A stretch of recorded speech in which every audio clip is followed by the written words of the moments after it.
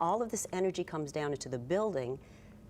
Those parts, like pool balls, you've got the moving white cue ball, go up, and all of those little other pieces that it hits, some of them might move.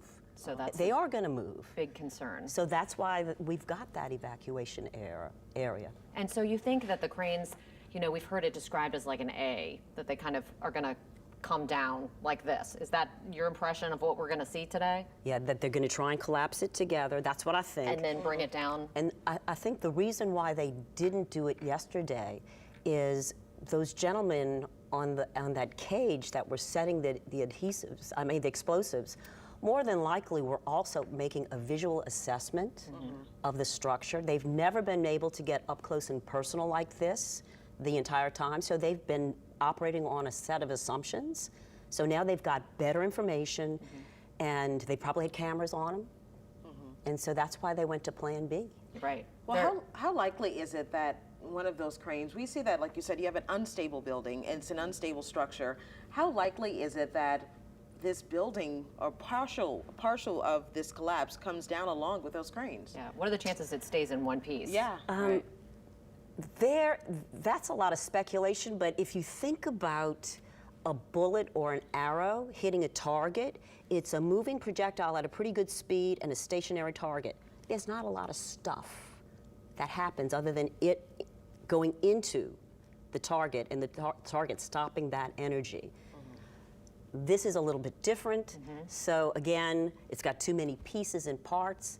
So I think that there's going to be a lot of movement, and that building will collapse and absorb that energy. So you think there's going to be some collapse, but how large an extent, I can't tell you. Now, we do have some video from yesterday as we were talking about those crews putting the explosives up on the crane. And as you mentioned, Dr. Mattei, they, got the first-hand look at what the damage is to those cranes. And I know that that's played a role in them trying to figure out how they really need to engineer this so that they make happen what they want to happen. Right. But this, as you look at this, describe kind of what it is that you think that we're seeing there for the people at home, and what impact this is going to have on this site. I mean, when you see that crane held there, it just looks like sticks, although that is steel. That's steel. That's strong steel. So they're trying not to. They're bracing it so that temporarily it won't move anymore. You're talking about the red braces? Right. Yeah. Yes. So when we talk about impact here, I know that we have the evacuation zone, the excavation zone, streets that are closed off. How much of an impact will we feel from this? I know that we're right here on North Rampart, only a few blocks away from the site. I mean, are we expected to feel something here? Are those explosive? I don't know how powerful the explosives are. I'm not sure about that, but if you've ever been around fireworks, so 4th of July or New Year's Day, and you can feel that, because sound is just vibrations of the air. Yeah. So you can literally feel the air moving as you're hearing it. And so this is going to be a lot more energy. So you'll be able to feel it, and then it might even impact motion. We've got very soft soils. Yeah. So that might even be felt. The ground might shake. The ground might shake. We have heard that there are going to be some sirens that the city sets off before this happens. Yeah. So people are going to get a warning. I think they're going to set off, a different number of them depending on what time it is. And they've said that over the past couple of days. And so once we hear those sirens, I think the city said, it's going to be 15 minutes or something, or that's going to be right before it happens. I'm not sure, but we're of course going to get some updates from our crews who are at the scene and who are talking to city officials about what we can exactly expect to happen whenever this does go down. Now, Dr. Mattei, let's talk a little bit about what could have caused this. Since we're sitting here and since we have you and you are an expert, and I'm sure it's something that you've thought about and looked at, I mean, what are some things that may have been able to contribute to the cause of this collapse? So this is very much speculation, so I'll just go down the list. Sure. And it might be a little bit of something and a lot of bit of something else, but you can have a construction sequencing issue. You can have a materials properties issue, something that was supposed to be this strong came in and it wasn't quite that strong. Maybe just in a small area, maybe throughout the building, but the rest of the building standing. Yeah. You can have just the procedures used in the construction having an issue. You can have connections that weren't properly done, weren't properly designed. You can have structural elements that were not properly constructed, not properly designed. All of these things play into what possibly could happen. Concrete's a material that gains strength with time. If you didn't wait long enough, Let it cure. and let it cure properly to the level that it needed to in order to pull those temporary braces out, you've got a an problem. issue. Okay. Change orders are definitely, that's a communication issue, and sometimes communication between all the parts of all the many different teams that are on this site. If they're not communicating properly or a miscommunication happened, That can all contribute that to can it. all contribute to it. Well, Dr. Norma Jean Matei joining us right now. Of course, here you're watching breaking coverage as we stand by waiting for the implosion of these cranes at the Hard Rock Hotel collapse site. Right now, we have crews that are stationed across several areas of the site. Let's go out to Megan Key right now. Megan, a lot of people are not heeding to those warnings to just kind of stay home, stay back, because this could be dangerous. Yeah, they're not, Sharice. In fact, there are people here, crowds of people kind of gathering, but they're not able to get past these barricades. We are in the exclusion zone right now, which means that anyone, when this implosion happens, anyone in this area should actually be indoors. But as you can see, people are still hanging out, just watching and waiting for the implosion to happen. Now, we do know that officials have blocked off this area. We're here at Canal in LaSalle, and that they're trying to make sure that people stay as far away from the implosion as they can. Now, right now, we know that first responders are preparing for that implosion to happen. Actually, we're getting pretty close to noon, and that's when the time window actually begins, noon to 5. Sometime during that time window, that's when they plan on doing the implosion. Now, the way that they're planning on doing this is by using small explosive devices on weak points on the crane, bringing them down in an inward shape into an A. Now, they're trying to control this the best they can to preserve those historic buildings surrounding that area and to also preserve the 2 bodies of the construction workers that died in that collapse. We know that those bodies are still there, trapped underneath the rubble. They want to make sure not to disturb that. Now, we do know that right now people do need to be away from this area. Emergency officials have said that if you have a plain, clear view of sight of this, that you're way, way too close. I mean, it's really a good idea, folks, to stay away from downtown. Just go to movies, stay indoors, stay at home. Right now is not the time to look at this and try to sightsee in this area. We're trying to make sure that everyone's safe and that first responders are able to do their jobs. Now, we do know that Mayor Cantrell, I believe she was briefed not too long ago, and of course, we're still waiting for an update.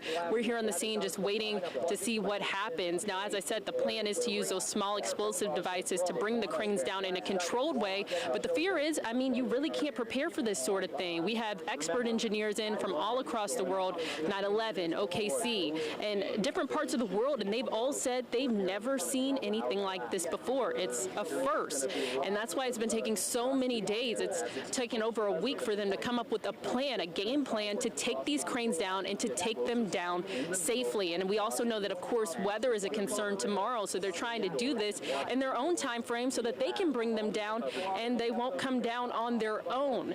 Now, of course, we're told that this is going to be fairly quick. They say the implosion should only last about 15 minutes, and it's going to be very, very loud. So that's also something to brace for.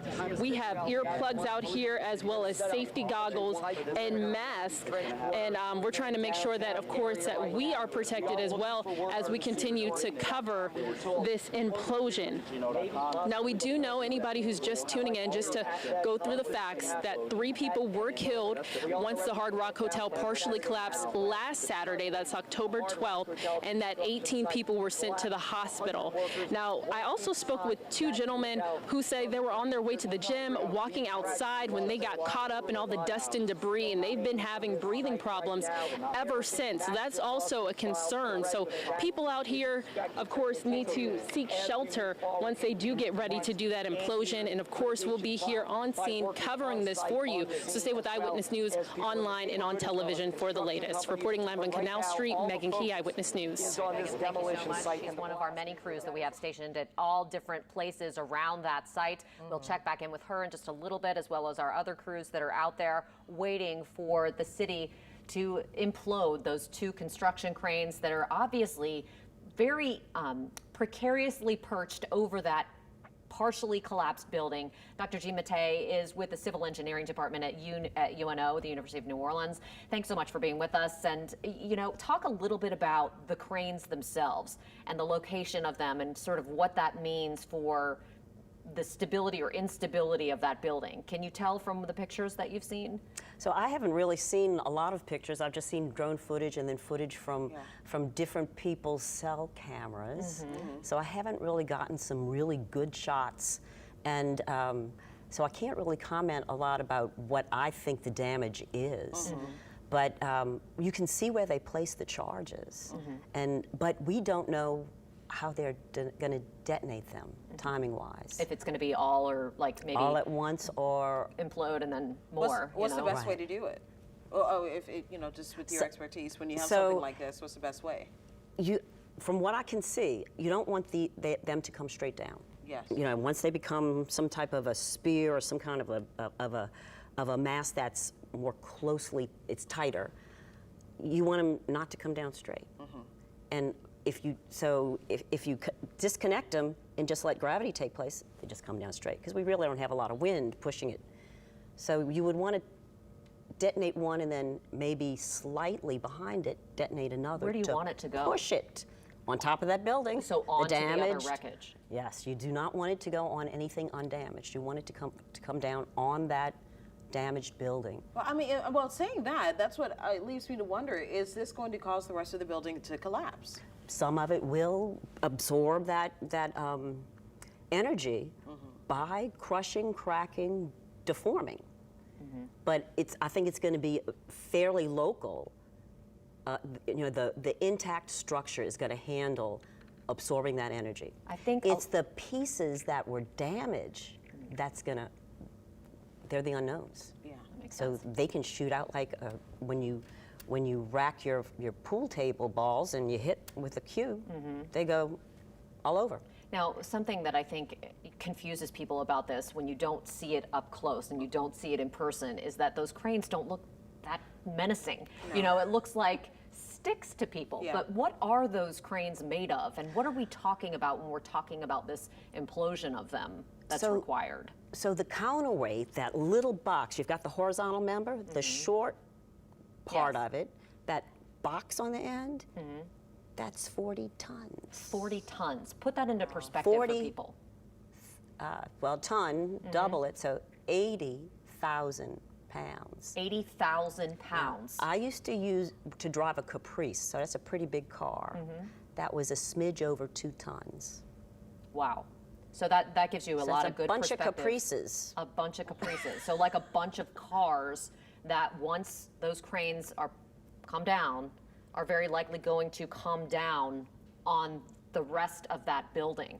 So I think that is, you know, a strong indication that we're going to see some significant collapse of the rest of that site, if that's what they're planning on doing. And so you've got the height from where it starts moving to where it hits. And that's the time that it has to accelerate due to the acceleration of gravity. And that's a known. That's a known. And they know the masses because the German manufacturer of the cranes came in. They sent an engineer with all of the documents. And I'm fairly certain they probably got their hands on all of the certifications with this crane too. These things are this is a piece of equipment that can be dangerous, and so it's heavily certified. You know, they do these certifications, so they were fairly comfortable probably with the state of the crane undamaged.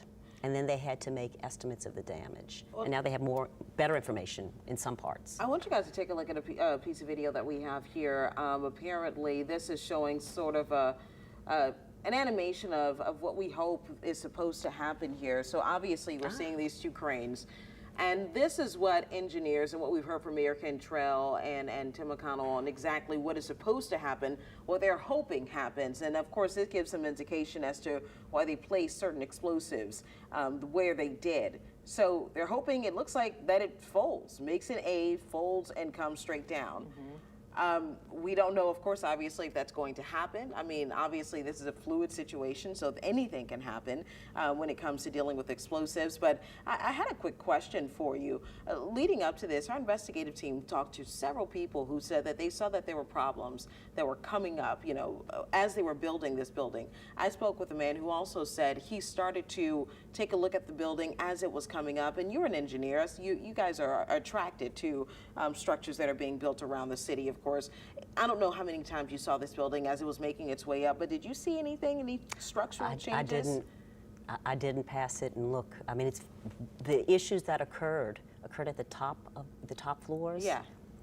I didn't have access to that. Yeah. Not many people did. Yeah. The construction workers did. Yeah, because some construction workers say that they noticed things where something looked off. Now, obviously, to the naked eye for us, it looked like a normal building that was being built. Nothing looked like it was wrong. But for some construction workers, they started to take pictures, and we have the picture of the initial collapse of the building because a man who was in construction said, I drove by and I heard noises. Things are sounding like glass that was crashing down, and at a construction site, you don't want to hear that. Right. A couple of housekeeping things that we need to do real quick. We want to tell you that you are going to see football here on Channel 4 at noon. Don't worry, you'll be able to see it. If this happens, though, we are going to give you both coverage of the explosion and the implosion, and we're going to have the football game on for you as well. Now, if it doesn't happen anytime soon, we're going to ask you to switch over to WUPL or continue watching on one of our digital platforms so that we can continue to provide you what So we are definitely staying on WWL. We're hearing from our producers in our ear. Yes. So that's our plan for right now. You're going to be able to see the game, and you're going to be able to see our coverage of this explosion. But we have you covered on all angles of this. And one of the people that we have out at the site, which is in that evacuation area, is Erica Ferrando. She is on Rampart Street this afternoon. Erica, how are things where you are? Well, I'm on Rampart in St. Peter, and no one is allowed to pass these barricades, and they are expecting, of course, a loud boom when this happens, and that's why they're saying anyone who is in the area, just to get back as far away as you can. We do have safety masks and earplugs. We also have goggles. They're telling people, you know, we don't know what's going to happen as far as the air quality goes and as far as the loud boom. We know it's going to be loud, so they're saying stay out of the area, and if you're anywhere close, make sure you have all of the safety precautions that you might need. So take a look at those two cranes. That's what we're expecting to come down.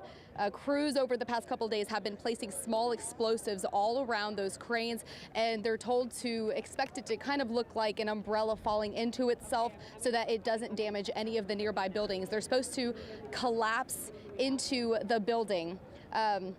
And we don't have an exact timeline of when this will happen. We know it should be sometime today between noon and 5. And so since we are getting closer to noon, we've definitely seen the crowd out here get a lot bigger. We are actually pretty far back from where we were yesterday when this was supposed to happen. They have moved back this evacuation and exclusion zone, and they are not letting anyone pass these barricades. We know a little bit earlier this morning there were some crews up in the buckets looking or inspecting or doing something ahead of this explosion, but we did see them up there around those cranes around 7 and 8 o'clock this morning. So people were started to get told to get out of the buildings around here just before 9 o'clock this morning. And so it's been, you know, we're approaching that 4-hour mark, and the crowd is a lot bigger now. So it's getting, you know, definitely people picking up out here. And for now, I'm going to toss it back to you guys in the studio. Oh, Erica, I heard you mention the crowd is a lot bigger now. I know that we're in that window between 12 and 5 when this is supposed to go down. I mean, do we see police officers working to get everyone out of the way? You're not supposed to be within a line of sight here. I mean, what do you see happening around you? Well, basically, the rule is that you just can't pass these barricades. So anyone is technically allowed to be out in this area. I know we can't see the crowd back here because of where our camera is. I'm not sure if we can turn it or not. Oh, our photographer, Brian Lucas, has given us a little look, but you can see how kind of much this crowd has built up. When I got out here, you know, around 10 o'clock or so, there definitely was not a big crowd like this. There were maybe 5 people watching, but now people have definitely gathered out here. But they're allowed to be out here since technically this is outside the exclusion zone. As long as you're not past these barricades, you are technically allowed to be here, but they are saying you just want to watch out because obviously we don't know exactly what's going to happen. If everything goes as planned, everything should be fine and those cranes should fall into themselves in that building and none of the nearby buildings should feel an impact and everyone out here will be okay. But that's also why they put this evacuation and exclusion zone in place and made it go so far back just in case anything did go wrong. But we do have police out here and there making sure no one gets past these barricades, making sure no cars are trying to squeeze by any of these areas, but everyone's just kind of waiting on standby, and everyone has phones out and they're just waiting to see what will happen. Okay, Erica, thank you. And, you know, we're going to check back in with her in just a little bit. We also have a crew that is embedded.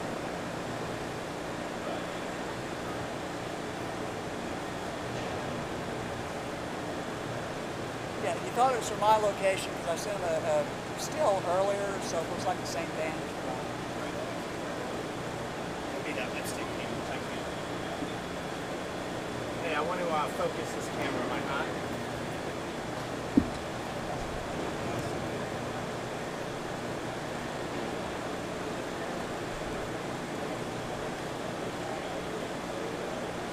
Like that? You like that?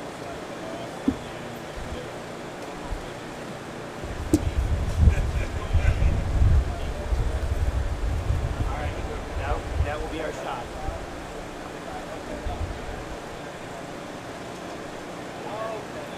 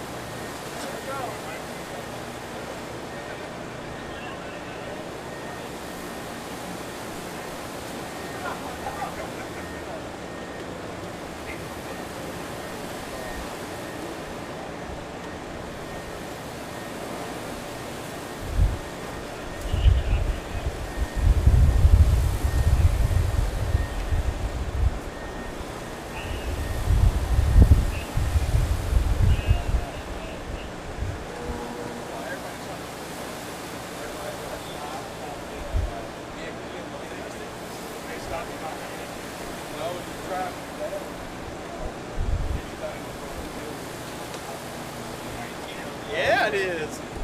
Fire marshals get ready to put their drone in the air. So if you see one, that's going to be them.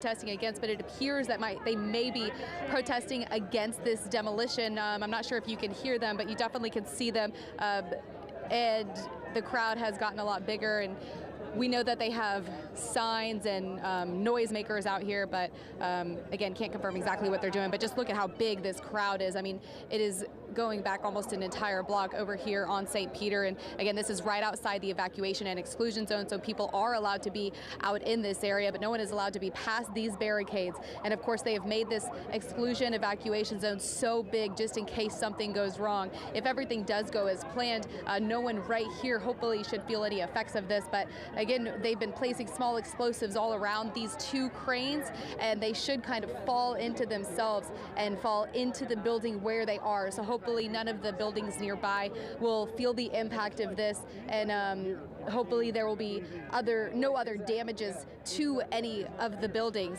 But right now we're just kind of waiting. I know there have been a couple people who are staying at some of the hotels that are inside this zone. They've had suitcases that they're just walking around with, just waiting. Obviously, we don't know exactly when all of this will happen, but we also know that it could be a little while till people are able to get back in. We know the city is going to have people make sure everything is safe before they take away this evacuation zone and start letting people back into the area. But we know this will happen sometime before 5. It's obviously past noon, so we're just kind of waiting to hear when this happens. But the crowd has built up, and again, people are discouraged to be out here because we don't know exactly what could go wrong.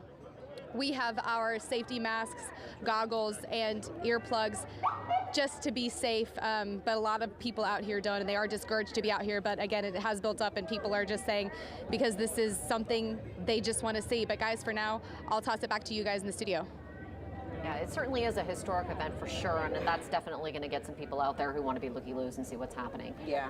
You know, we see this with different buildings that are imploded all around the country, all around the world for that matter. It's something that is quite a spectacle. It's something to see, and so we get that, but we also don't want to forget the fact that there are 2 construction workers who are still in that wreckage, who, you know, the city is hoping to be able to recover their remains for their families so they can have some closure. So while this is something to see, and it is a spectacle, and it is historic, and we get it, this is certainly not something that's just for entertainment. You have 2 families that are standing by right now that are watching in horror because they cannot reach their loved ones. They are not able to give them a proper burial right now.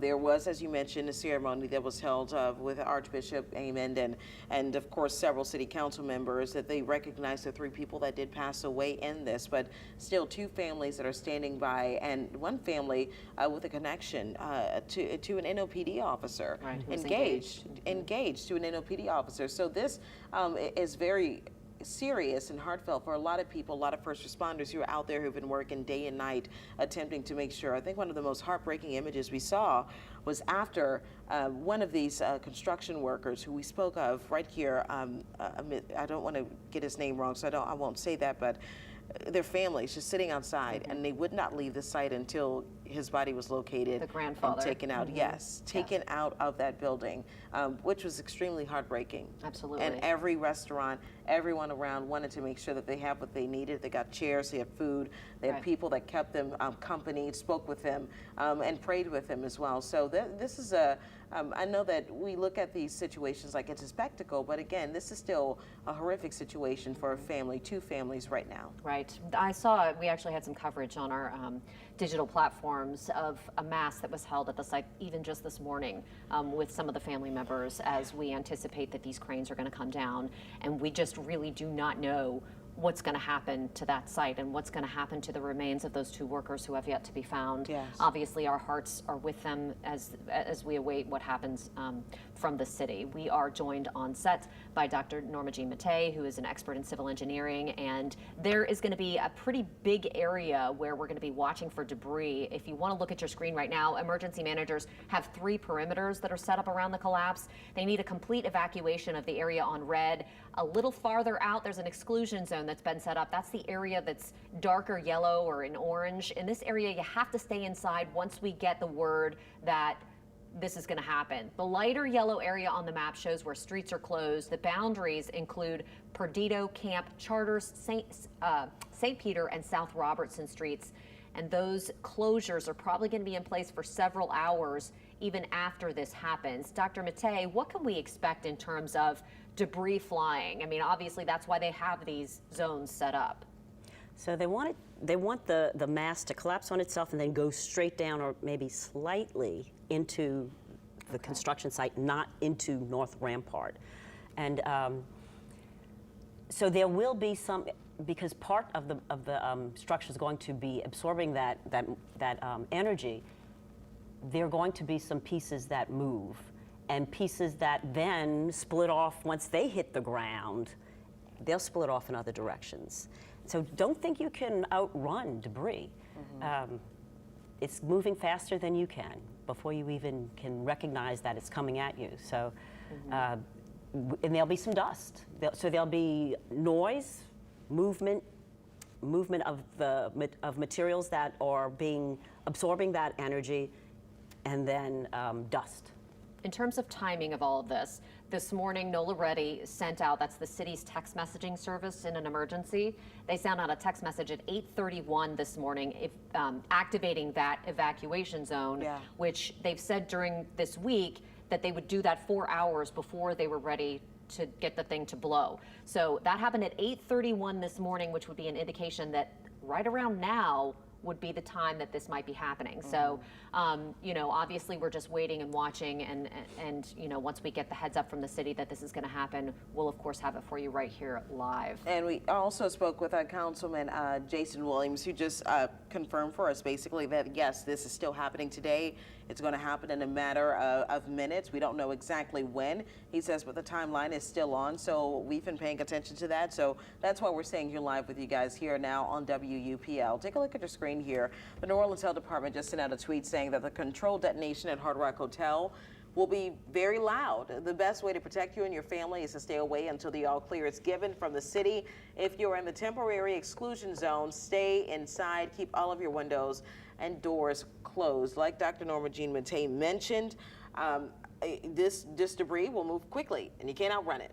And that's the thing. We have a lot of loose pieces, a lot of things that will be flying around. It's not a structurally sound building. This is a building that has all of that debris just hanging around. I mean, you look at it and it almost looks like it's so hard to really get an understanding of what we're looking at because it doesn't look like steel and rebar and concrete. I mean, it just looks like fabric almost when you see it from a distance. And so I think that gives people sort of a false sense of what we're looking at and how damaged the building is and how unstable it is. And how heavy the parts are. How heavy all of those parts are. Again, let's talk about the weight of those cranes in case you're just joining us for our coverage either on our digital platforms or, as Sharice just mentioned, now on WUPL. You know, those cranes are really heavy. Give us some perspective. So the counterweight itself, and that's just one piece of what's up there at top, on the top of the tower cranes, each of them, and that's 40 tons. 40 tons of steel that's going to have to come down on top of that already wrecked building. So, and then the cab weighs something, and then all of the other extraneous parts I'm trying to also have weight. Let me just pull up here from Danny Monteverdi, who is embedded with city leaders this afternoon so that we can find out the very latest for you and tell you what's happening as this continues to unfold throughout the day. He says each of those cranes is 145,000 pounds. Give people some perspective. How heavy is that? I mean, that seems like such a number that I can't even wrap my mind around. So 145,000 pounds. So 145, that's 72 tons. And my big car, I can remember buying it because I wanted big mass, because in a car collision, mass also plays. The things engineers think about whenever they buy cars. And so divide that 72 by 2, because it was about 2 tons. That's a lot of big cars coming down, all in one concentrated, well, it's a big concentrated area.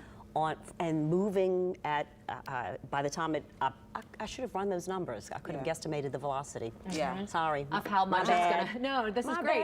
At least you can give us a perspective, but it does go, once it starts going faster, and once it starts falling, it starts to go faster, and it gets not heavier, but it, you know, the force in energy. Which it hits that wreckage gets greater as it falls down. Right, the velocity increases with time until it stops, and it stops when it hits. It hits and it'll move slowly as the structure that it is falling into absorbs all of that kinetic energy and brings it to a stop. Now this might be a non-event, Yeah. but could just go chances boom, boom, it done. could right, and we'd see a big loud boom and a puff of smoke, Yeah. And that's it. and that's it. And that's what actually they're hoping it is. That's what I Yeah. hope it Yeah, is. that's what And we're then hoping it everybody is. will go, darn, that wasn't that big a deal. Yeah. But we don't know. We don't know. Exactly. We don't know. Which is why we're sticking with you all live, and which is also why we have a team that are located at different sites around where this implosion is supposed to happen. Paul Dudley joining us right now. It seems like every time we call out to one of our reporters, crowd gets larger and larger. Right. Paul? Yeah, Charisse, you say that we're hoping that this is going to be a non-event, and I think that's what we're all hoping for out here, but there are a number of people who have gathered to see this. Of course, it was making national headlines since it actually happened with that viral video that showed this hotel coming down, or at least the construction site coming down. I'm going to give you a live look as Mike takes a look from our vantage point. This is Canal and Carondelet, where we are probably up 4 or 5 blocks away from the Hard Rock Hotel construction site. To give you a little bit of perspective, we were actually down here earlier yesterday for what was supposed to be a noon demolition, and we were able to get all the way to Canal and Burgundy. That's probably 3 blocks from here. Not the case today. NOPD was on top of it. They of course knew that this was going to happen. They moved everybody back. At one point, Mike, my photographer, and I were actually embedded with a store owner who was there on Burgundy and Canal, and the NOPD initially said, okay, it looks like you guys are going to be okay there as long as you get to the back of the building. We were just going to set up our camera outside and we were going to get in the building and go back to the building. They said initially that was fine, but then they came back, rethought it a little bit, and they said, you know what? Let's just be safe than sorry and get everybody out. So they took out all of the employees as well as us, and we are back now where we're at Canal and Carondelet. There is an incredibly large crowd that is gathering not only here, but also back at Royal and Canal. So there are a lot of people who want to see this, and again, the number one question that we're getting out here is when is this going to happen? When is this going to happen? We don't know just yet. We've been given that window between 12 and 5, and that's what we're telling people out here. But again, we don't know exactly when this is going to happen. We are hoping that we have an idea of how this is going to happen, obviously like an umbrella closing. That's how we hope. And again, I think everybody out here, while they want to see the spectacle of it, I think everybody out here is hoping for a safe operation, as it sounds like we hear a siren there in the distance. That could be an NOPD officer, that could be something else. I know we are waiting to hear some sirens. So I'm going to throw it back to you guys in studio to see if you guys have a better idea of when this is going to happen.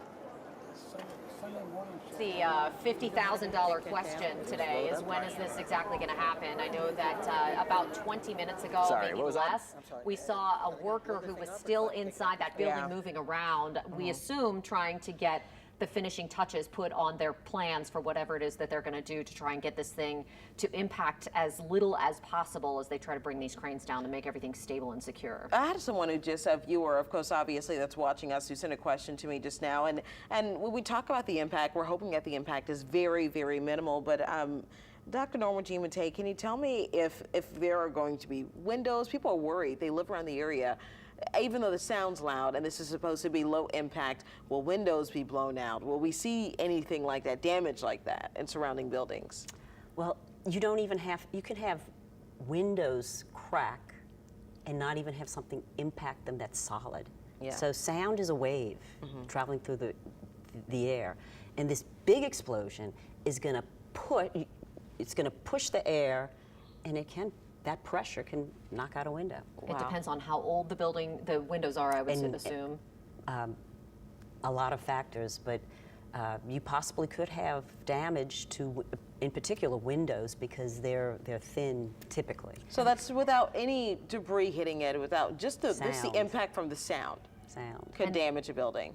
The Sanger Theater is right across the street from this. I mean, it's a stone's throw, literally, from this site and where these explosions are going to happen. In addition to the New Orleans Athletic Club, which is across Iberville Street from this site, also a 1920s era building. Yeah. Very historic buildings, very important to the city. Is there a chance that we're going to see some damage to those buildings, you think? Possibly from debris. I don't think that they would be impacted by, other than windows, I would think would be the most likely to be damaged by any kind of sound pressure. And you've got to be pretty close for that to happen. But these are big explosions. I don't know how big. I'm not an explosive expert, and I don't know, so I can't even hazard a guess as to what the charges are as far as their magnitude. To take down, but to take down a tower crane, pieces of a tower crane, but the structural supports of a tower crane are pretty substantial. When you look at this building, let's just talk a little bit about how it was constructed. And I know that you don't have specifics on the Hard Rock construction particularly, but when a building is going through the process of getting inspections and approvals, how often is this thing getting inspected as it's going up? Does it get inspected phase after phase? Does it get inspected after it's all done? I mean, what should we be looking at as we move forward? And I have more knowledge on inspection from a residential point of view. I don't have any experience when it comes to inspection of tall high-rises. Yeah. And so they're different. It's a different ball game. Oh, it's a very different ballgame. Okay. Because you've got a lot, again, residential construction, single, maybe two-story building, a lot of trades, but not the trades that go into a high-rise. They're not even at the point where they're putting in electrical or your sprinkler system. So they were just inspecting the structural aspects, and I just don't know how often they inspect this part of the construction. I know that there was at least one final inspection photograph that was in the documents that the city has about this building, and I was able to take a look at it, through the city's website and through some data that we got about the permits and construction and all of that stuff. But that's only one inspection out of, I assume, many that would have to be done before this building is completely finished, and before people are inhabiting it, and staying there, doing business there. All of that good stuff. All right, let's go out to Megan Key right now. She's at one of the sites, part of that evacuation zone where they're telling people to push back, but once again, crowd getting bigger and bigger. Megan Key, what's going on? Hey, good afternoon. Yeah, we are here at Canal in LaSalle, and this is part of the exclusion area. As you said, they have pushed people back, and you will notice a crowd gathering. Now, as they said, once this implosion happens, everyone should be indoors, but as of now, we haven't heard any sirens as of yet. Now, I did speak with a council member who says that at any moment now, in any minute, this implosion should happen, and what we'll hear some sirens going off, alerting people that this is going to happen pretty soon. Now, the way that they're doing this, that we know, they're using small explosive devices, putting them on weak points on the crane, and they plan to bring it down and inward in kind of like an umbrella collapsing sort of way. And they're hoping that, of course, that does not disturb the two bodies of the construction workers that are still there on site. Now, I did overhear you all talking, and just 145,000 pounds for each crane. That is a lot of metal and steel coming down. And as I spoke to the council member, he said that, of course, that hitting the ground, it's expected to be a lot of debris, and the air quality definitely could change here in this downtown area. So it is best, like we've been saying, to stay away from this area and to go do something else instead of coming to watch it. Now, we do know that at any moment, as I said, it could happen, and we are still standing by here, people gathering out here, and as they have been in all the different spots where we've got our crews set up at, we're just kind of standing by and waiting to see what happens. But of course, we do know that those families are still waiting for the bodies of their loved ones to be recovered. 18 people were sent to the hospital when this building did collapse, partially collapse. And just going back to the extent of this hotel, we know that it's 18 floors high. You've got tons and tons, thousands of pounds of steel on those cranes that'll be coming down, and they're just hoping that they're able to bring it down in a controlled way, not disturbing those historic buildings, and that they're able to take it down safely. Of course, we'll be standing by out here, so stay with Eyewitness News for the latest. I'm going to pass it back to you in the studio. And Paul Dudley is standing by now. You can see him there on your screen with some people who have gathered to watch this implosion whenever it happens. Paul. Yeah, Katie and Charisse, there are a number of people out here, and of course, we're telling them obviously about the severity of this situation. We had obviously 3 workers who were killed and the seriousness of this, and so it is obviously a tough situation, but there are a number of people who are out here to see exactly how this has gone on, and of course, one of the reasons for that is the viral video that has really made the headlines here. And one gentleman here, Mr. Livingston, you've traveled from Memphis, and what do you think when you just see this? I mean, you were telling me about something that happened in Fort Worth that they had a month. Tell me about that situation where the planners had about a month to plan an implosion, and here we are having to do it in about a week. So what are your thoughts as you look at this? Well, we had a building damaged by a tornado, actually, and they had about a month of planning to take it down, and they've had several days to do this. So I can expect delays, and is it going to go as planned?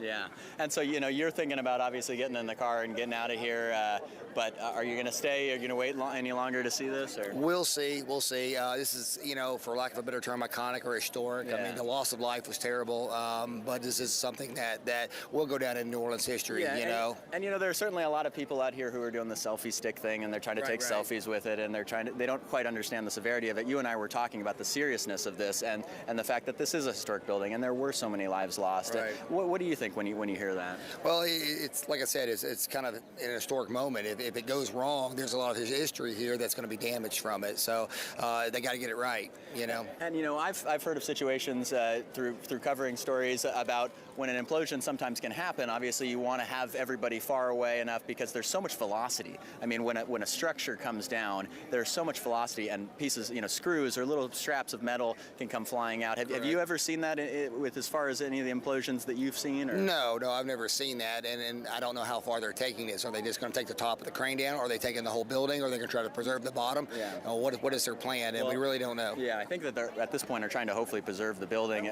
but at that point we're still trying to figure things out. At this point, they're describing this. If you're just joining us at home, they're describing this almost like the closing of an umbrella is the best analogy I've heard. So, Mr. Livingston, I really appreciate you spending some time with us. Safe travels back to Memphis. Take care, and we'll throw it back to you guys now in studio. Paul, and Erica Ferrando also is out of the site. She's on Rampart Street. Paul is on Canal Street. Erica has some other people, huge crowd gathered around you now, of people waiting to see this happen, because we had been told a while ago that, we think this is going to happen soon. Yeah. But it's been soon, 45 minutes in. 45 minutes in. So, Erica, what are people saying where you are? Well, right here on Rampart, you've definitely seen a big crowd kind of gather over the past couple hours. We've got a lot of locals, but we also have a lot of people just from out of town who have kind of been following this nationally, because this has been such a big story. And so a lot of people visiting actually wanted to come by and witness this. This gentleman right here is actually from Chicago. And when did you get in town? We got here late Thursday night. And so you said since this happened like last Saturday, you've kind of been following it just because you were coming in town. Exactly. So talk about why you wanted to be out here today, and what is it about this that you think draws such a big crowd? It's something you don't see. This is just an atrocity, something like this, and you've got victims still inside the building, and it's horrible. And I do think it is worth mentioning that, there are a lot of people who just want to seize this because it is just something so historic. But I do want to also mention that there's been a lot of people who have been talking about, their feelings towards the families that are still dealing with this. Obviously, we still have 2 bodies inside, 2 families waiting. And so, I think a lot of people who are out here, their hearts do go out to these people. I mean, is that kind of what you've been hearing as well? Yes, exactly. You want closure for these families, but you also have to look at the safety for the rest of the community.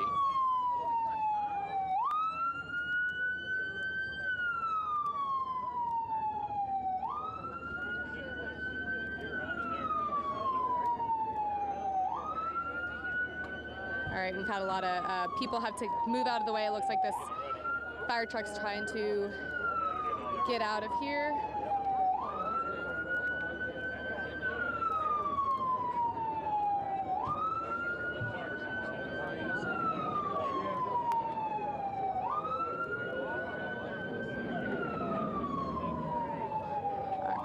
But Yeah, so I mean, so kind of like we were saying, you know, it's been a hard thing for the community, but I think also on a national level, just kind of talk about what people, even outside of New Orleans, are talking about and saying. What do people, I mean, even back in Chicago, what are people saying about all of this? They're just saying it's horrible that this even happened. And, you know, they're worried about the families and how the families are having to cope with this.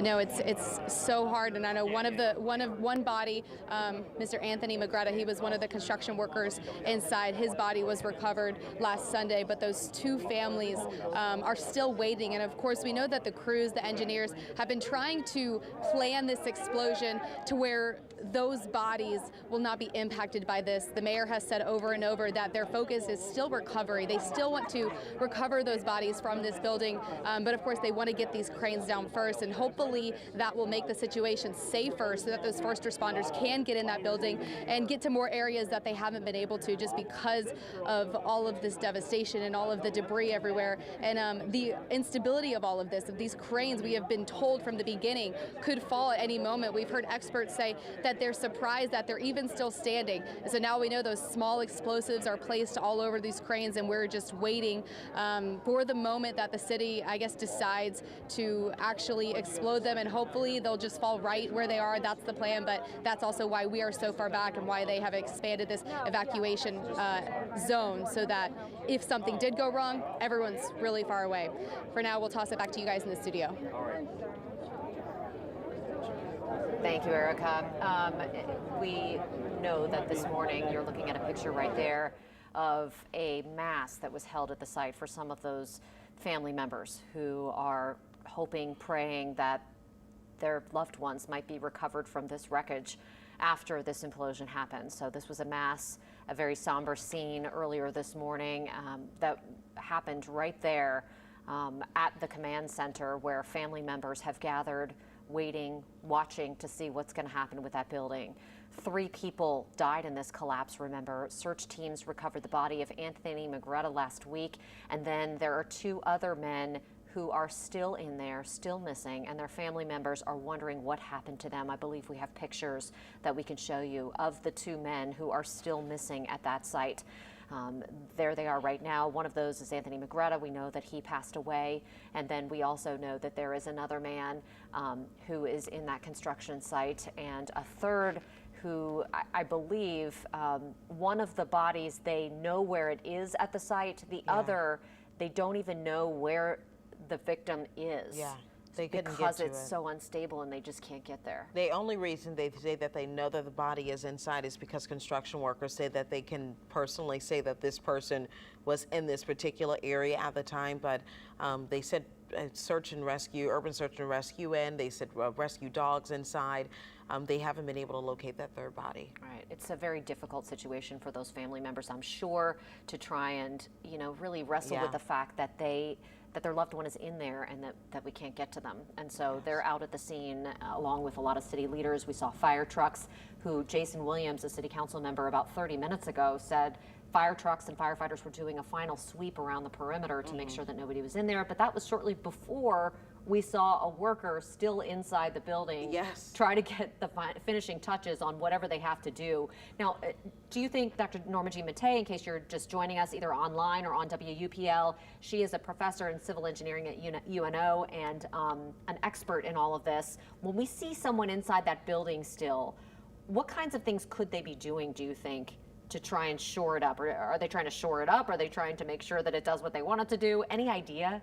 I would assume that this has everything to do with those explosives, so perhaps making sure that they're still in the particular positions where they were placed, and possibly monitoring. I don't know if they have some kind of a visual stick that they're using, as well as lasers to see positioning. I just don't know, but I would think more than likely that the only reason I would put a person at risk to go up there at this point in time is to make sure that everything is set just right, so that this implosion of the tower cranes will happen as close to possible as how they are planned to happen. There is zero room for error, right? I mean, if there's error, then you're going to have things that even without ERA, we don't know what's going to happen. Yeah. Right. But with ERA, then all of the predictions about what would happen are no longer even. Throw 'em out. Yeah, you can throw them out. I mean, and I know we have to get to one of our reporters, but earlier we heard Paul Dudley talking to a man who said that he remembers something like this happening in Fort Worth, Texas. But you mentioned it even. They had 30 days to kind of plan out exactly how they were going to implode this. We were given what? We were in day 7 or day 8. I mean, this makes it a very scary scenario here, given a short amount of time. Yeah, so they knew they had the tower cranes up. They were more than likely damaged. So Saturday, we've got a damaged building, we've got tower cranes. How do you typically take down a tower crane? If it's sometimes they even assist in their disassembly. So if they're damaged, you can't take it down the normal way. So now you immediately kind of, Saturday night they probably knew that. So how do you take them down? Yeah. And we were actually really still in search and rescue. Trying to attempt to get everybody safe and accounted for that could possibly be gotten out of the building safely.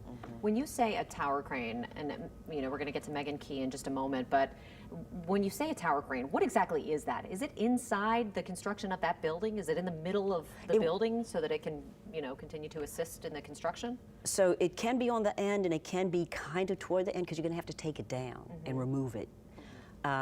So it was close to you can see it was close to the edge of the construction. It was not right in the middle of the building. You can, in very tall buildings, you move it and it moves up, in the. Is it secured to the building itself as the construction's going on? That I don't know. I think with this, I'm not quite sure where the pedestal. I have actually designed pedestals of cranes, but I'm not sure where they put this one. So I don't know if it is actually at grade, or if it is somewhere on a second or third floor. I just don't know. Maybe on that white part that we've talked about that is sort of reinforced. The safest place would be at grade, but then the taller you get, the taller the crane is, and it can fall. Well, if you don't. It has a limited range.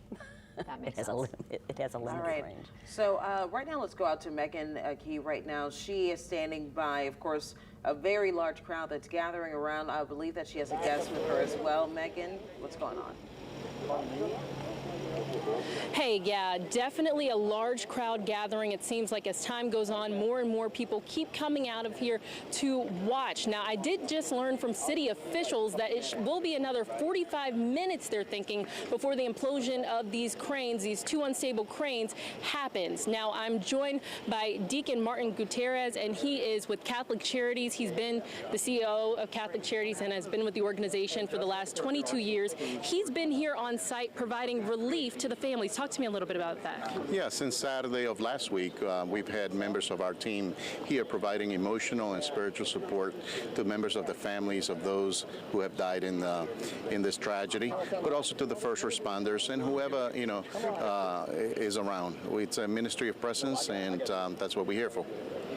And you held a mass today as well. Yeah, it was a special gift that we got to be able to celebrate Mass here right on Canal Street. It was a wonderful thing to do. And you all have had a presence out here for days. Talk to me about, you said you've seen quite a few workers and first responders, family members come by? Yeah, like I said, our Ministry of Presence allows us to just be here available, listening to the people, listening to those who need a set of ears to just talk to.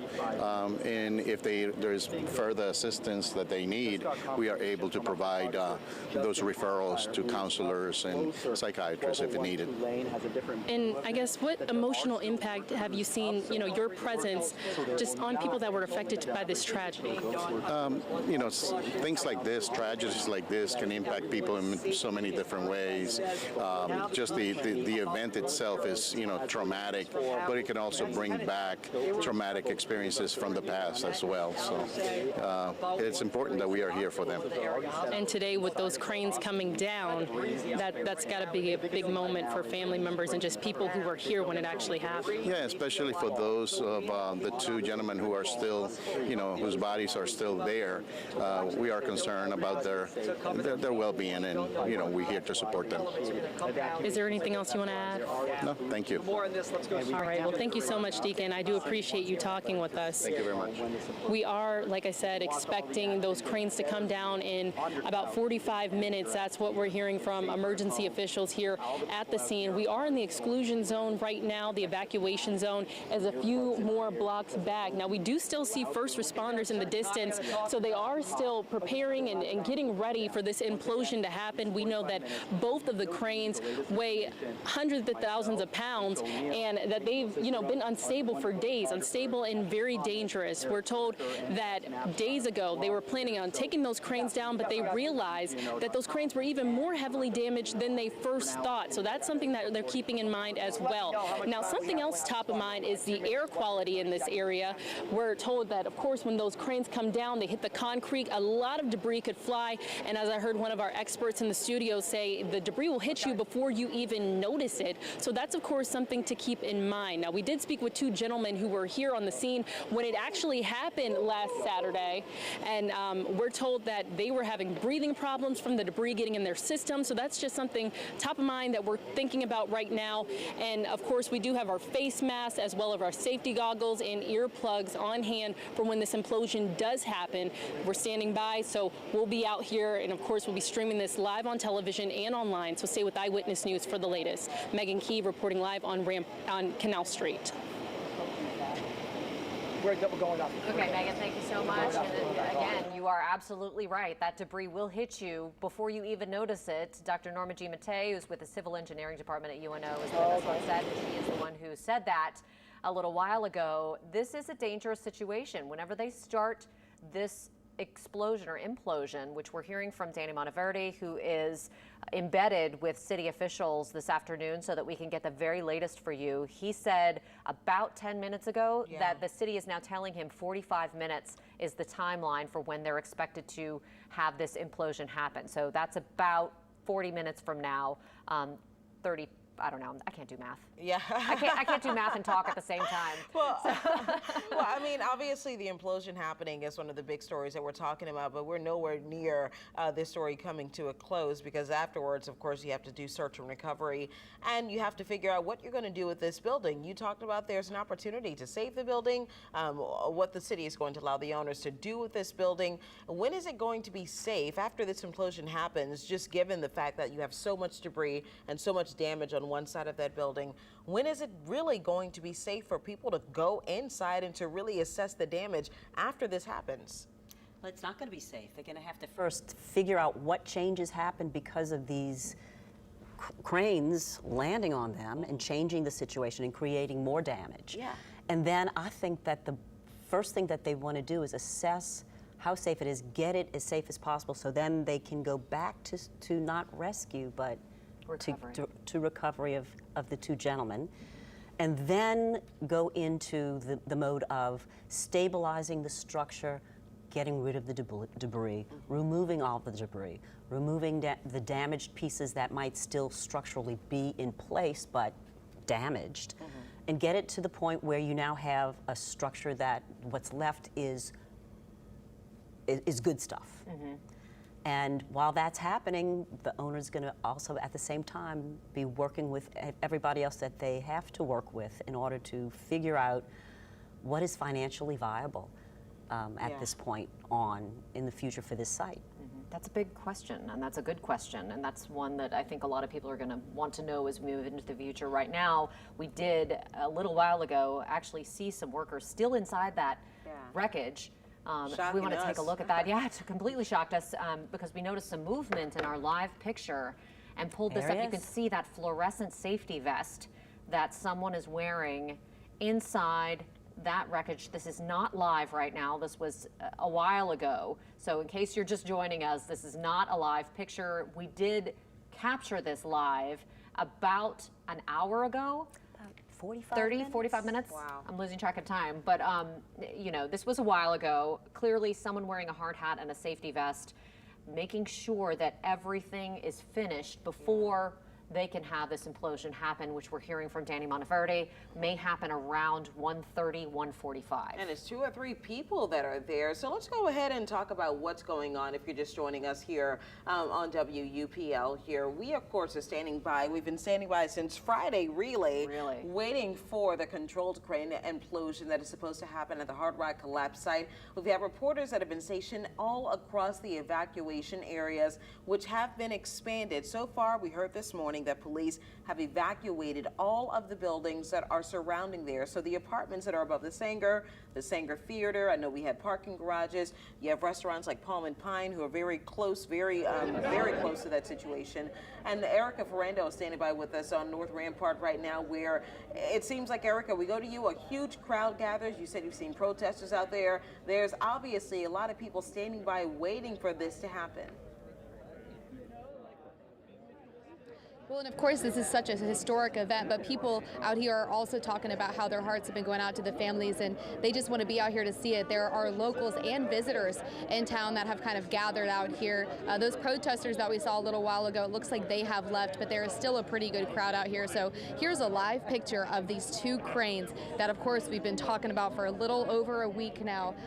We are expecting them to come down sometime today. Over the past couple of days, engineers and crews have been working to place small explosives along them so that they will fall into themselves. That TUC is supposed to fall in like an umbrella, and so it's not expected to have an impact on any of the nearby buildings. If everything goes as planned, these 2 cranes will fall into the collapsed building, and none of the buildings, including the Sanger, which I know a lot of people have been concerned about, should have any more damage because of this. Now, because they are, being extra cautious and safe about all of this, they have made this exclusion zone and this evacuation zone pretty big. You can kind of see just from where we are how far back we are. It's several blocks to that building, and these have been up, we know, for several hours today, and the crowd kind of started coming, I would say, around 10 or 11 o'clock. But now people are just waiting to see what happens, and hopefully, if everything goes as planned, they can open up these streets back up as soon as they know it's safe. And then, of course, the focus is going to be the recovery of the 2 bodies that are still inside. For now, we'll toss it back to you in the studio. Okay, Erica, a significant crowd gathered there on Rampart Street. We also know that there's a crowd gathered on Canal Street, which is the other side where you can see this happening today, and everybody wants to get a glimpse of this historic event. It is a somber event. There are obviously 2 people who have passed away in this emergency situation, and others are just curious about what's happening. I mean, people want to be kind of where things are going on, good and bad. Paul Dudley is where things are going on Canal Street. So Paul, what's happening where you are now? Well, I'm not sure if you can hear it, but there's actually somebody who just quite literally started playing bagpipes. Not sure exactly why, but I will give you a look around here. After we reported what Danny Monteverde told us about the 45-minute delay, this crowd did disperse quite a little bit. So you've got a relatively large crowd, although it was quite bigger moments ago. We are on Canal in Carondelet, and I want to give you an idea of just how serious NOPD officers are taking this evacuation zone. We were down yesterday closer to Burgundy and Canal, and there's no way that we would ever get that close today. They have this blocked off all the way. And actually, in the distance there, down St. Charles Avenue is just a block away, and Royal on Canal is just a block away, and there's actually a much larger crowd that has gathered over there as well. You've probably never seen the CBD quite like this. There are no cars. This is a traffic exclusion zone, so there are no cars in this whole area, just a lot of people, and there's not really another opportunity for anybody ever to walk on Canal Street quite like this. Of course, it is a somber event, and there are some out-of-towners from in this area who may not know the severity of this, but people by and large are pretty good, and so when you tell them about it, you start to see their faces change because it is such a serious moment. I mean, there are 3 families that are mourning the loss of these workers, and as soon as you tell that to anybody who's maybe taking a selfie or something out here, they really do sort of change their mood, and I think that's important. I think this is obviously a historic thing, but it is important to take into consideration the victims' families. So this is still a relatively active scene out here as people are still gathered, but we are watching this situation, and you'll have this vantage point as soon as this thing decides, or rather demolition crews decide that it is time to take this down. We will report that back to you. We'll throw it back to you guys in studio for now, though. Thank you so much, Paul. And we also have another reporter who's on Canal Street. Yeah, we have Megan Key that is standing by. She's been speaking with people who are out there on Canal Street, been here since the very beginning. Megan. Hey, good afternoon. Yes, the crowd is growing here. Everyone's waiting to see these 2 cranes go down. This implosion, people have been waiting on this, and of course there's been delays the last several days, but it looks like today is the day. They've got the barricades up and people are watching by. Now, I'm actually joined by Gary and Rhonda Lacoste, and this is the way they're spending their 35th wedding anniversary. Talk to me about that, guys. We just decided to come down. We were here yesterday, same spot, further up though, of course, and now we're here. And your wife tells me you're a contractor, so you also wanted to see how this unfolded. Yes, yeah, yes. And what's your theory? I think they took the shoring out too soon, is what I think, for the temporary shoring for the concrete. That's what I believe, based on videos I saw and the videos of the collapse. So. And what about the implosion? Of course, you know, they're going to be putting those small explosive devices on weak points of the crane and kind of bringing it down. Are you at all concerned about debris or anything? Over here, no. There, yeah. I think the crane's all liable to take down more of the building, but. Okay, and I see you all have your Saints gear on and some cocktails. Yes. Yes. So after this, you're going to be watching the Saints game at a bar or something? Somewhere, certainly. Manning's. We're going to Manning's. Are we? Yes, we're going to Manning's. Okay. There we go. We're going to Manning's. So finish celebrating. All right. Well, thank you guys. Thank you for talking with us. Thank you. Well, like I said, we are still waiting on this implosion to happen. Those small explosive devices, they'll be on the weak points of the crane, bringing it down. They are trying to make sure that they're able to preserve those historic buildings in the area and also just minimize the impact. And, you know, top of mind is safety of everyone. That's why they've got this evacuation zone set up.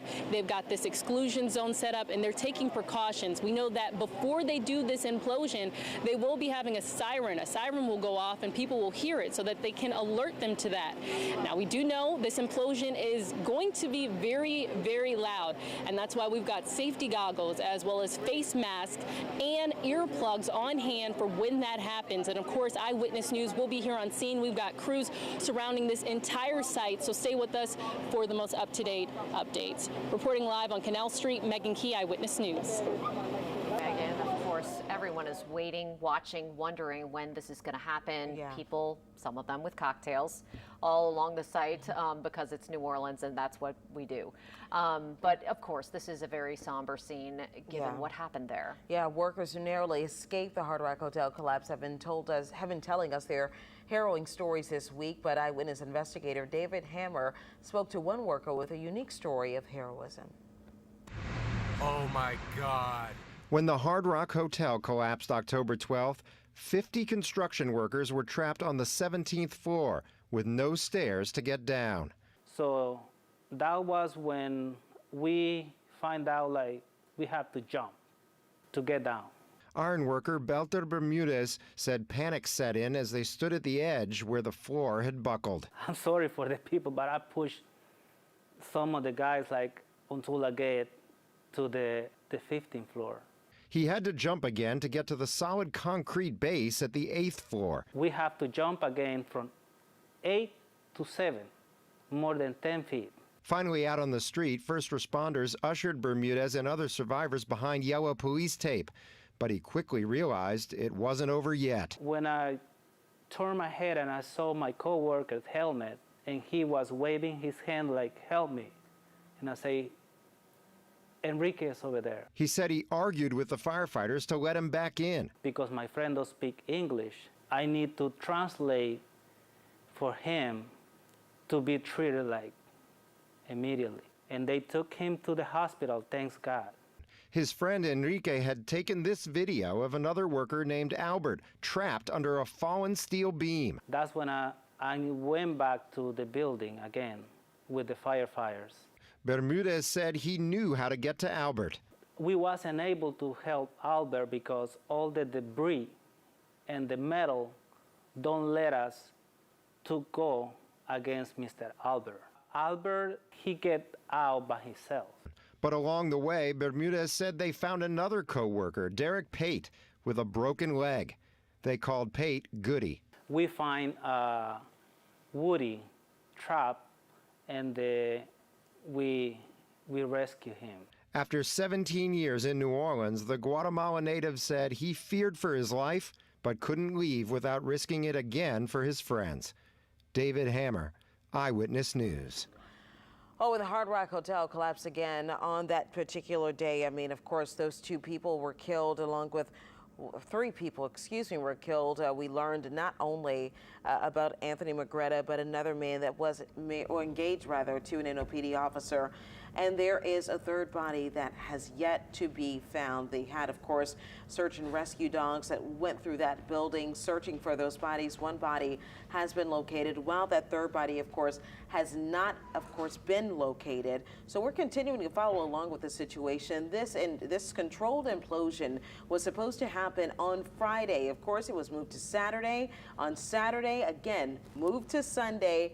Now we're standing by. This was supposed to be between a window of 12 o'clock and 5 o'clock. Right now, we're standing at 1:11. According to our Danny Monteverdi, who, if you're following him on Twitter, follow us all along on Twitter. We're giving you the latest updates there as well. Danny Monteverdi saying that if things go according to planned, we are looking at a timetable of about 1:30. But of course, again, warning signs will be sent out. We were looking for a lot of action. We've seen, of course, the evacuations happening as early as this morning.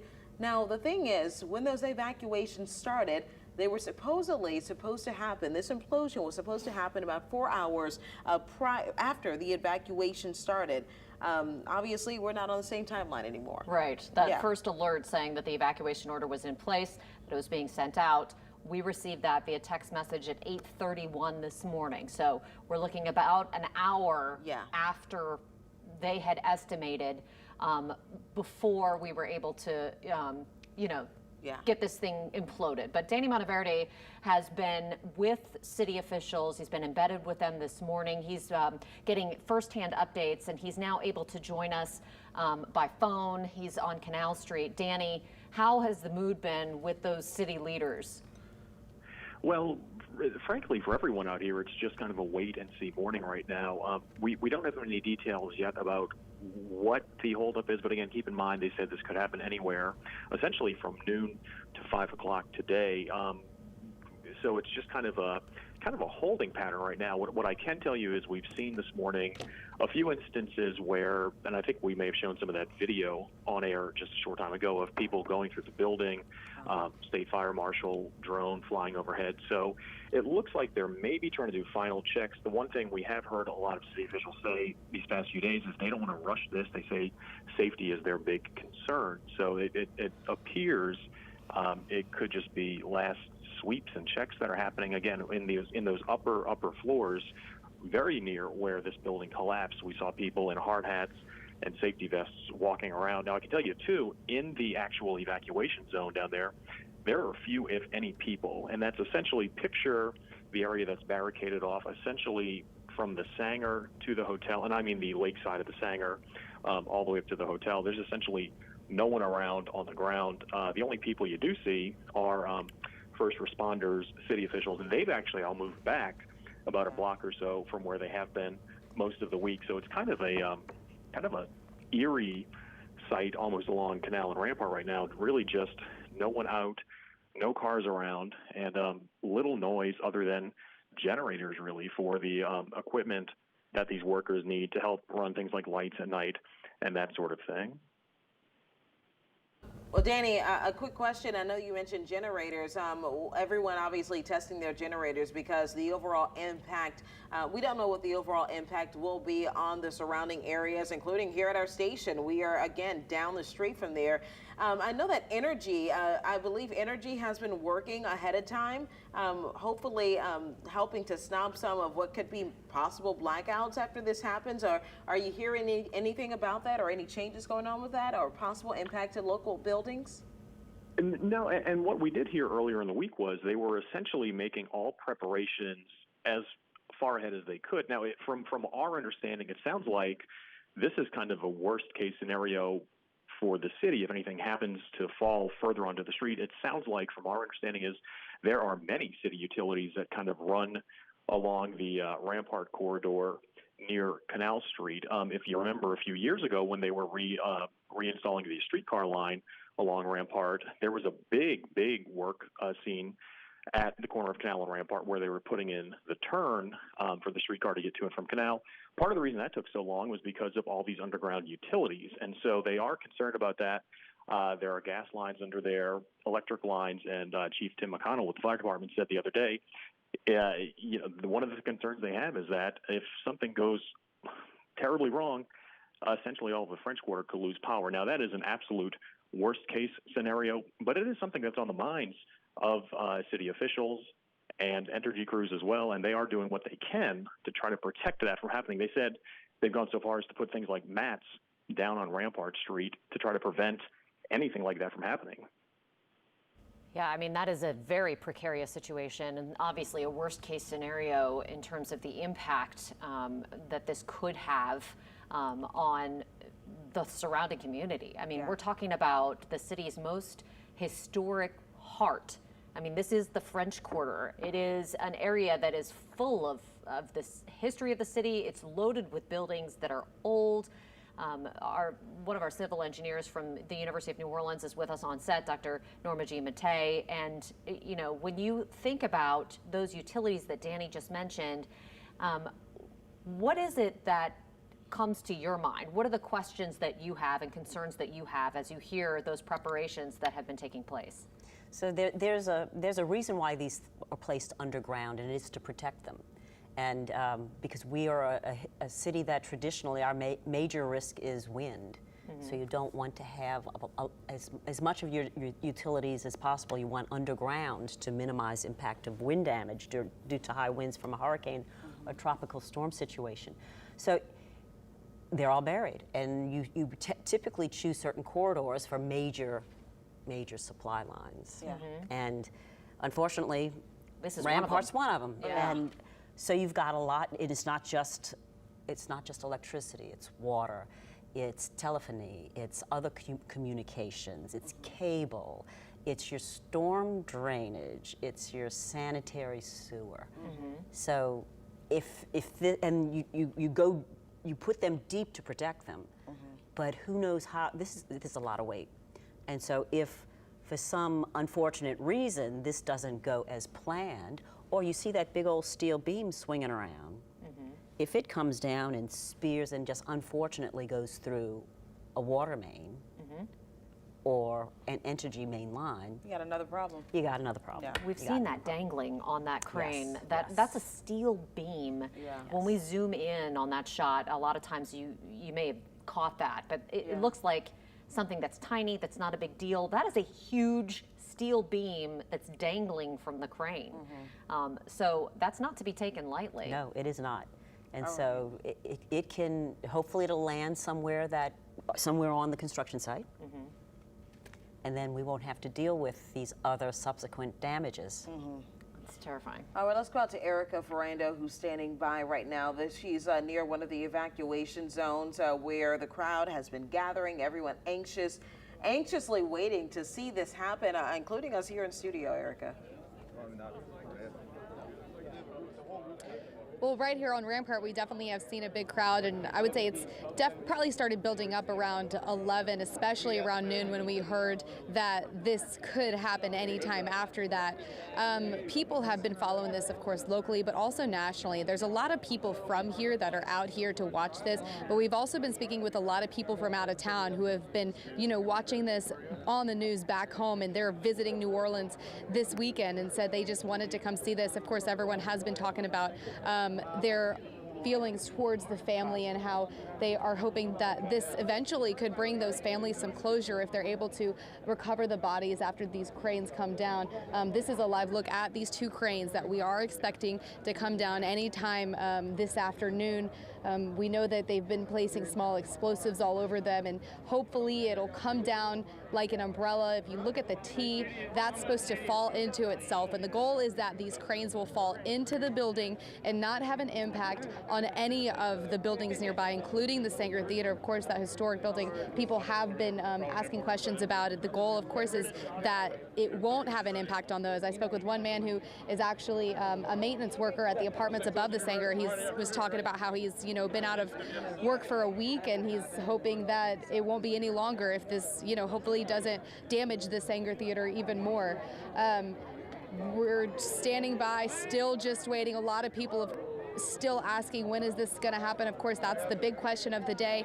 And the goal, we know then from the city, if everything goes as planned, the goal is going to be to recover these two bodies. One body was recovered. That's Anthony Magretta. He was one of the construction workers. We've been keeping up with his family. We know his funeral was last Friday, and there are still two construction workers. Their bodies are still inside. One of them was actually never found, but they're hoping that if everything goes as planned, they can really focus on that recovery to get those bodies back to the families who we know have just been waiting by the site for any answers, and for that, hopefully, that closure, that even a small sense of closure that they may get.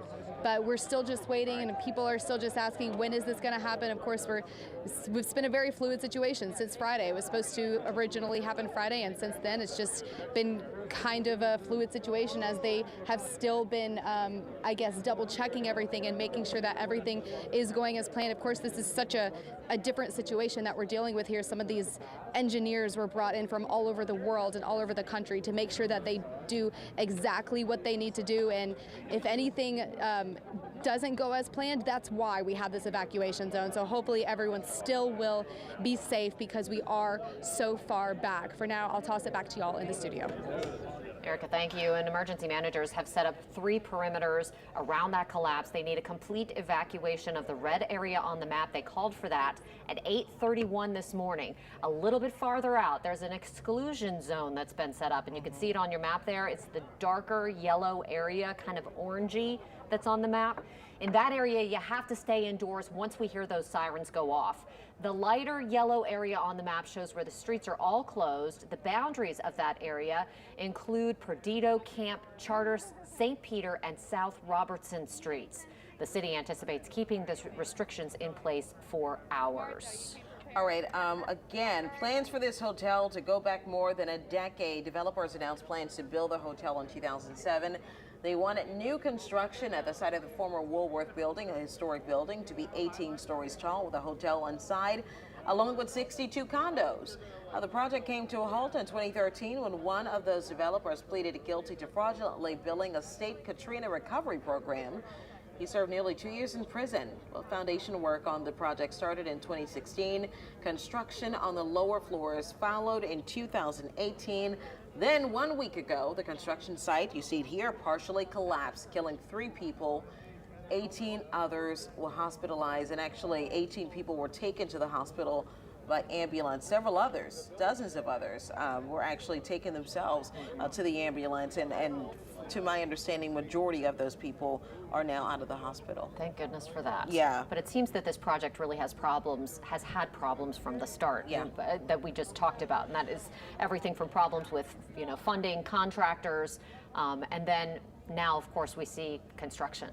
And Dr. Norma G. Matei is with us again, a professor of civil engineering at the University of New Orleans. She's been great. Thanks so much for hanging in with us as we keep watching and waiting for this implosion to happen. But what comes to your mind as you're sitting here looking at that live picture that's also on your screen of those two cranes? We would hope that everyone's out of that building at this point, but we have not gotten a new updated timeline from city officials yet. We had initially thought it would happen in the next 6 minutes or so, but since we haven't heard those sirens or anything yet, I'd be surprised if that actually happens. Well, what comes to my mind is the next step to closure for the families and then closure on this building so they can move forward with whatever it is that happens on the site is to safely get these two cranes down. And so that's what we're waiting for. We're waiting for the sirens that would indicate that the countdown has begun and the implosion will start. I'm assuming that the little black bags that were placed at various points along the crane tower and the crane jibs would be. I'm not quite sure if they're going to try to implode both cranes at the same time. I would assume that would be what they would do, but I'm not. I would also think that they would not detonate all of those explosives because there's multiple explosives at multiple points on each of those cranes, and I would think that they would sequence them in a certain order. What would happen if they did do one before the other? What's the concern there?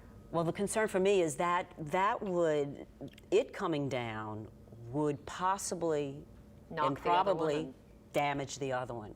And whatever plans were put in place for that one would then would change if it was even still standing. Yeah. So I would you're dealing with big weights. You're dealing with things that are way high up in the air. That once they start moving, they're going to gain speed. But it's going to just be a matter of seconds before impact. Yeah. And so there's too many uncertainties here. Oh, Danny Monteverdi tweeted a little bit earlier that we were looking at a timeline of about 1:30. It's 1:25 now. It looks like that timeline changes yet again because they told us that we would get sirens. We would get a warning to let us know that this was about to take place. And what was that, about maybe 15 minutes before? And as we get closer and closer, we would have warnings that this was all about to happen. Still, it looks like this is being pushed back. And my big question is, I wonder what the holdup is. I can understand erring on the side of caution because there was not a lot of time to put planning into this. This is something that we're trying to move quickly.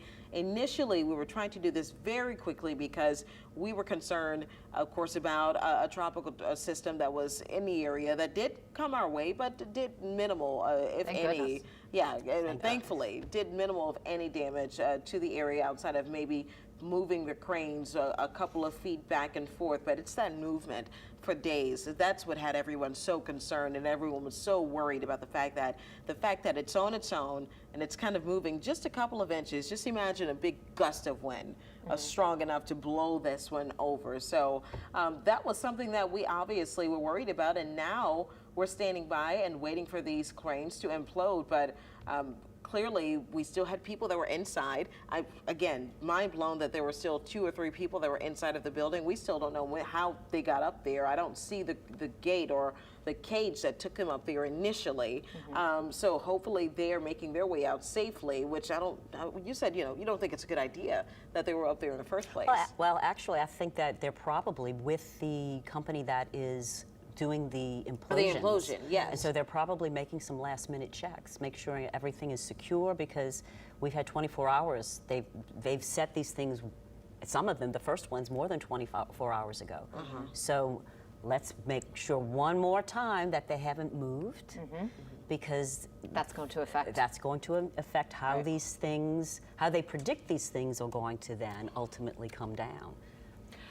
Let's take a look. We do have an animation that we had our great graphics people put together on how this is supposed to happen. At least this is what we heard from city leaders initially about how these implosions are supposed to happen. You'll see the charges go off there, and then the bow, I guess, the arm of the crane folds over onto itself like that, as you're seeing with the orange marks there, and then the rest of the crane, as you're seeing that arrow, would come down vertically.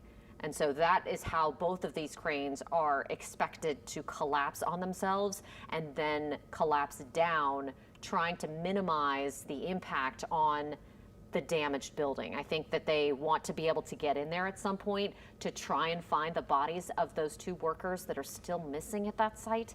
And so they're hopeful that they're still going to be able to do that. But as you can see, given how close those cranes are to that building, it is very likely that some of that building is going to come down as well. Yeah. At this point, I don't see how you can avoid it. Can you agree? I think that the building is going to be used to absorb the energy of the fall of this big mass or set of masses.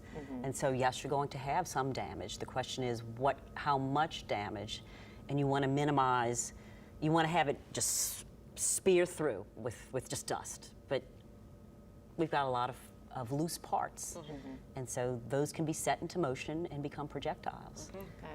Well, we are coming up on 1:30, which we had heard would be around the time that this was supposed to happen. The last update that we got from city officials, that's what we were told, but it is now inching up on 1:30, and we have not heard any sirens, seen any significant activity at the site, or gotten word from anybody that it's going to happen. So we're still waiting, watching, wondering when this is going to happen. All right, we're going to go out to Paul Dudley. We have reporters that are stationed all around the evacuation zones. Right now, Paul Dudley live for us over on Canal Street. Paul? Yeah, Sharice, let me tell you this. Earlier today, we were actually embedded with a store owner just a block or 2 down on Canal and Burgundy. And we were initially in there. NOFD came by and said, okay, this is going to be fine as long as you guys get to the back of the building. They then returned and said, actually, you know, we've reconsidered this, better safe than sorry, why don't you guys get pushed back? So we are now pushed back to Canal and Carondelet, and we're actually with that store owner. He was talking to us a little bit earlier about how much business this has caused him. Obviously, your heart has to go out to the victims of these families that lost their lives, but it's also having this ripple effect on these businesses. He says he normally makes about $4,000 or $5,000 a day, and that this has been going on for some time. So he's losing a considerable amount of money, as are all the businesses that are closed, not to mention the hotels that have had to evacuate guests. They're going to have to be doing with customer service issues. So there's a lot of that goes on to obviously a ripple effect of this collapse. Right now there is a considerably large crowd gathering here at the corner of Carondelet and Canal Street.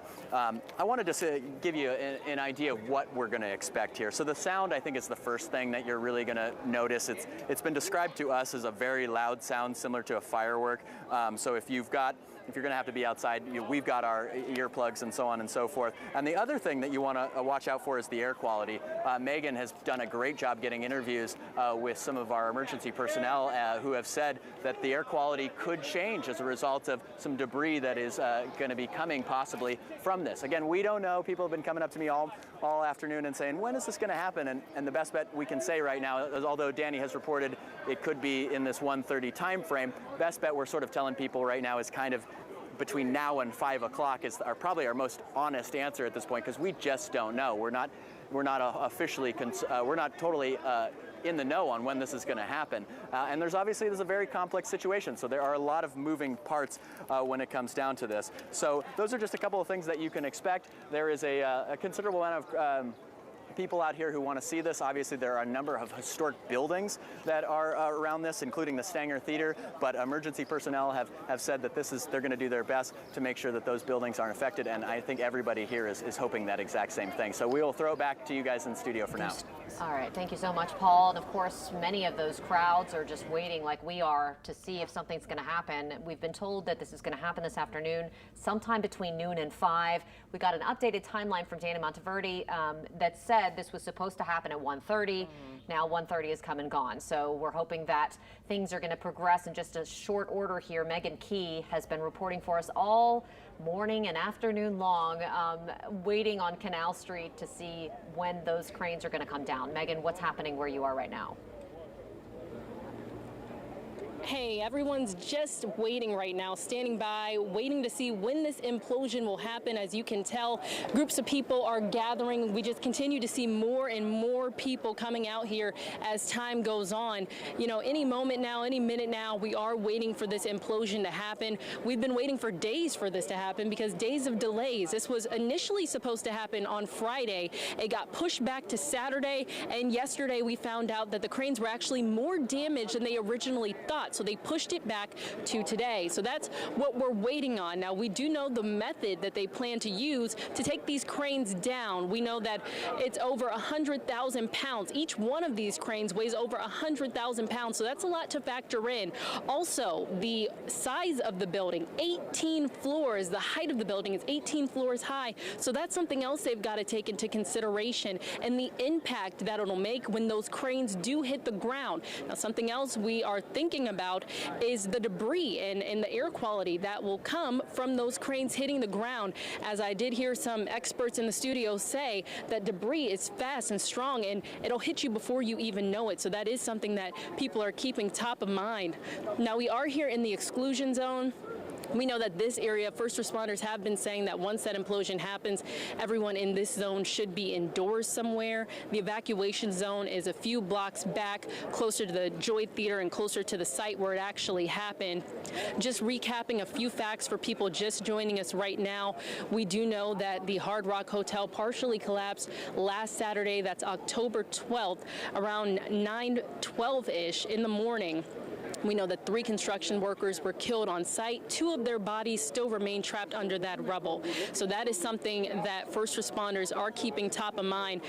They want to make sure that when they take these cranes down, that they don't disturb the body, so that they are able to recover them for the families who are still needing closure and relief, and still do want to see their loved one last time. And, you know, this is a very tragic situation, and just the whole city is mourning because of what happened with this tragedy. We do know that 18 other people were taken to the hospital. We've spoken with different churches and community organizations who have been here on site giving relief and comforting those in need. I've been told by Catholic Charities that they've actually talked to and counseled around 100 people since this thing first happened.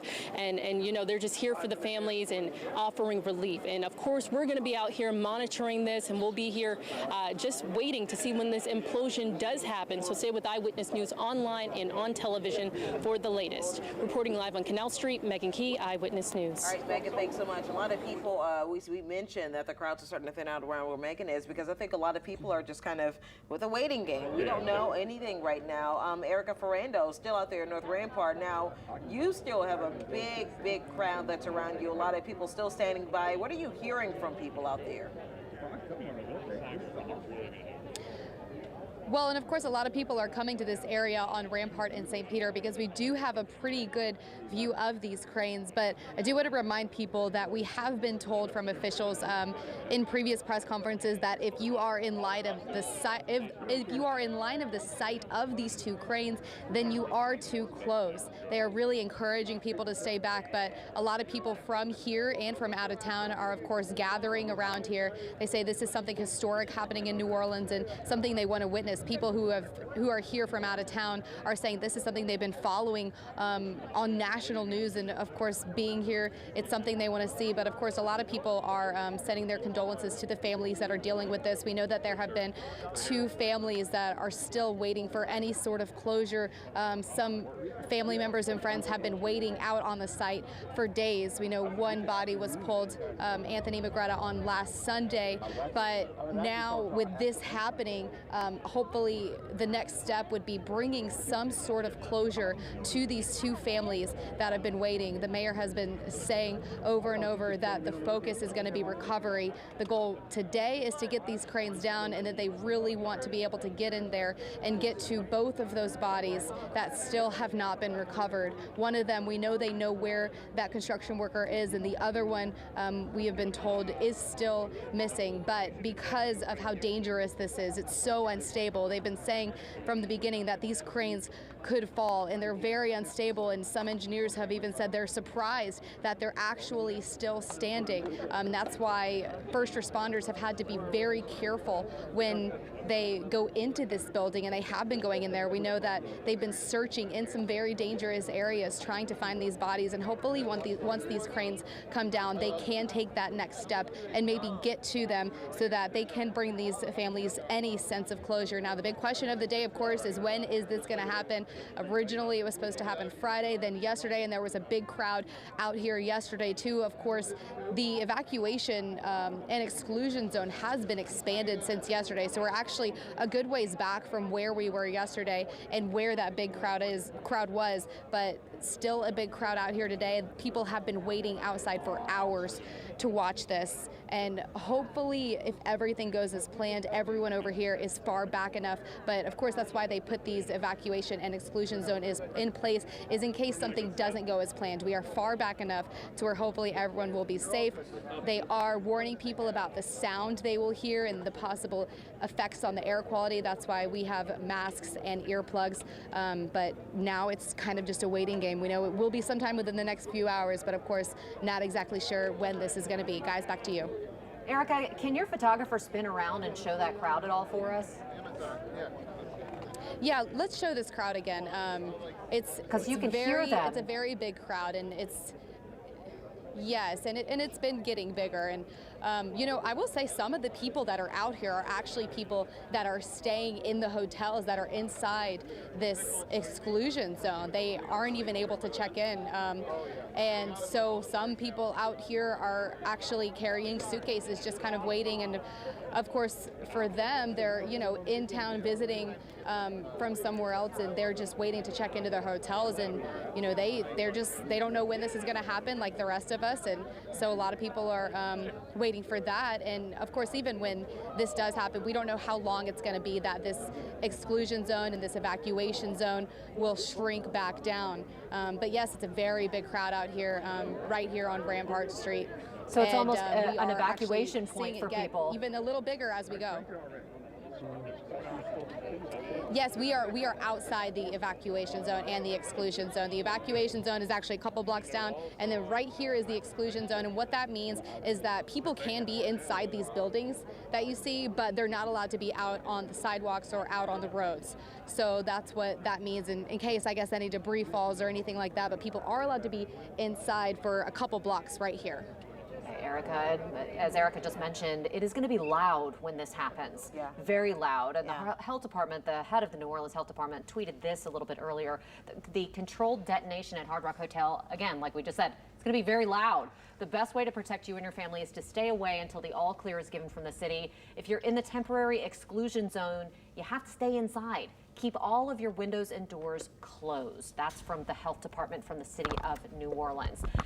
This is the exclusion zone. You can see it right there on your screen. That's where people are not allowed to be right now because they were asked to leave the area as of 8:31 this morning. So that's how long these people have had to basically relocate. Some of them may be at the Treme Rec Center. That's at 900 North Villeray, and that's not that far from where Erica is. Yeah. That's really easily within walking distance from where Erica is. So some of those people may have come and gone from that evacuation site as they've gathered and as they're waiting, just like we all are, for this to actually happen.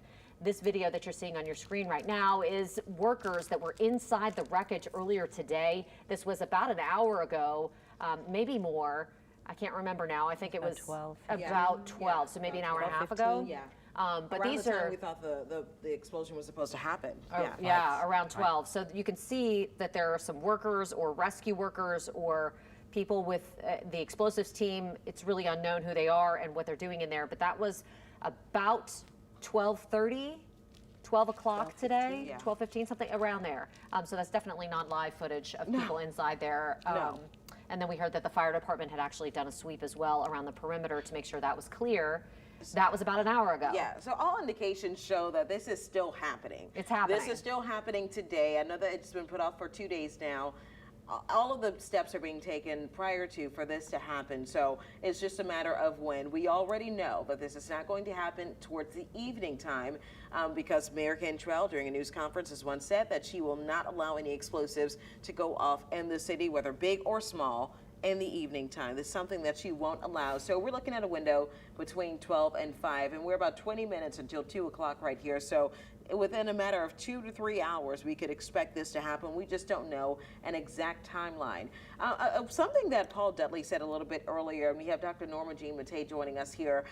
He spoke with someone who said that some of the workers said that they were experiencing breathing problems. I know that we have that initial video of the partial collapse happening. Clouds, plumes of what looks like to be dust that was inside of the building. Tell us this, what is inside of that building that could possibly affect the people that are on the outside? I know that we have some of our reporters with masks, but what materials are being used to build this? So it's primarily steel, structural steel, and concrete.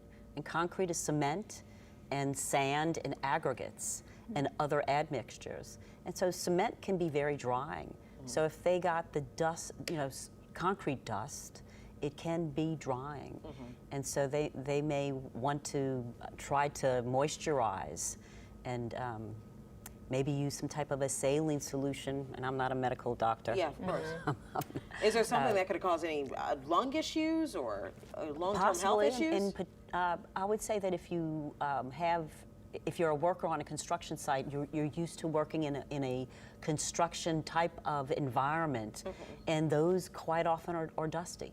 Yeah.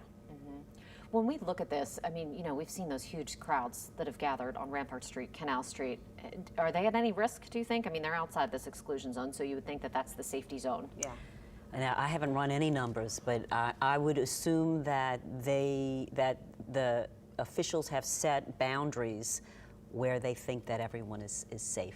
Attorneys and insurance agencies, I'm sure, have been involved in those decisions as well. Yes. I mean, because there are tons of them who are already involved in this crisis and this emergency. So you would think that they're talking to the city about. Right. I would think that the engineers at first have a safety factor on top of their boundaries, and then you might possibly have seen an expansion due to other people even being more careful. And of course, or because the situation has changed. They said that the cranes are more damaged than they initially thought, because yesterday when they were placing those explosives, they got to take a chance to take a good look at the towers themselves. Yeah. And that's something that they hadn't been able to do before. And of course, I just want to extend the invitation here. Of course, we have Dr. Norma Jean Matei joining us here, and I know a lot of you have posted questions and comments on our social media pages, and obviously you see we're very well connected here. So if you have any questions for her, if you want us to ask, please, you can ask us on our live feed, of course, our Twitter pages and our Facebook pages as well, because I know that there are so many questions, and I understand that there are probably more questions than answers at this point, and we probably won't know the full scope of this until this starts to come down. Yeah. So we will get to your questions if you have them. Megan Key is standing by with City Council member Jason Williams, and he gave us an update a while ago. Megan, what's he saying now about the timing of all of this? What was he? Yeah, right now I'm hearing that it's actually going to happen at 2 o'clock, so that's in about 15 minutes. I'm joined by Councilman Jason Williams. And Jason, talk to me about what went into determining that delay. Well, I mean, we were hoping to get this thing down yesterday.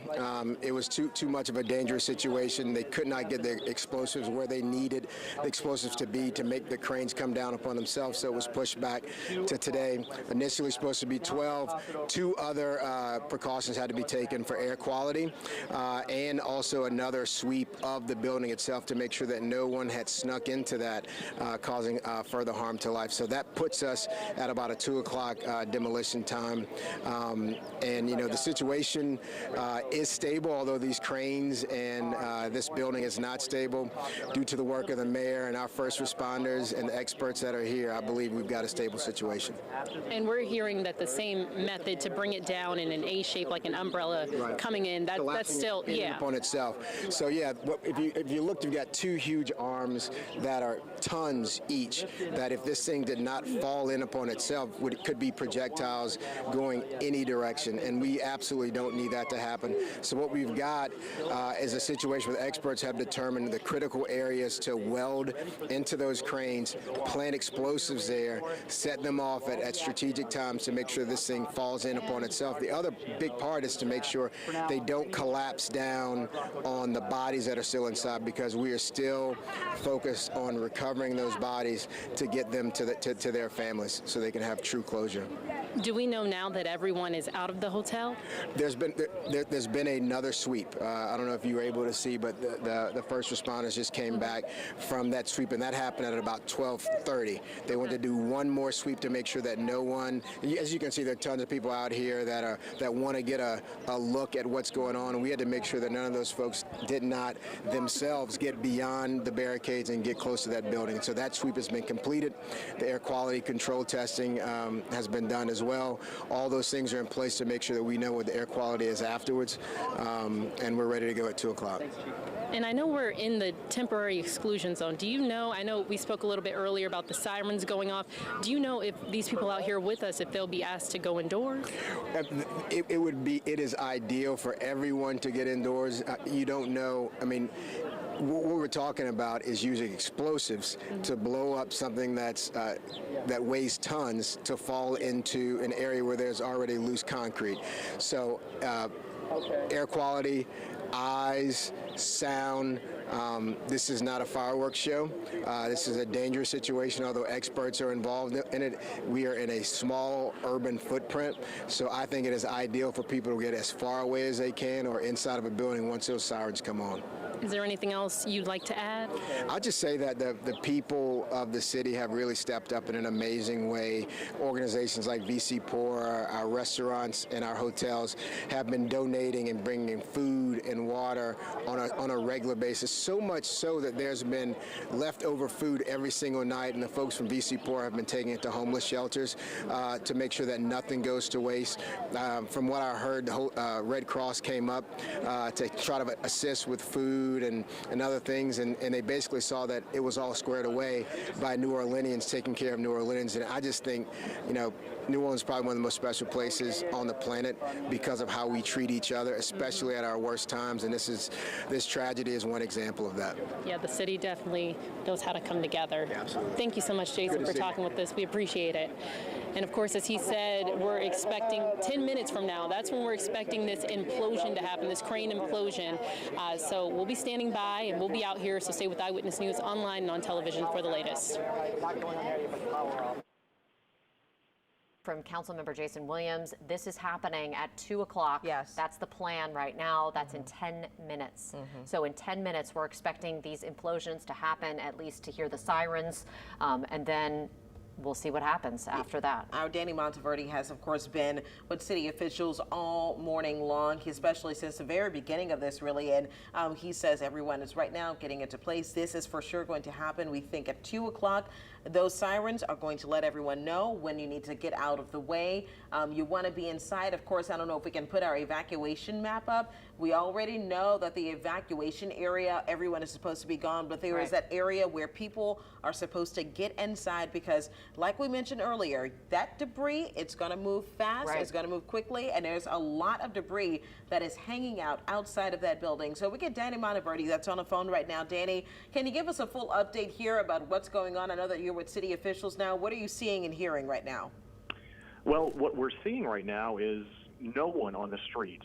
There were a few people kind of milling around a short time ago near Canal and Rampart. From what we can see in our vantage point, there appears to be no one on the street. Now, I can say we can't see everything because we have been ordered inside. As we've reported now, we're hearing it should be around 2 o'clock when the demolition does happen. And I think it is safe to say this has been fluid, so we are hearing 2 o'clock right now, but I think we do need to put kind of a verbal asterisk on that there is always the chance it could be delayed at some point. But from what it sounded like in recent minutes, it sounded like those urban search and rescue crews that had gone through one more time were being removed from the building. Presumably, they wrapped up the work they had to do, did their final checks, and now we are hearing it should be around 2 o'clock when this happens. Again, we have been ordered inside really until we get an all clear from city officials. So it's at the point where they are, again, the evacuation zone is empty so far as I can see what I'm looking at right now. And then where we are in the exclusion zone, we are ordered inside, and we're not going outside until we get word from city officials that it's okay to do so. Now, Danny, you just mentioned that there were search and rescue crews that were sent back in that building today. That's surprising for us up here to hear that they were back in the building again as they're getting the explosives tied to those cranes. Any conversation about why they were sent back in there? There's no real word just yet. I am trying to find out if that's just kind of standard procedure.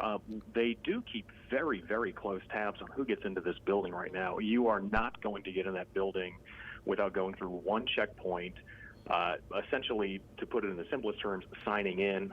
And you are essentially assigned to one spot. So when you go into that building, you can't just wander. If you're going in there, you're going in there with specific orders and a specific mission.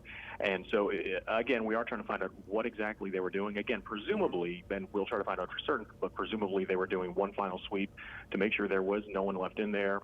and whatever the other options are, actions rather they have to take before that. But again, that is a highly controlled building right now. Again, no one gets into that building right now without going through one entry point, and it is a very strict check-in, check-out procedure, because it's an unstable building, as we've heard all week, and they don't want even rescue crews going in there wandering around. If they go in there, again, they are assigned to a specific spot for a specific purpose, and they check in and they check out.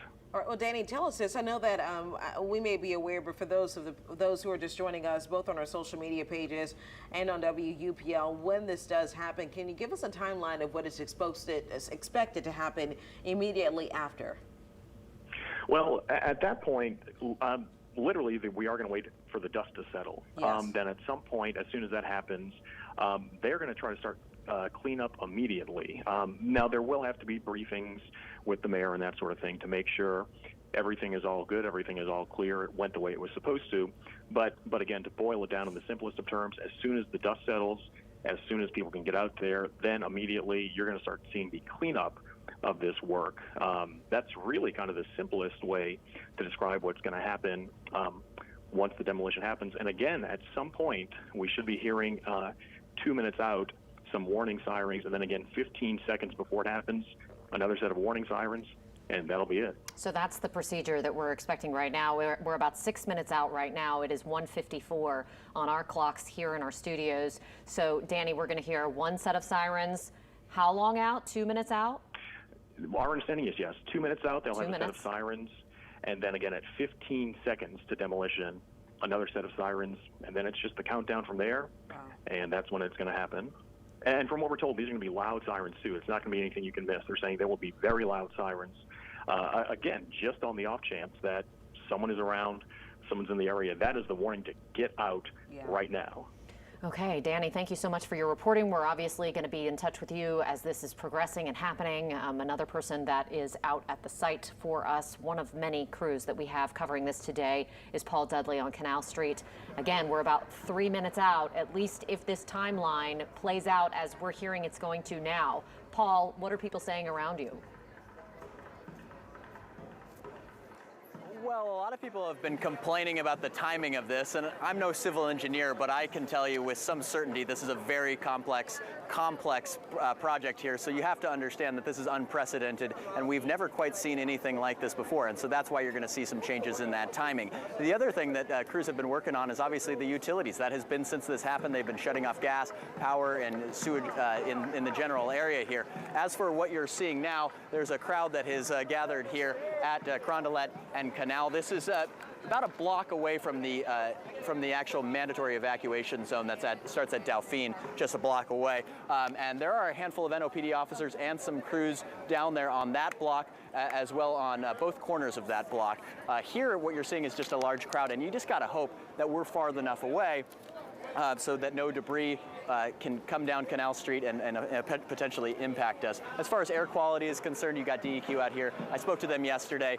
Very friendly people. They are going to be out here monitoring the air quality to make sure, you know, if it does get to a severe dangerous level, that they're going to let people know, obviously, about that. And of course, you were hearing Danny talk about this, the sounds you're going to hear. First, you're going to hear that siren come off, and that's going to happen hopefully any minute here. And then you're going to hear that fireworks sound they described. But again, you heard Councilman Williams saying, this is not a fireworks show. So if you are in this mandatory evacuation zone, you got to get out, get indoors, and do your very best to stay safe. You don't want to impede the efforts of this actual demolition by having a rescue situation having to go on. So that's pretty much what we're dealing with. There's also a lot of business owners out here who have complained, you know, obviously about having to be shut down, but this is, again, an unprecedented situation. The city, I think, doing the best that they can do in this given situation. You've got engineers from all over the world who are hopefully have created a situation here that will work and go off without a hitch. Again, you've heard it a million times. The way it's described to us is going to happen is like the closing of an umbrella. So we're just sitting out here hoping that this is going to be a very safe operation, and I know we've all been working very hard, as well as the city officials and engineers, so hopefully this all works out and is a very safe operation. So we'll throw it back to you guys in studio for now.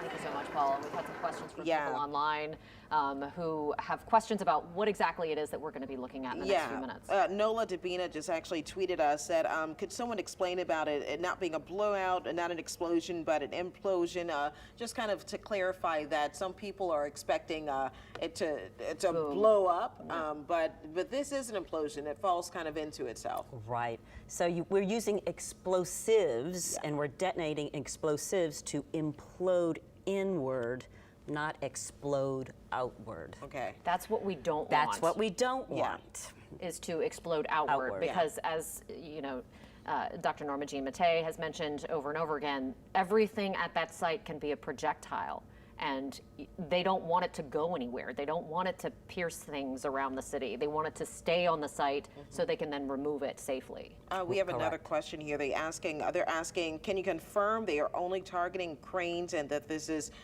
not a full demolition here, the way that they set this up? This is not. We can say that. Definitely not a full demolition. This company, or companies, I think it may be two, have been hired to take down the tower cranes. Yes. Now, with that, though, we understand because of how big the cranes are, the idea is to get them to fall onto the building. So there's a good likelihood that some of that building is also going to collapse further because of that. Whenever the cranes and their weight end up on top of it. Right, because that's a lot of energy, and so the damaged building will absorb that energy and stop the motion. And we'll hopefully, have, because if they fall the other way, I mean, think about this, just to put this in perspective. I mean, if they fall backwards like this, that's the Sanger Theater. Yeah, right if there. they fall this way, it's on Canal Street and possibly into the hotels that are across the street I from believe this. there's a hostel, if I'm not mistaken, Yes. that is directly across the street from there. So a lot of visitors that are in town that were staying there. And that's another factor that we haven't talked about here, the fact that we have, obviously, we are a city of plenty of tourists, plenty of visitors. And I mean, we probably have so many people that are displaced right now who are probably concerned, who are watching this because they're worried about what's going to happen. So I just want to let you guys know, we gave you a 2 o'clock timeline. It's 2 o'clock right now. So far, to my understanding, we were supposed to get a 2-minute warning. I don't know. I don't think that's happened. I don't think it's happened, but we are hearing from city officials that they want to remind everyone to get off rooftops right now. Yeah. If you are out on a rooftop watching this on some sort of digital platform, city officials are asking that you go inside because that is an indication that this is going to happen shortly. So city officials asking us to remind you that this is the time when you need to go inside. If you are in that exclusion zone, you need to go inside, find safety at this point, because in moments we're expecting to have this implosion, I should say. The explosives are supposed to go off for the implosion in just a few moments. All right, let's go to Erica Ferrando. A lot of people right now, we're just minutes away, Erica. I know that you're going to be the first person to hear, along with Paul Dudley and Megan Key, hear those sirens go off right now. We have the new timeline here. Are people hearing about this, or are they starting to gather even more? Well, a lot of people are actually still just asking questions of when this is going to happen, but of course we're expecting that 2-minute warning, which is at least going to help us out with knowing a better idea of when this is going to happen. But as of now, we have not heard a siren, so we are still just waiting for that. A lot of people here, though, are getting their phones out and planning to video this themselves. People have been waiting out here for several hours. Some of the people were out here yesterday as well and planned on watching this yesterday before it got pushed back to today, and a lot of them came back out here today. Police are still trying to keep people outside of this street. It's very interesting to look at Rampart like this and see how empty it is right now, but of course we are outside of the evacuation and exclusion zone, so people even who are within these couple blocks right here are asked to stay inside. So people are allowed to be inside the buildings right where we are, but they're not allowed to be outside unless they are past these barricades where we are standing right now. And this crowd has gotten really big. It's going down at least a block. Right now I'm on St. Peter, and it goes down to Orleans, so that's a big crowd we have out here, and a lot of people, I guess, are getting word that this could happen any moment, and people are coming out here to watch this. We do have a couple people that actually have masks, and they have listened to those warnings. They have masks and earplugs, but for the most part, it doesn't look like too many people do, and they are warning that this is going to be a loud boom, so just beware of that. If you don't have those things and you are out here, you want to plug your ears because, you know, it's going to be a loud noise, and hopefully everything goes as planned. But of course, if it does not, that's why there is this whole evacuation exclusion zone. So hopefully everyone is far back to where if anything did not go as planned and those cranes did not fall in on themselves into the building like they are supposed to, hopefully everyone back here still would be safe. But they are not encouraged to be out here. To be clear, they have said if you are in line of sight of these cranes that you are too close, and obviously we can see the cranes from where we are. We haven't seen from where we're standing if there has been any more work or any more crews out looking at those cranes doing any final inspections. I know y'all were talking a little while ago about how we could see people inside and assume that they may have just been doing one final sweep through to make sure everything is ready to go. But from our standpoint, we haven't been able to see any of that. So now it's just a waiting game, but we do expect this to happen any moment now. For now, I'll toss it back to y'all in the studio. For that update. I mean, I think right now it's safe to say that we're all anxious, including right here in the studio, for this to happen. We're just waiting for the moments that we can hear those sirens go off. But take a look at this. As those sirens start to go off, we believe that we're in kind of the zone here of this happening. The New Orleans Health Department says that this will be very loud. Protect you and your family by staying away until the all clear is given from the city. And if you're in a temporary exclusion zone, please stay inside. Keep those windows and those doors closed. And we are hearing from the city at this hour. They just tweeted out through Nola Reddy that they really do want people to get off the rooftops. Apparently, they're in a position where they can see that there are people out there in the exclusion zone who are on the rooftops waiting to watch this happen. And they're saying people need to get inside, get to safety, because this is going to happen in the next few minutes. So as soon as we hear those sirens, we will know that we have 2 minutes. That's the 2-minute warning. And then according to Danny Monteverdi, who's been with our city officials throughout the morning, he says that then we'll get a 10-second warning that's going to be more sirens to let people know it's happening, it's imminent, they're about to blow. So that's the timeline of how we expect things. It's 2:05 right now. We thought this was going to happen at 2 o'clock, so any minute now is what we're hearing. Still standing by, of course. And then you've been sending in your questions, of course. We were Dr. Norma Jean Matei. A lot of you asking a lot of questions until we can start to hear those sirens. As Trey on Twitter just said, from an engineering standpoint, could the Hard Rock building be salvageable after this, or will this be a complete loss? The Hard Rock part of it possibly could. It depends on what caused the issue in the first place. But if that was just really localized at the top, a lot of that building is actually not damaged. And so if it's in good shape, it can be salvageable. And that's up to the owners and the city and the financing. And but if not, then we'd have another implosion.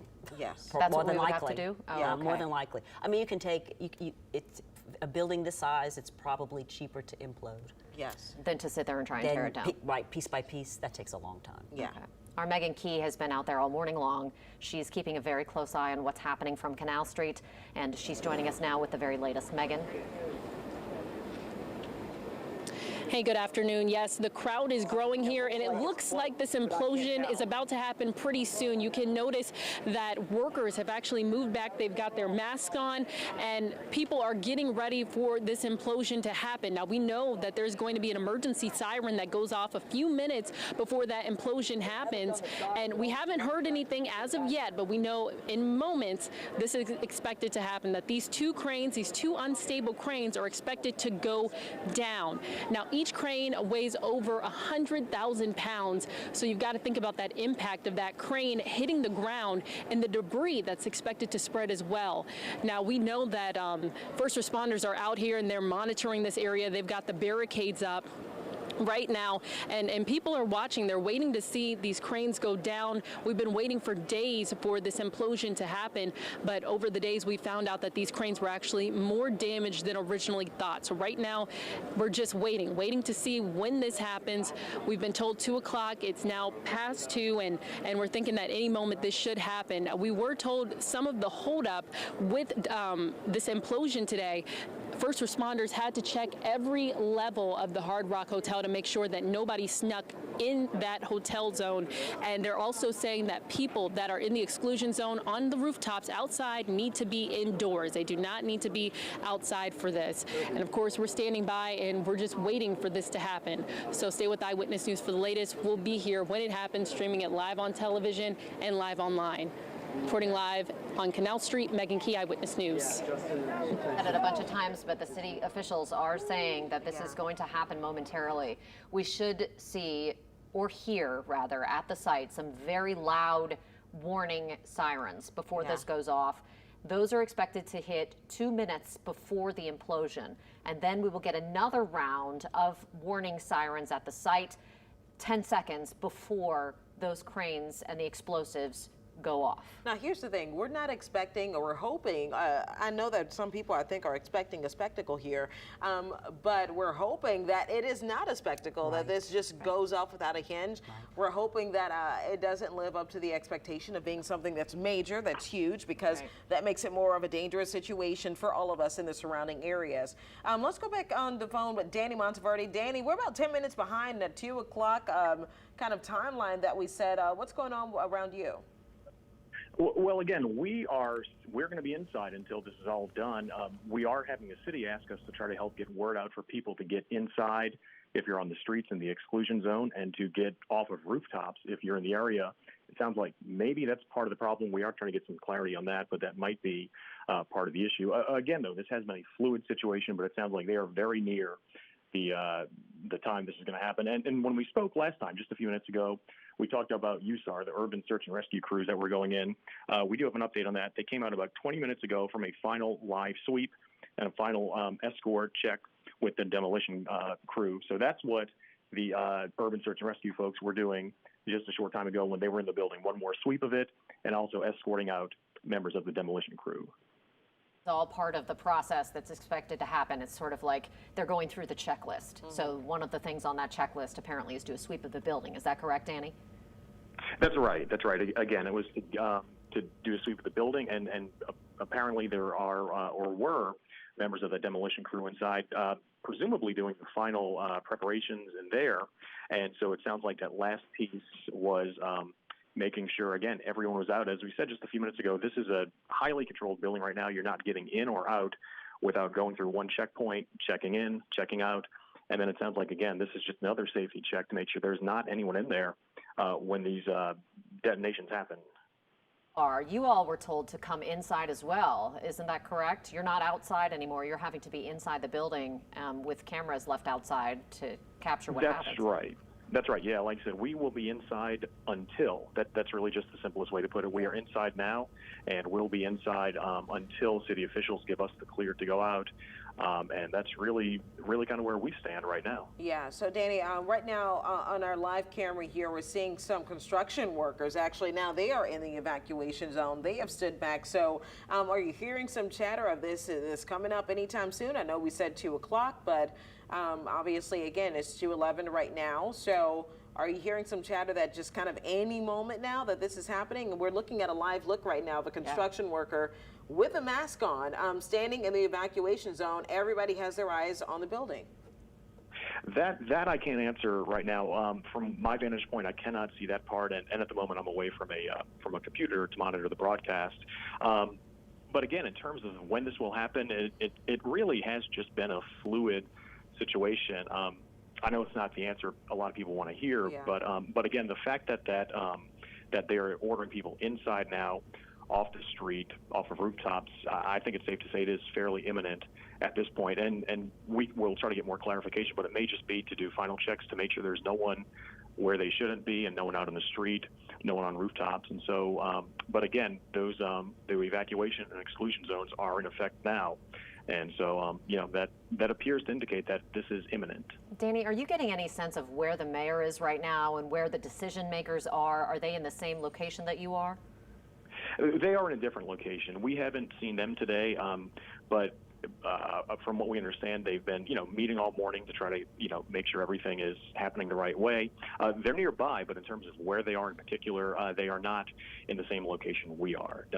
Okay, so they're not that far away, but they're not exactly in the location where you are, but you are with some people who are with the city and tied into what's happening. So we want to thank you for all the reports that you've given us today. And of course, as this happens, we're going to come back to you. If you can look on your screen right now, everyone, look at just how damaged that site is. You see those cranes standing in front of the building that just looks like somebody took a hand to it and pulled it down. I mean, it looks like somebody just ripped right through it. And that, of course, is the result of the initial collapse at the Hard Rock Hotel construction site.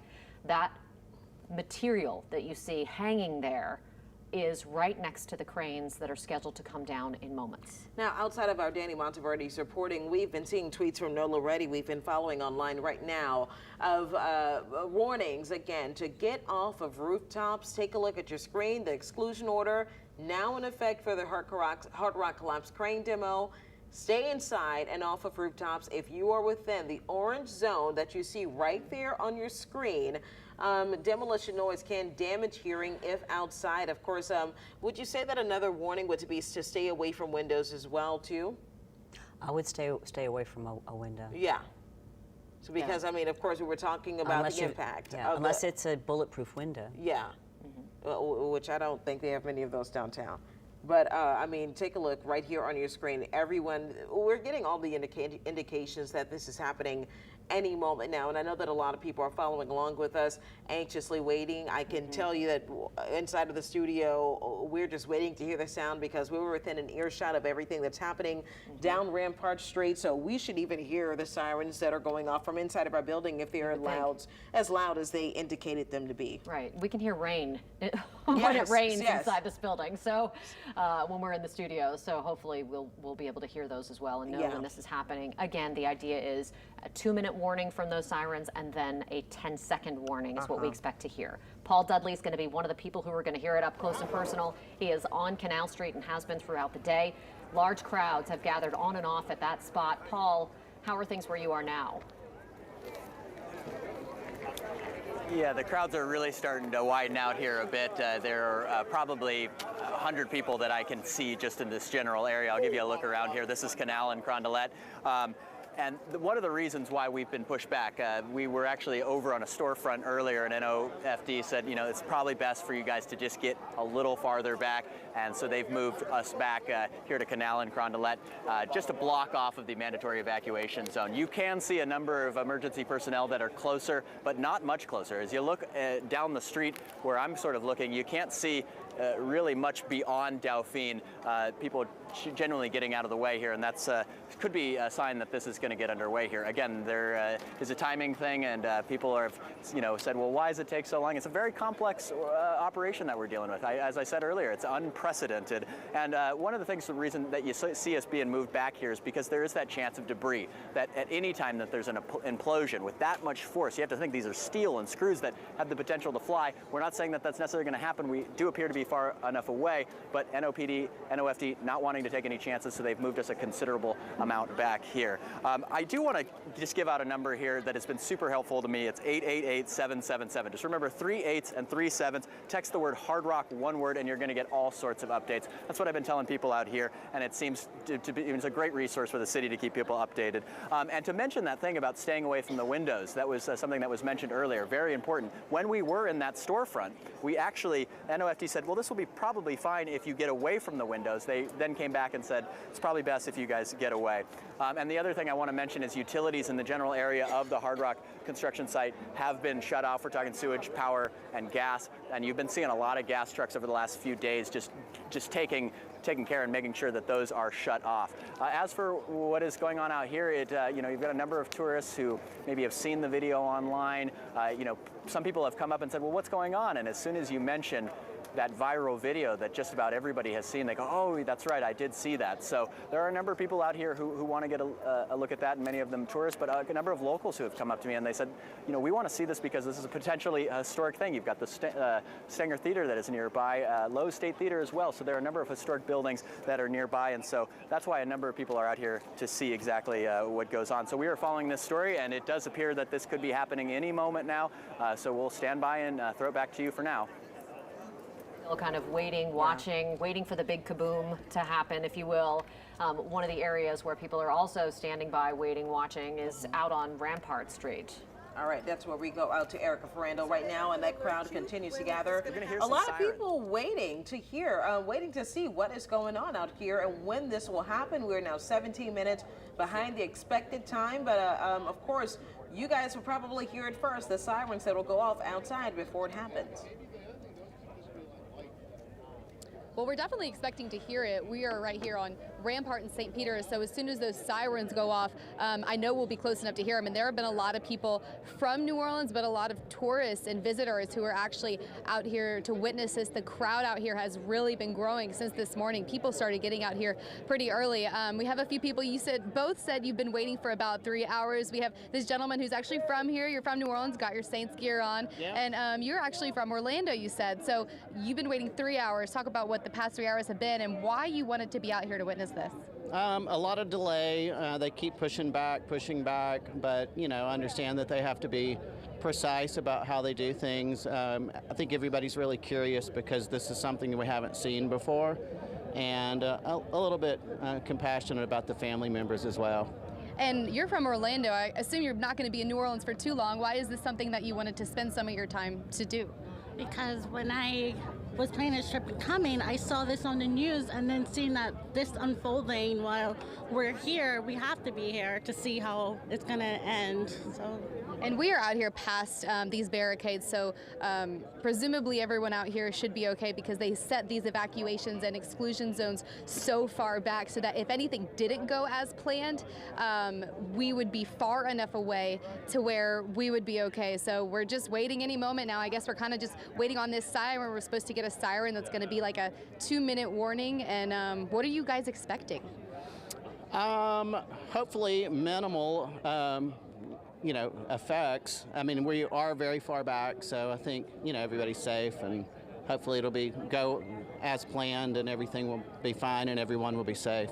And I know the next step will hopefully bring some sort of closure to these families if they can get these cranes down and recover those bodies. I know a lot of people, their hearts have been going out to these families.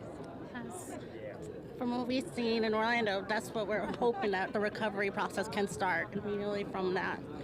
And so hopefully if everything goes as planned, these cranes will just fall into themselves into that building and none of the nearby buildings will be impacted by this. The Sanger, of course, is right across the street. And so a lot of people have been talking about the concern there. But if everything goes like the engineers have planned to go, these cranes will fall into themselves and we will basically just hear a loud boom and possibly see, some dust, hopefully not as far back as where we are, but we do have masks and everything to prepare for this. For now, we'll toss it back to y'all. We're still just waiting for this siren to give us this 2-minute warning. A huge crowd gathered out where Erica is, and the other place where we're seeing a huge crowd this afternoon is out where Megan Key has been. She is on Canal Street, has been keeping tabs on what's going on there. Last time we checked in with Megan, we actually saw some of the disaster response team with their masks on, goggles on.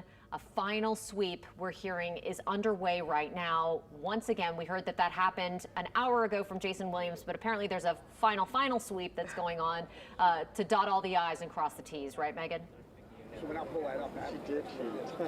Yeah, you're exactly right. They're making sure that everyone is indoors that are in that exclusion zone and that no one is in that evacuation zone. It's some of the last preparations they're making before they're able to take these cranes down. Now, we do know that, this was initially supposed to happen on Friday, got pushed back to Saturday, and now it's supposed to happen any moment now. Now, we are just waiting to hear those emergency sirens going off, alerting people that this implosion is happening. and to back up. Now you'll notice that the crowd has grown quite a bit. As every hour passes, more and more people showing up with their phones out, just waiting to see these cranes go down. And, you know, this is a first for New Orleans and for anywhere to have a situation like this. We've heard that engineering experts from all over the world with tons of experience have never seen a situation like this before. This situation trying to take down these cranes and the state of the building. Now, we do know this was supposed to happen, this implosion was supposed to happen at 2 p.m., which is passed, but we were told by a council member that they had a final sweep through the Hard Rock Hotel to make sure no one snuck in, and they're also making sure that no one is on the rooftops in the exclusion zones. They want to make sure that they're keeping everybody safe. So I'm going to toss it back to Paula Dudley, who is also at another point monitoring the situation.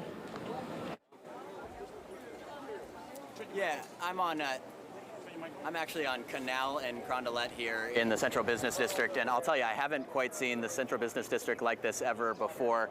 There are no cars in this general area, just people on foot, and one of those people who have come over here to see this, what is going to probably be a historic implosion here, yes. But hopefully without too much incident, is Mary from Long Beach. And so tell me about your experience. You were staying in one of the hotels, Yeah, and take me through what happened. Okay, we checked into the Waldorf Astoria yesterday morning, and they told us that it could be the implosion yesterday. They gave us a beautiful room with a corner facing the view, and then facing the Hard Rock. The Hard Rock, and then they said, well, it's not going to happen today. It's going to happen tomorrow. And then So I'll stop you right there. So was that frustrating at that moment to learn that it wasn't going to happen at that point, but it was going to happen the next day?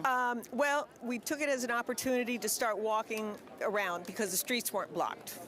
So we walked the whole French Quarter, and we had a great day. And now the places that we walked yesterday are blocked. So so it actually worked out. we made the most of it. And so take me through what today has been like. Okay, so sometime during the middle of the night, we got a note under our door to say that we had to leave our room at 10 o'clock because of the loud noises and the implosion. And because I said our corner room was facing the Hard Rock, they said we had to leave at 10 a.m. And they gave us a breakfast to make us leave, and we left. But we thought we could, they said till 1 o'clock. They said we could come back. Well, now it's way past 1, and now we don't know when we're going to be able to get to our stuff in our room. What does that make you feel like? Well, we're definitely a historic moment. You know, it's like I saw the Rolling Stones in Havana. That was a historic moment. And now here's another historic moment, but I just hope that there is an end, that it will be today so I can get back to my room. And of course, you know, you and I were talking earlier, you have to take the families of these victims in mind. I mean, it's three workers who were a kid, you know, so that's obviously another thing that we're taking into consideration here. And so what do you think, when do you think they're going to let you back in?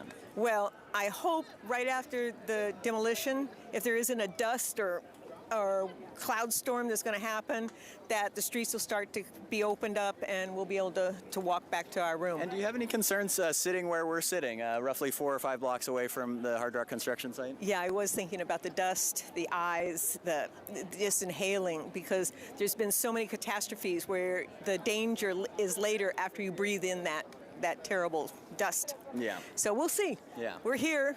Well, we appreciate you, and I hope everything works out. I hope you get back into the hotel all right. I hope so, too. I'd rather be at the pool right now. And I bet you would, too. Absolutely. Well, thank you, Mary from Long Beach. Appreciate your time. In the meantime, let me give you a look around just to show you how large this crowd has gathered here. This is Canal and Carondelet, where at times this has been sparse, times it has been large, and I think now as we get the update that this is going to probably happen relatively soon, it is getting relatively large. And the reason why you may not have seen as many people here to where Mike was just shooting to underneath Canal Street is because the better vantage point is where he's shooting right now, is probably farther back. And really people are as far as the eye can see here, because this area all the way down to where St. Charles and Royal are at the corner of Canal and St. Charles, people are all the way back there, and they've got people blocked off there. So obviously there is a very fluid situation developing here, but people still want to see this and they want to witness it, and there's a number of reasons for that, but most of them reiterating that this is a serious moment and should be taken with some seriousness. And in the meantime, I do want to throw over to Erica Ferrando, who has been following this story for us, and Erica has more information on what she's seeing. Well, I think we're still just waiting for these sirens to come any minute now. Right now I'm on Rampart in St. Peter, and there is a very big crowd. It's definitely been growing. But take a look at these cranes. Both of these cranes that you see, we are probably about 4 or 5 blocks from them. Both of them are expected to collapse into themselves and fall into that building. Now, we are still just waiting on this siren. We know it'll be any minute now, and then that siren will be a 2-minute warning. And that warning will tell us that we are just moments away from these cranes imploding into themselves and falling into that building. People have been waiting on this for days, but especially hours. There have been people trying to pass these barricades right here. Of course, this is outside of the evacuation and exclusion zone. We do have police officers out here. They've been trying to keep the crowd out because the crowd has definitely been building up over the past couple hours right outside of these barricades. But any minute now, we should hear this horn that will warn us that we're 2 minutes away. There's a lot of people who have been waiting for several hours to hear this, and hopefully if everything goes as planned, we've kind of explained to you that you can expect it to kind of look like an umbrella folding into itself, and that means that these cranes will just fall into the building and not hit any of the buildings near them. That's the goal. But of course, with uncertainty about what could happen, they have made this evacuation and this zone so big so that if anything were to not go as planned, everyone who is out here and watching this is far enough away. Now we see some New Orleans police officers. We're not exactly sure what they're doing, but you can see them, looks like possibly doing one final sweep, maybe checking the sidewalks, because they have been making sure that no one is out on the sidewalks or out on the balconies over here.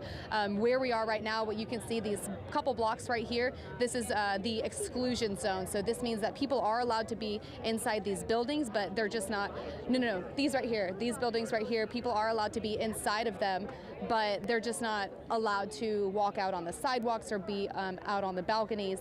And so we're still waiting for this warning that will tell us we are close to these cranes coming down. We're going to toss over to Megan Key. She has also been following this, and I believe you're on Canal Street, Megan? Yeah, Erica, we're on Canal in LaSalle. That's where we are, and you'll notice that there are big crowds of people still gathering. It just seems like the crowd just gets bigger and bigger since we've been out here. Now, I did just hear an emergency official, I overheard her say that everyone in this area, the exclusion zone, is going to be asked to go inside, but we haven't seen anybody start those preparations yet. So, of course, we are still standing by. I know that people with OSHA and Kenner Fire Department, as well as emergency and relief efforts, they're all out here. Workers are out here just waiting. Right now, we're just waiting. I mean, we've been told that this implosion was going to happen as early as noon. It's now 2:30, and we're still waiting to see these cranes go down. Now, we are told that small explosive devices will be put on weak points on the crane, and that it'll come in like an umbrella collapsing, if that creates a visual for you. Now, we know that not too long ago, first responders did do a sweep of the Hard Rock Hotel to make sure that no one snuck in, just to make sure that everyone was gone before they do this implosion. Now, another concern has been people on the rooftops, on the balconies in this exclusion zone. They're asking that everyone gets inside. Now, we are a few blocks away from where the site is. Now, of course, we know that the evacuation zone is much closer surrounding the Hard Rock Hotel. And right now, we're just waiting. We've got first responders out here, police officers, the fire department, workers with different organizations, and even charitable organizations out here. And we're just waiting to see this implosion happen and to see these cranes go down. They are. Now, it is something that they have spent a lot of time planning and coming up with a plan to take them down safely in a controlled way to where they're not disturbing the historical sites near them, and also not damaging other parts of the hotel, because we do know that those 2 bodies still need to be recovered. They're still trapped on site.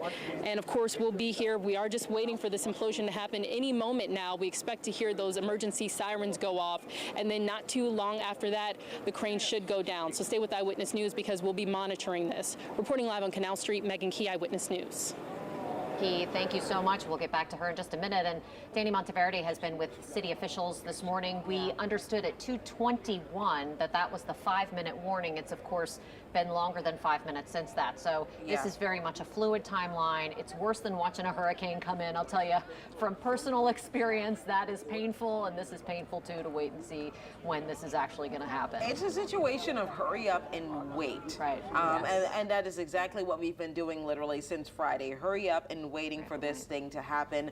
Of course, I mean, for those who are just joining us, can you just kind of break down with us? We have Dr. Norma Jean Matei joining us. Can you break down exactly how this is supposed to happen? What are we expecting to happen?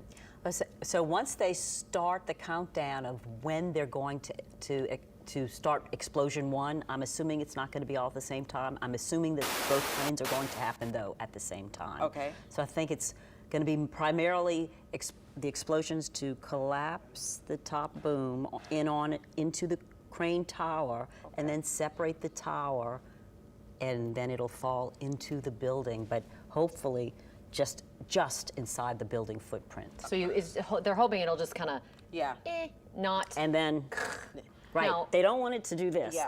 They want it to fold down, move over, come down. And I don't know if our directors can take that shot again. This is at that Spring Hill Suites at Marriott. That's kind of almost kind of across the street, but they just showed a shot of people that are standing by on rooftops. Standing by on rooftops, Still and on that is rooftop. something that NOLA has, the city officials, I mean, take a look at this, and they're going to zoom in a little bit closer, but you can see people who are staying in nearby hotels that are standing on rooftops. This is something that they're asking everyone not to do. They shared that with us so that we could let you know that this is something they want you to avoid, because you've discussed this earlier before. The debris is what we're worried about here. You're not dealing with a structure that is solid, with a structure that is not damaged. You're dealing with a damaged structure with a lot of loose hanging debris that can go anywhere. Even though we say that this could be a situation where this is going to fold in and it's going to be very minimal, just prepared for anything that could happen.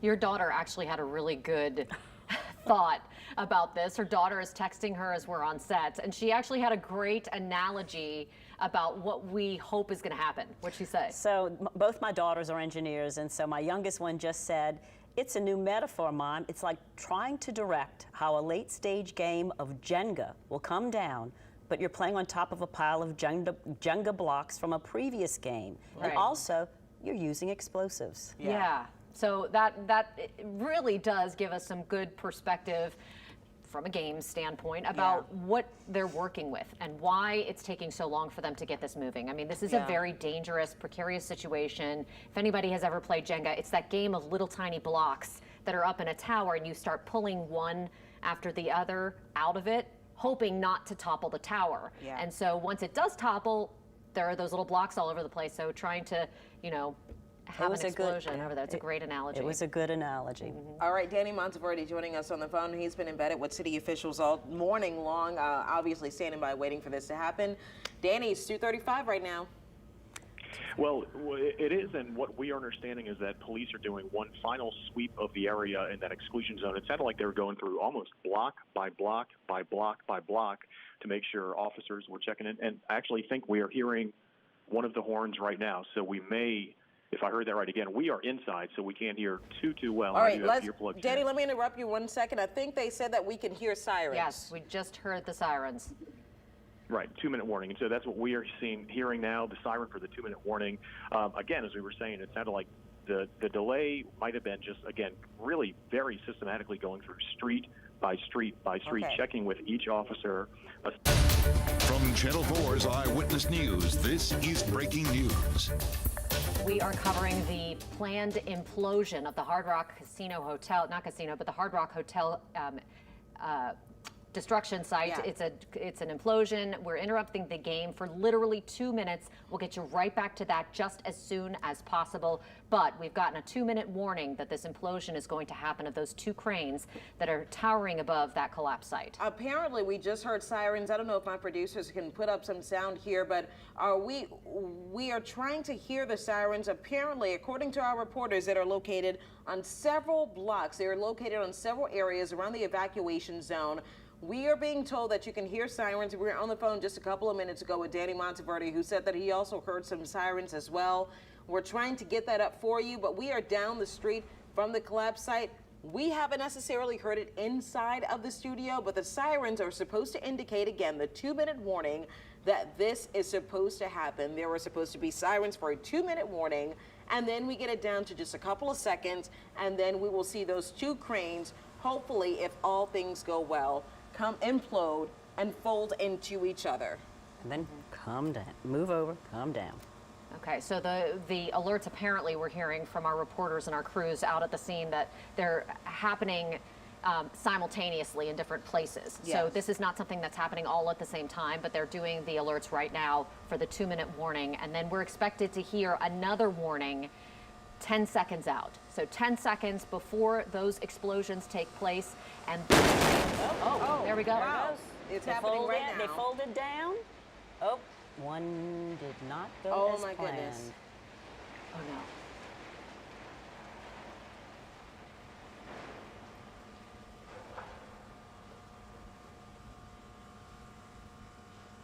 One went down, and the one closest to us. That's the middle of Rampart Street. That is the middle of Rampart Street, and that is the remnants of one of those 2 cranes, the one that was the most unstable, that was at this Hard Rock hotel site. Okay, obviously we talked about what we can expect here. You just saw this live right here, that implosion happening. Dr. Norma Jean Mattei, you just watched it here live with us. Did this go the way they wanted it to go? No. It did not. I don't think that they intended to have that piece of the boom fly and come out of the boundaries of the construction site. So it is sticking straight up in what looks to be the side of Rampart Street. How in the world is that balanced and standing like that? It is, I have no idea how many feet it has gone into the street or the sidewalk. You think that penetrated the sidewalk? Right, I think it has penetrated, or maybe it was not pavement. If it penetrated just a garden area, it just might be through mud. Okay. We don't know where it actually landed. Now you can see the damaged side of the building right there. Yes. That's where it collapsed a week ago, Saturday. And so that part of the building is still hanging on by a thread. I can say this. We did say we did not expect this to be very climactic. I mean, it literally was quick boom, very fast. And she's and the Mayor Cantrell mentioned 15 seconds. I think that was less than 15 seconds where we saw this come down. I know that we had the animation that showed it was supposed to fold into each other. Doesn't look like that's what's happened here. But I can say this, so far, and this just happened only a few seconds ago, but so far, it doesn't look like any of the Hard Rock collapsed building. It doesn't look like any other side came down. If you missed it, take a look at your screen right now. We just captured that explosion live on our cameras. Take a look.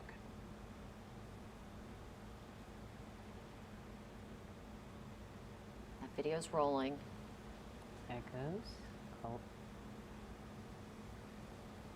And there you At see the that top. crane toppling over onto Rampart Street, straight up and down on the street. Part of it. The long part of the jib was also, I don't know where it landed. That's another question that we're going to have to answer as we continue to cover the aftermath of this. We're going to get you back to the game in just a few moments, but we wanted to bring this live to you because it is such a historic moment in the city's history. This is a live picture that you're looking at right now. That is some of the remnants of the crane.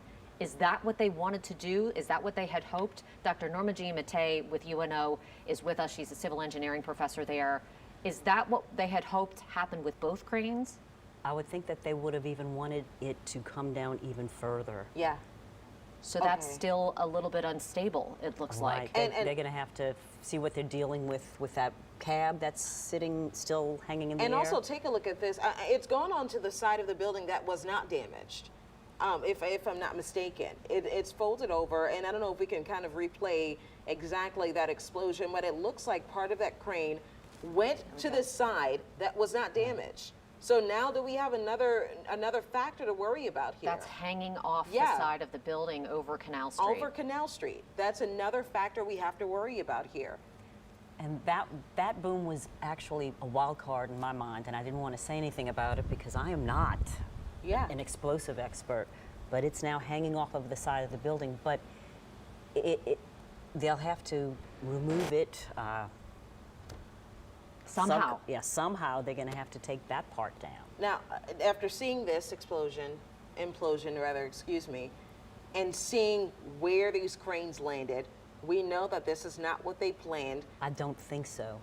I don't know what they really wanted to happen. Well, we reported here, our reporters have been on this, and they said that they wanted this to sort of make an A and to fold into each other.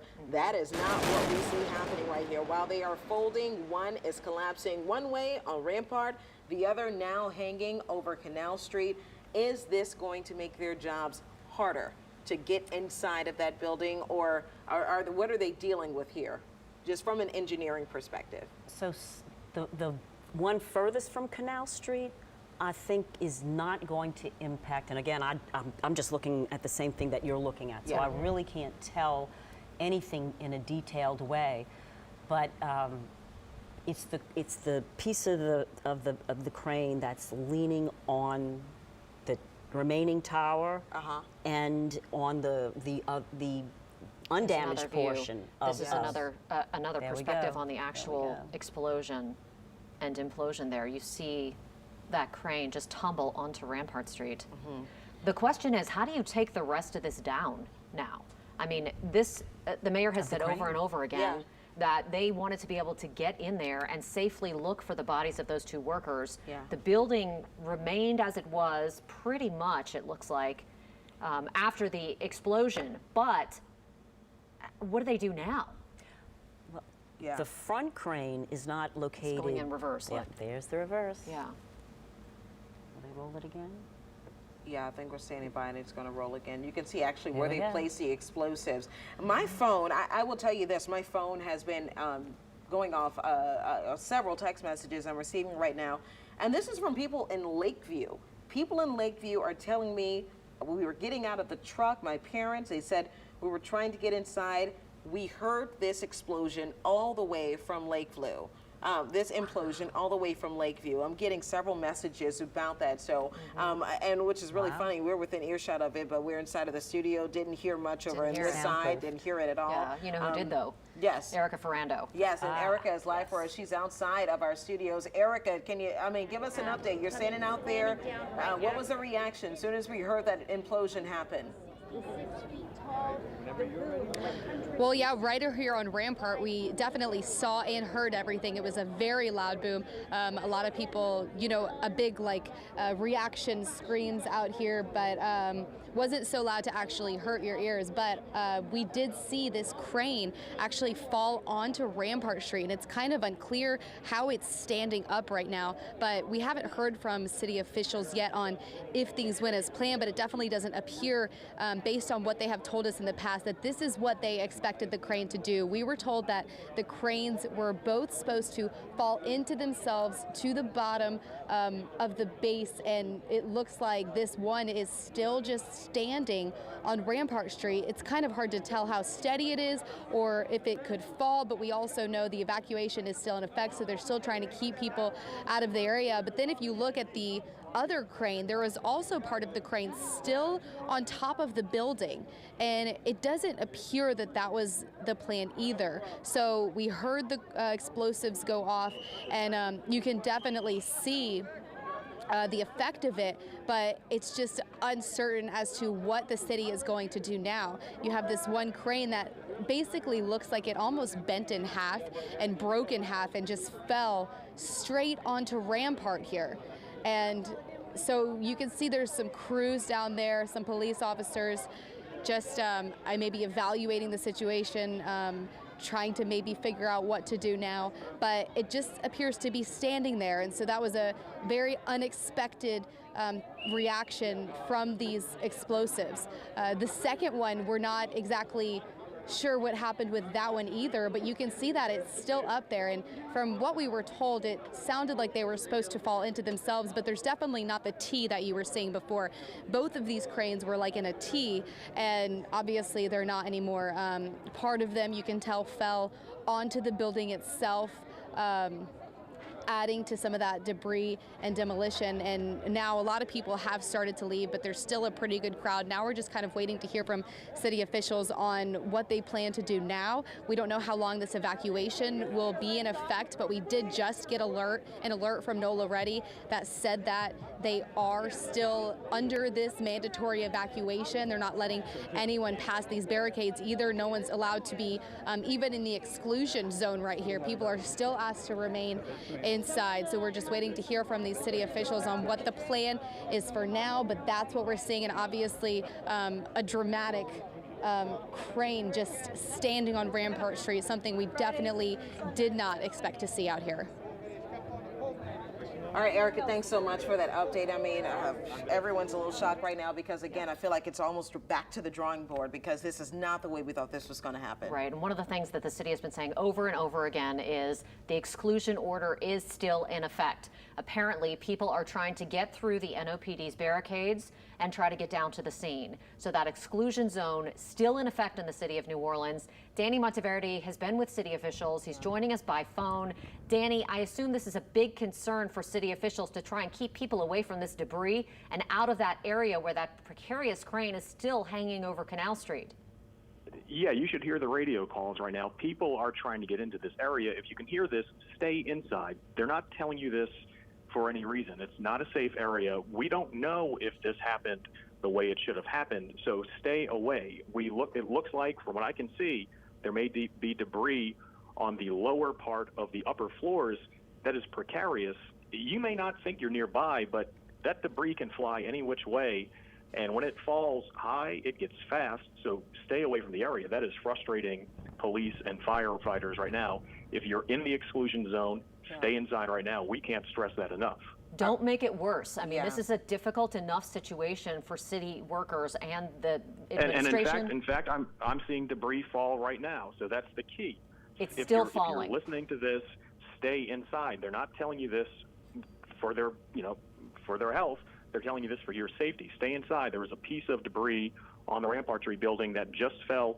You may think you're far enough away, but if the wind is right, or if it's the right conditions, that debris can start to fly, literally. You don't want to be in its way. Yeah. Now, that's one of the reasons that we are continuing to broadcast. We will get back to the game in just a few minutes, but we want to give you the latest on what's happening.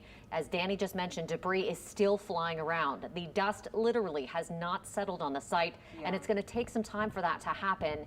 New Orleans police are frustrated with the fact that people are trying to get into the exclusion zone and try and see this debris up close and personal, but that is just not going to happen at this point, and you are complicating matters for police who are already dealing with a very difficult situation. Yeah, right now I'm getting a numerous number of messages. People are saying we're in Belle Chase.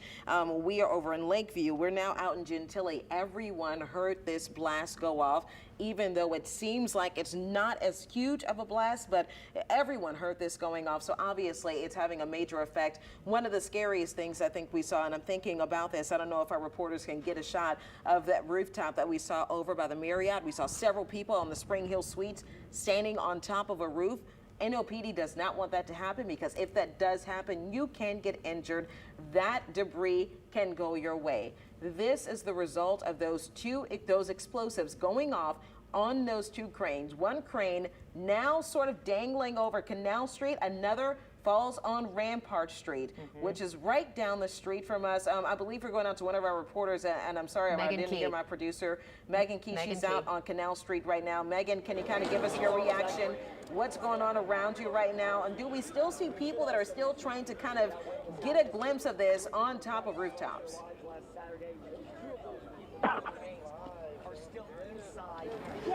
And so we're here at Canal and LaSalle, and talk to me a little bit. You were here when the implosion happened. That happened not too long ago, and we saw both of the cranes collapse, but one of the cranes is now still dangling over Canal Street.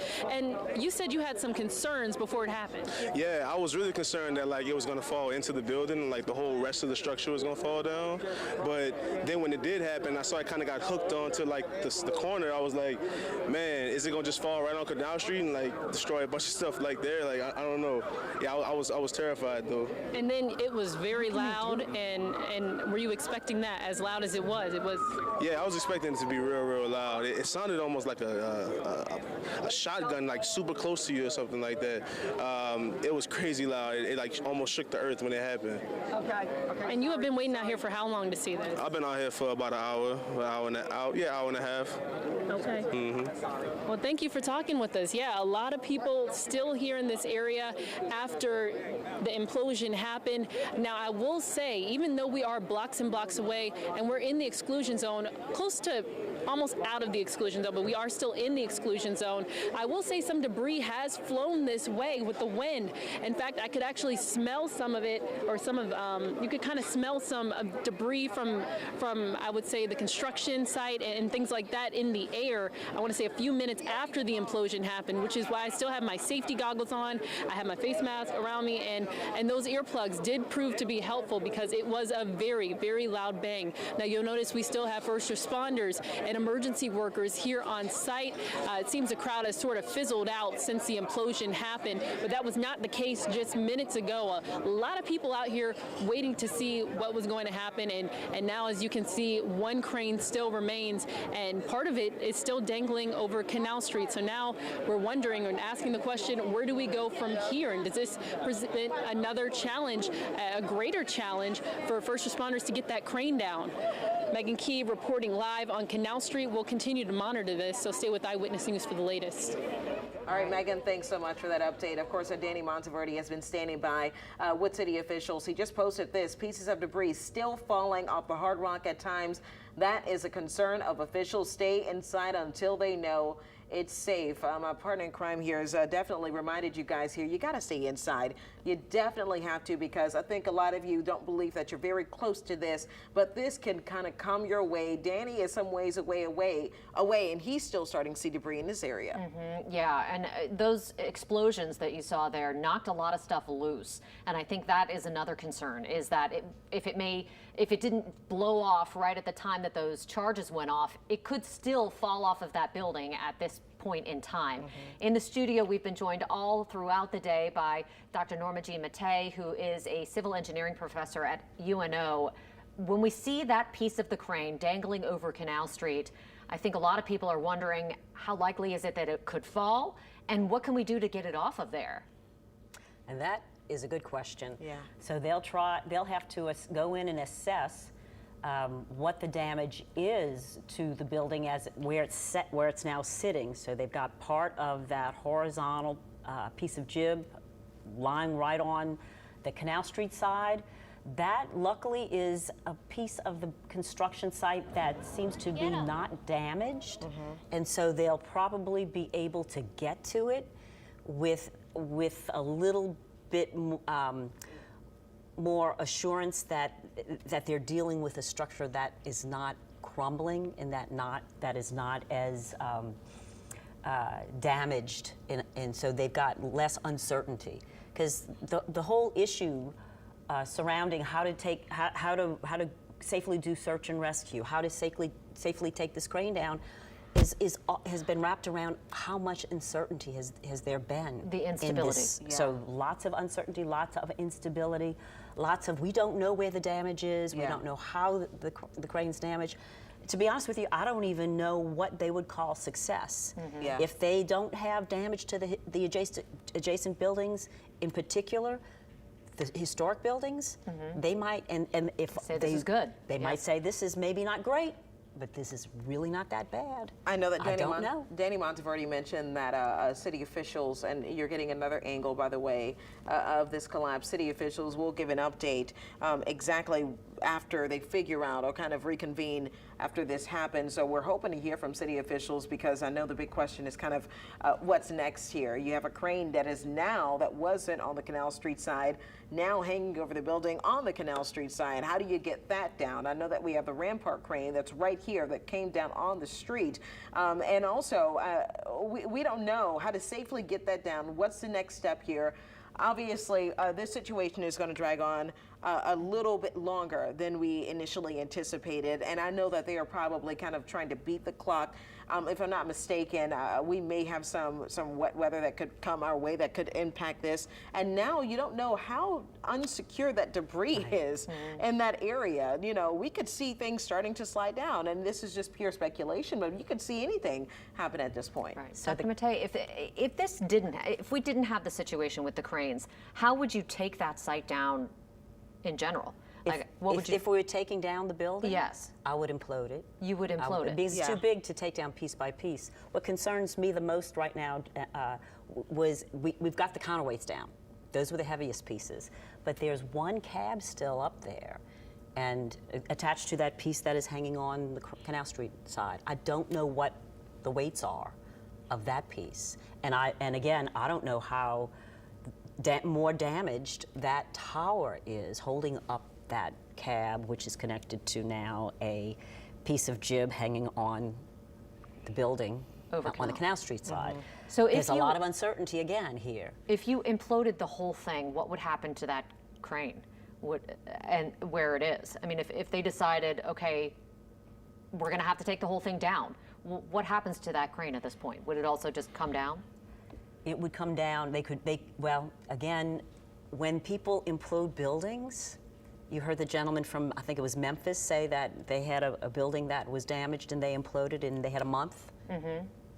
How much time do you need to really safely design the explosive implosion safely?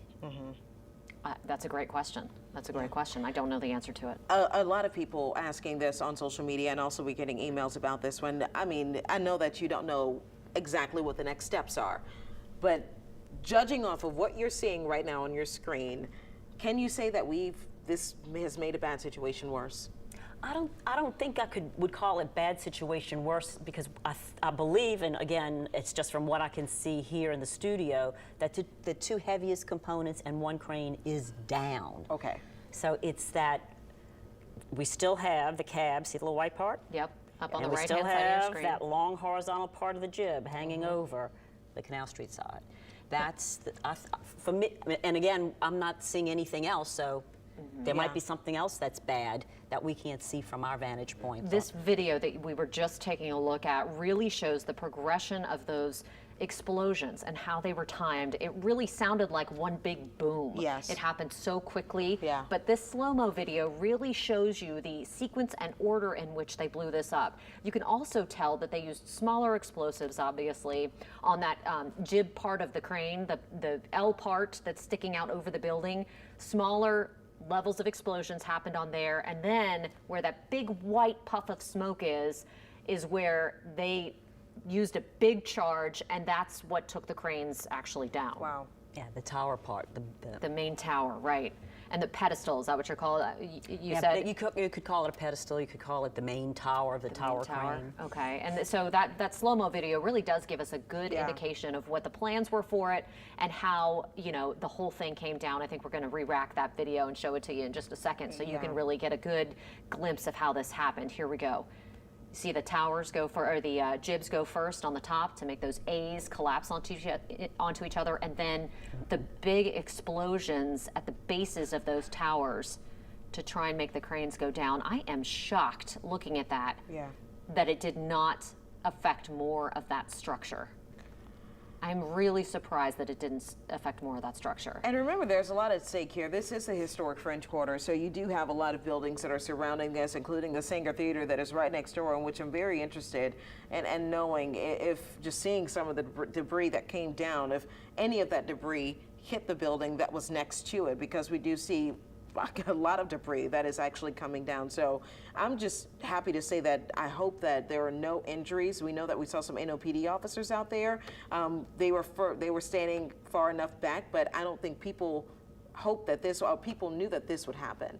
Yeah, you see a piece of that tower start to fall backwards, right? In a way that they didn't know. And for I'm guesstimating here, but I think the mayor mentioned that that's 270 feet tall, the cranes. 270, 300 feet? Yeah, so that tall. Mic check, Seeing 1, 2, that 3. piece Danny, you fall over near back, Canal Street. seeing Mic that check, 1, 2, piece 3. fall back.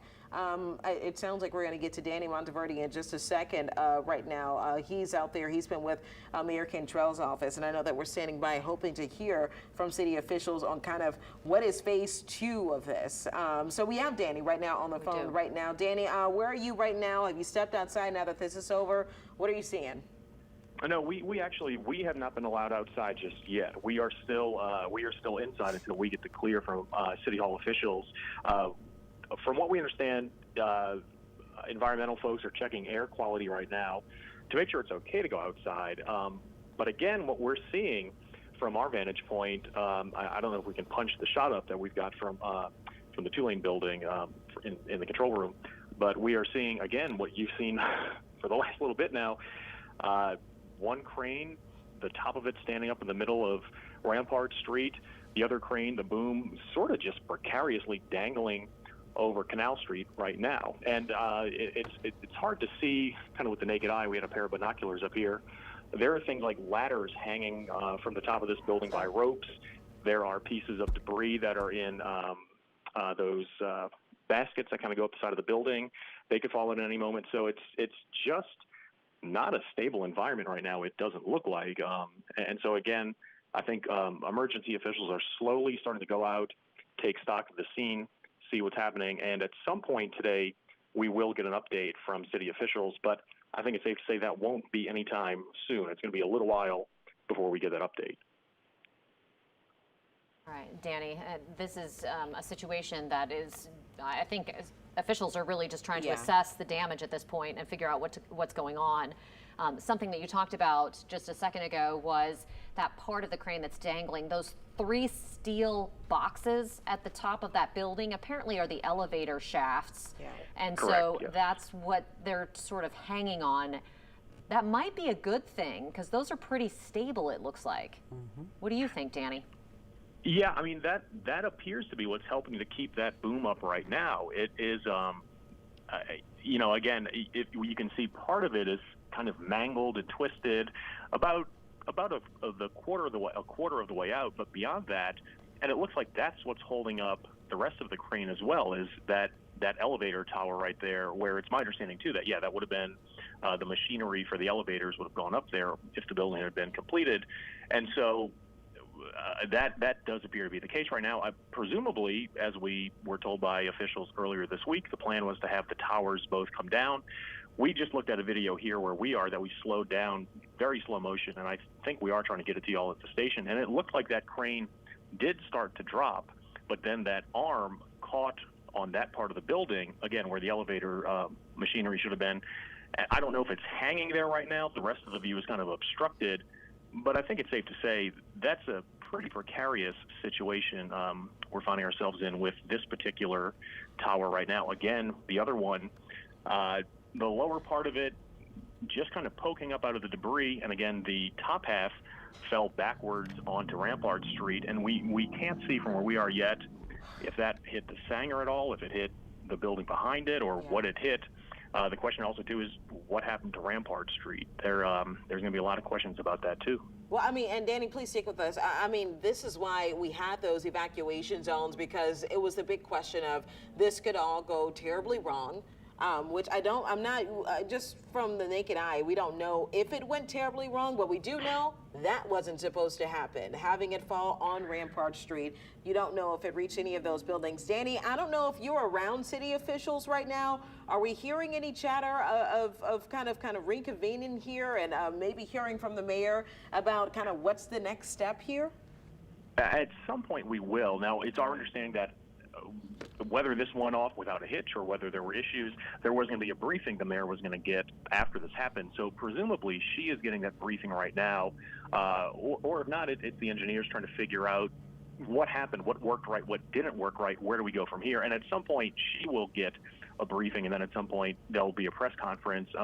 But we're being told not to expect that anytime soon.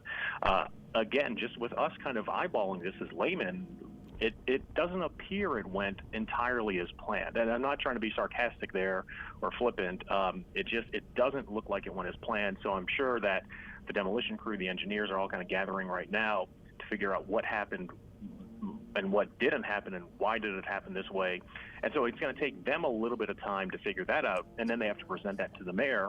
And then at some point, as we say, we'll get a press update. Now, I can see from my vantage point here on Rampart Street, there do appear to be some people. It's been about 3 or 4 people kind of walking toward the building. They're in hard hats, those safety vests. So it looks like crews are slowly getting to that part of the intersection of Canal and Rampart. But again, this is going to be a long process to kind of figure out where we go from here. Again, I think it's safe to say this is not exactly how they envisioned this happening. It looks like it maybe started that way, but in the process of this kind of highly choreographed explosion, it just looks like it did not appear to go the right way. But again, we'll have to hear officially from city leaders kind of their breakdown of what happened here this afternoon. Yeah, their assessment of the situation and how things went and how they didn't. We want to add that you are watching our live coverage of this implosion of the Hard Rock Hotel construction collapse. We are live on Channel 4 because this is an emergency situation in downtown New Orleans right now. We want to let you know that Green Bay did end up beating Oakland 42-24. We will get you back to the football coverage as soon as we can, but right now we have important information to get out to people, including what Megan Key has to say with Jason Williams, a city council member who is live with her on Canal Street. Megan, what is Jason saying about how he thinks things went? Maybe there. Maybe. Now we're here at Canal and LaSalle, about 3 blocks away from where the Hard Rock Hotel partially collapsed last Saturday. Now we know not too long ago, both of these cranes were imploded. Now we noticed there was a problem. Both cranes were supposed to come down in an umbrella shape, like an umbrella collapsing, but instead one of the cranes is now hanging over Canal Street. And I'm joined with Jason Williams. He's a council member. He's been keeping us updated all afternoon. We do appreciate you. Talk to me a little bit, I guess, about what the plan is to go from here, getting that crane down. Well, first and foremost, I got to celebrate the engineers and experts who did this controlled demolition of the other crane.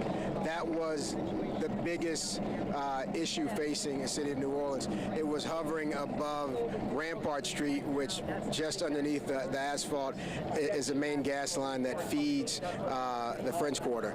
So had that crane come down on its own because of weather, because of rain, it could have damaged that gas line. It could have been a huge issue. But the way that this controlled implosion worked, it came down on the river side of Rampart Street, did not even strike the street that the gas line runs on, and it fell directly on the pad that was laid to protect the concrete. The Sanger was not damaged any further from this controlled implosion, nor was New Orleans Athletic Club. So that one worked exactly as it was planned. And now engineers are going to have to figure out how to get that crane down in. And we spoke a little while ago, and you told me that it shouldn't take it should take just days maybe, because we're up against weather. We're still working fast to resolve the entire issue. Certainly this implosion was not going to rectify and resolve this scene at once. We're a lot of steps closer to being able to start working on the demolition of the building itself. That crane that's the next task for our experts and engineers. It is not nearly as precarious as the last crane was, and I'm hoping that we will hear news very quickly that we can take it down a piece at a time, and beginning on the Canal Street portion.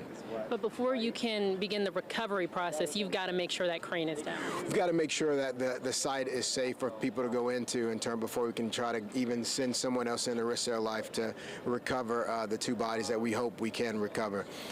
It's still an unstable building, but I think the scene is very stable due to the good work of a whole lot of people, our first responders, and the experts that have been brought in.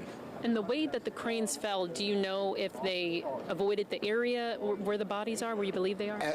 Based on what we knew at last last check, and there's a monitor actually on one of the victims to let us know exactly where he was. That appears to have worked exactly as it was planned. But like I can tell you before, I haven't been in the building. I'm not an engineer. I went to law school, so I'm trusting the experts. And I know we're waiting pretty soon to get a press conference going with the mayor and learn some new details. Are you able to talk at all to the air quality? I know we had a little bit of debris that came back this way, but in general, have you heard anything? You know, I can tell you the chief said this a lot. I'll repeat it. We planned for the worst. And we prayed for the best, and I think we got the best we could get here today, and I think a lot of prayers went up. I think a lot of prayers were answered. All right. Anything else you need to share, Jason? Anything else I left out? I'm going to wait and talk to the experts so I can make sure we know that we are where we want to be, and hopefully we'll have more information soon. All right. Thank you so much for talking with us. And we are expecting a press conference with the mayor and other emergency officials to start anytime now. We're told they'll come meet us in this area. So we are standing by. We will be here. And, of course, Eyewitness News will be giving you the latest updates as we learn them. Reporting live on Canal Street, Megan Key, Eyewitness News. Thank you. So we heard Jason Williams there saying that this was a success. It didn't damage the Sanger. It didn't damage the New Orleans Athletic Club. No. Two 1920s era buildings that they were watching very closely. So they're saying it's a success. Dr. Mattei is here with us in the studio. What do you think about that assessment? And actually, that's exactly what I had mentioned before. What do you call success? So you don't want to damage adjacent buildings, especially not the historic buildings. You don't know everything, so there's a lot of uncertainty. But you want to get at least the main counterweights have got to come down. Yeah. So those are down. We've got a part of it in the street, but maybe if they had that target and it didn't hit utilities, that's success. So nothing but the street. I mean, that's a win, right? Yeah, I mean, so do you start to take the cranes down? Do you think it's safe to say we can start taking them down piece by piece? The piece that's hanging The piece, over it? yeah. Especially if Is it's it on easier? it's easier. Yeah. Because the jib is not as heavy. Yeah. And they'll be able to tie it off.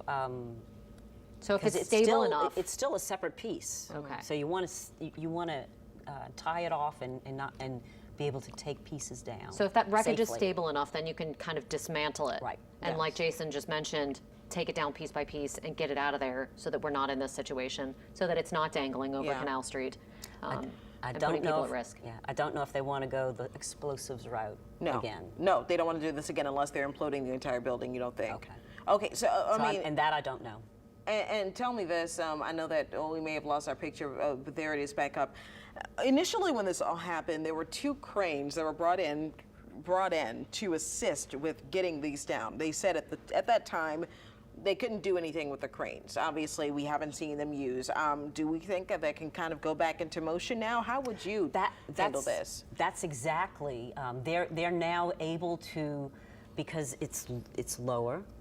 You can get a less weighty, because we have very poor soil conditions. So you've got to get something that's not that heavy, a piece of equipment that's not that heavy, and then have the reach to get to the cab and that other piece of jib that's now laying across the Canal Street side. So this is a much more doable piece of dismantling Than what we had before. What we Okay. had before. And right now on your screen, you're looking at 4 different simultaneous angles of that implosion that happened just a little while ago at Canal and Rampart Streets as they brought down the 2 cranes that were posing such a problem at the site, such a danger for the public and anybody in that area. They are now down at least part of the way. One of them still dangling somewhat over Canal Street. Yeah. Jason Williams, a city council member, spoke with us just a few moments ago saying that they consider this a success, at least in terms of not damaging the Sanger. We haven't heard any reports of any injuries from flying debris. And, you know, this, according to our expert who's here in the studio with us, is a much more manageable situation than what we were facing just a few hours ago. Yeah, parts of one of those cranes went down on North Rampart Street. Now, let's go out to our Erica Ferranda, who's standing by. She is on Rampart right now, where there was a huge crowd that gathered to watch this happen. Erica, I don't know how much you can see down Rampart Street or what you can see from that crane that fell on top of the street, but are you seeing possibly any damage in your area? Are we seeing anything, any debris flying your way? Well, we're still outside of the evacuation and exclusion zone, so we can't see too far, but let's take a look. We'll zoom into this crane that you can see. We did see it basically just fall onto Rampart Street, and it looks like it's just standing there. We're not sure how stable it is. You would probably assume it's not very stable, but we're not sure what caused it to just kind of stick and stand like that onto Rampart Street. We haven't really seen too much debris or dust our way, which is a good thing, but we did hear a loud boom when these explosives went off just a little while ago. So we know that the T that you did see hours ago is no longer there. So we know that these explosives went off on both of the cranes, but we don't know what if the city anticipated that this would happen. We know that there's a piece that you saw on Canal or hanging off of the roof towards Canal, but we have this large piece of the crane that's just kind of sitting here on Rampart Street, and we're not sure what the plan is to do with that. But let's look a little farther up on that building where you can see the other parts of the cranes that are just kind of looks like they're in pieces on top of the building. When officials told us about this plan, they said that they would put small explosives all over both of these cranes, and the plan was for them to just kind of fall into themselves and fall into the building. We don't think that the plan was for any of them to go on the street here, but the good news is I don't think there's been any damage that we've heard of on any of the buildings nearby, including the Sanger. So now we're just kind of waiting to hear from officials as to what they're going to do about this crane and the other pieces that are still on the building. We know that the mayor is going to be holding a press conference with city leaders and health leaders and later today, but we're just not sure right now what their plan is. We guess that they're probably meeting right now and trying to figure out how to move forward with this, but we do know that there is still the evacuation and exclusion zone in effect. I'm not sure, it doesn't appear that people are necessarily listening to this anymore. There are still people walking on the sidewalks, and it doesn't appear that police are being as strict about it as they were before.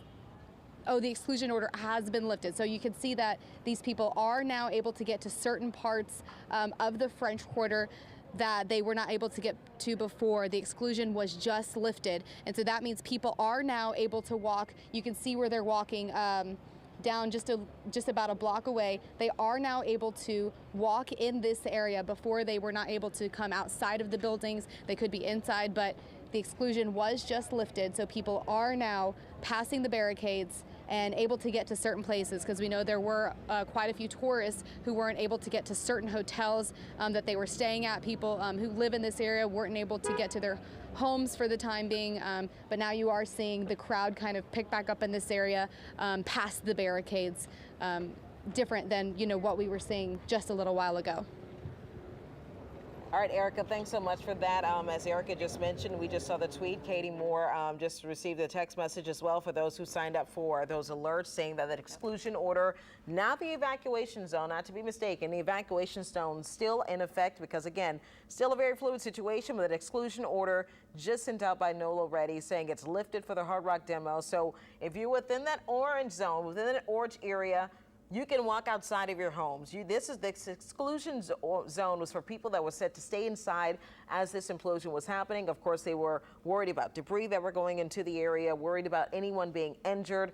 Now they are given the all clear, which might be a good indication here that things went the way they planned. Right, and that they're not concerned anymore about more debris falling off the site, that it's as secure as it's going to get, and that they can now really evaluate and assess what happened and what to do next. But you see on your screen there, that's a live shot down Rampart Street, people on bikes, people walking around. I assume Erica Ferrando and our crew are probably going to move closer to that debris to get you a better shot of it in just a few minutes, as long as they can get their cameras over there safely. But this has been a situation where the city has been urging people to listen and help and really stay inside as much as they possibly can, so that that people are safe and that they're not hit by flying debris. And now we have an indication that the city is saying that this is a safer situation, that things are starting to stabilize down there. Now you can see those people walking around all over. walking around trying to get a glimpse of exactly what happened. I mean, this is something that has drawn hundreds of people downtown New Orleans to try and get a firsthand look at this implosion, because this really is a historic event in the city of New Orleans. Never has this happened before, where we've had to implode cranes in a partially collapsed building that was in construction. So let's take a listen to some of the video that we have from that implosion.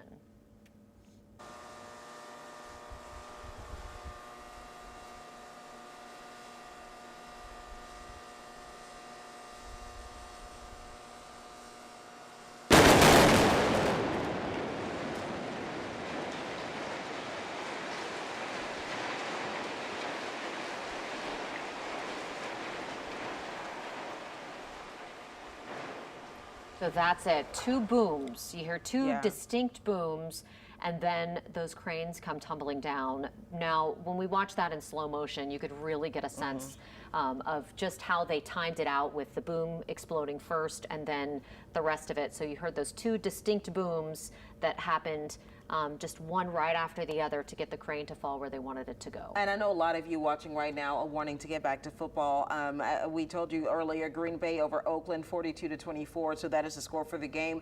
Right now, we're sticking with you because we're waiting for the next steps from city officials. We are learning that apparently the city officials are going to have a news conference so they can update us on what's going to happen next. But if Jason Williams is any indication, he says, this is what we wanted. This is the plan all along. So now we're hoping to figure out what's the next steps. I'm pretty sure that Mayor Cantrell and, of course, Fire Chief Tim McConnell, they are all standing by, probably being updated on the situation and trying to figure out what do we do next. I know, of course, that one of the big things that you can do probably is to clean up the debris that we had that came down. I mean, kind of take it down piece by piece. Dr. Norma Jean Mattei joining us right now. Now, if you had to take a next step, if you were over this situation, what would be your next step in this plan? So the next step would be, we've got a cab and that jib laying across the building on the Canal Street side. That has to come down. And but I don't know if they've already got some type of a plan B or C for bits and pieces that might do exactly this. I don't know if they'll stabilize it first and then get another crane in to start taking out pieces, because the counterweights are down. So that was good. And it looks like the other crane the one closest to the east is probably down more than this front Canal Street side crane. That's what it looks like. And so I would stabilize that situation, put in motion plans that would take that crane down the rest of the way, and then go from there with debris removal or plans to implode the building, whatever that decision is. I think the question for a lot of people is going to be, do we take the crane down first or try to get in there with search and rescue crews to recover those two missing workers? If they have a good idea about how stable this remaining pieces of crane are, and if they're far enough removed from where they think these two gentlemen are, their remains, they could do it in tandem.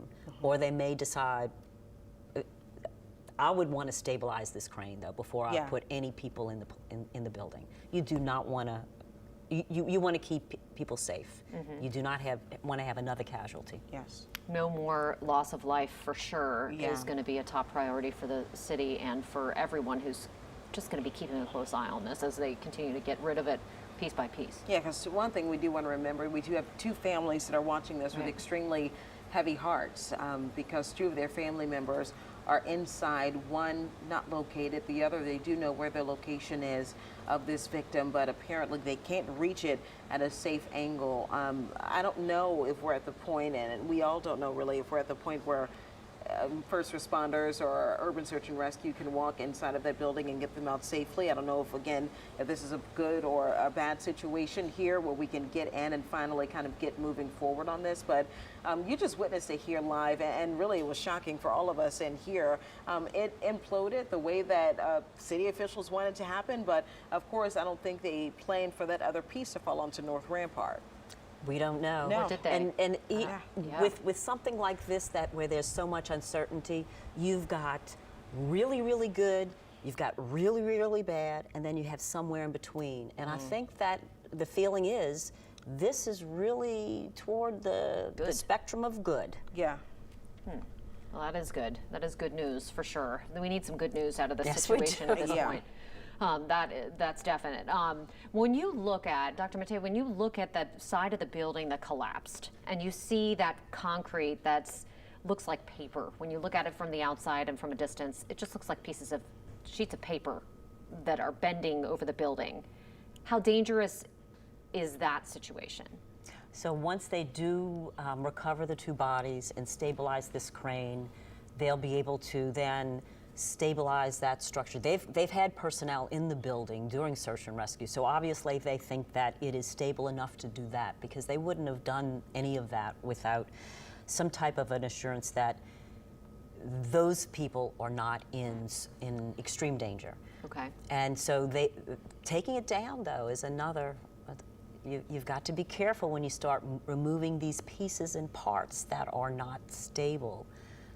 So they'll just have to do this with extreme care. It's difficult to know. I mean, to me, and I'm obviously no engineer, but it looks like it's hanging on by a thread when you look at that video. So it makes me wonder how secure that part of it is. But obviously somebody thinks that it's good to go. Not good to go, but not good to not good to go.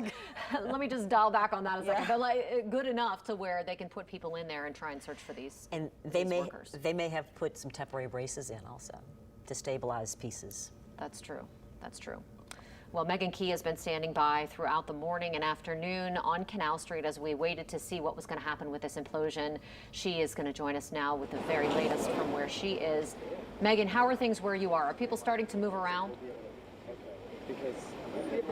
Yeah, spectators have cleared out, but there are still a lot of first responders and people standing by because, of course, now the main concern is getting down that crane. We did see both of the cranes collapse in sort of an inward umbrella motion, but the crane that you see to the right side now hangs over Canal Street.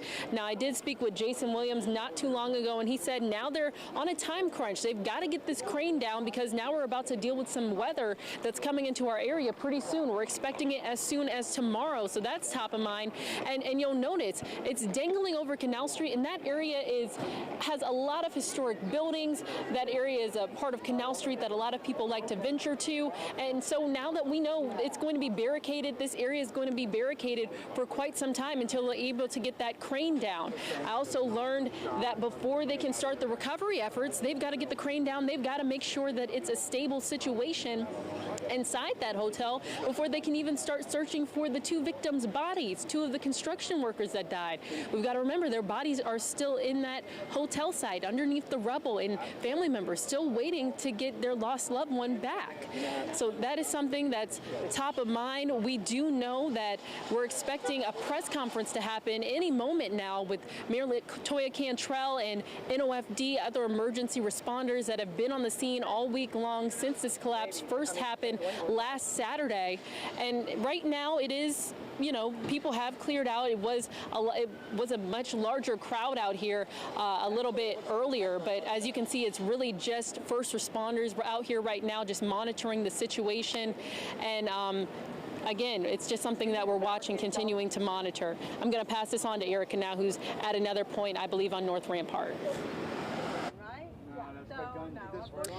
Right now we're on North Rampart and St. Louis. We've been able to get a little closer since this exclusion zone has been lifted, and now we're getting a better look at this crane that fell onto North Rampart. You can see it looks like it's just standing up on North Rampart, and it looks like there's also crews down there who appear to be evaluating or inspecting it, but we do know that there are some crews on site near that crane, and we're just now getting this close look since they have lifted this exclusion zone. Now the evacuation zone is still in effect, and I think that's important to keep in mind, but now some people out here are able to get to some of the hotels and homes that were inside of this exclusion zone. So just take a look at this crane that fell. When we saw these explosives go off this crane that you're looking at on the ground basically just fell over and kind of landed straight up on North Rampart. And we don't know if they anticipated that this could happen, but now we're just waiting to hear from officials who I'm sure are working to figure out what next step they plan to take. And you can even see farther up those other cranes that are also just in pieces and still sitting on the building. So the cranes, we don't know if this means they're more stable or less stable than they were before. We know they've been unstable all week, and so we're just waiting to hear what this might mean based on what happened here. But crews are out there. Looks like they're inspecting, evaluating, I'm sure, next steps to take in this situation. Guys, back to you.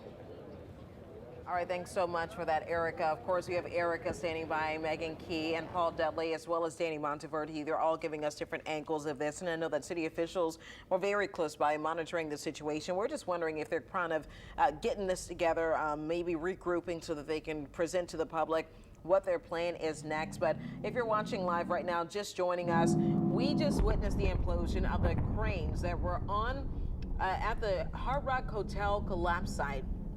Now, according to Jason Williams, this went the way they thought it would go, but something of major concern is what you're about to see right now on your screen. The crane collapses over, but it looks like it extends over onto Rampart Street. It certainly crashes into Rampart, and Yeah. it's hard to tell whether or not it pierced the street or not. Now, that obviously is a cause for concern if it did pierce Rampart Street.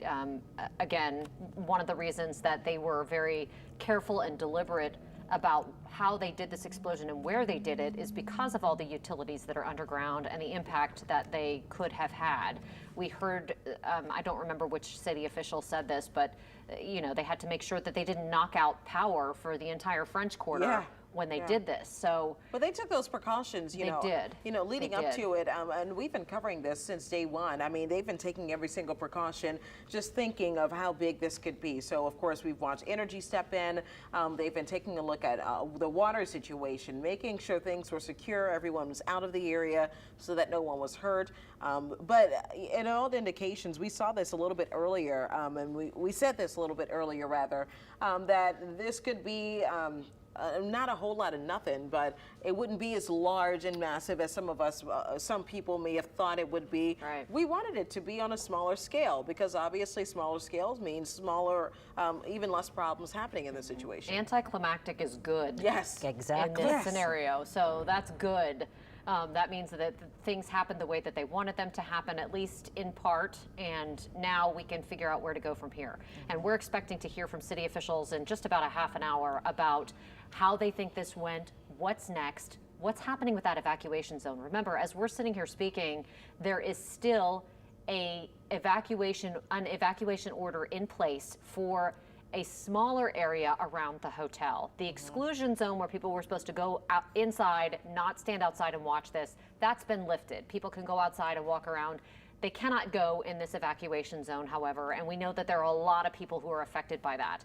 You could see just a moment ago on your screen, there are people getting ready for that press conference that we're expecting to hear from the mayor, in about 30 minutes. All right, so right now you're taking a live look at different angles, of course, of this implosion that happened, of the cranes at the site. I've actually just taken a look, and I don't know if my producers can pull this up. I don't know if we can see a clear picture of it, but our reporter, Paul Dudley, he is on Canal Street, walked on down to the Roosevelt Hotel.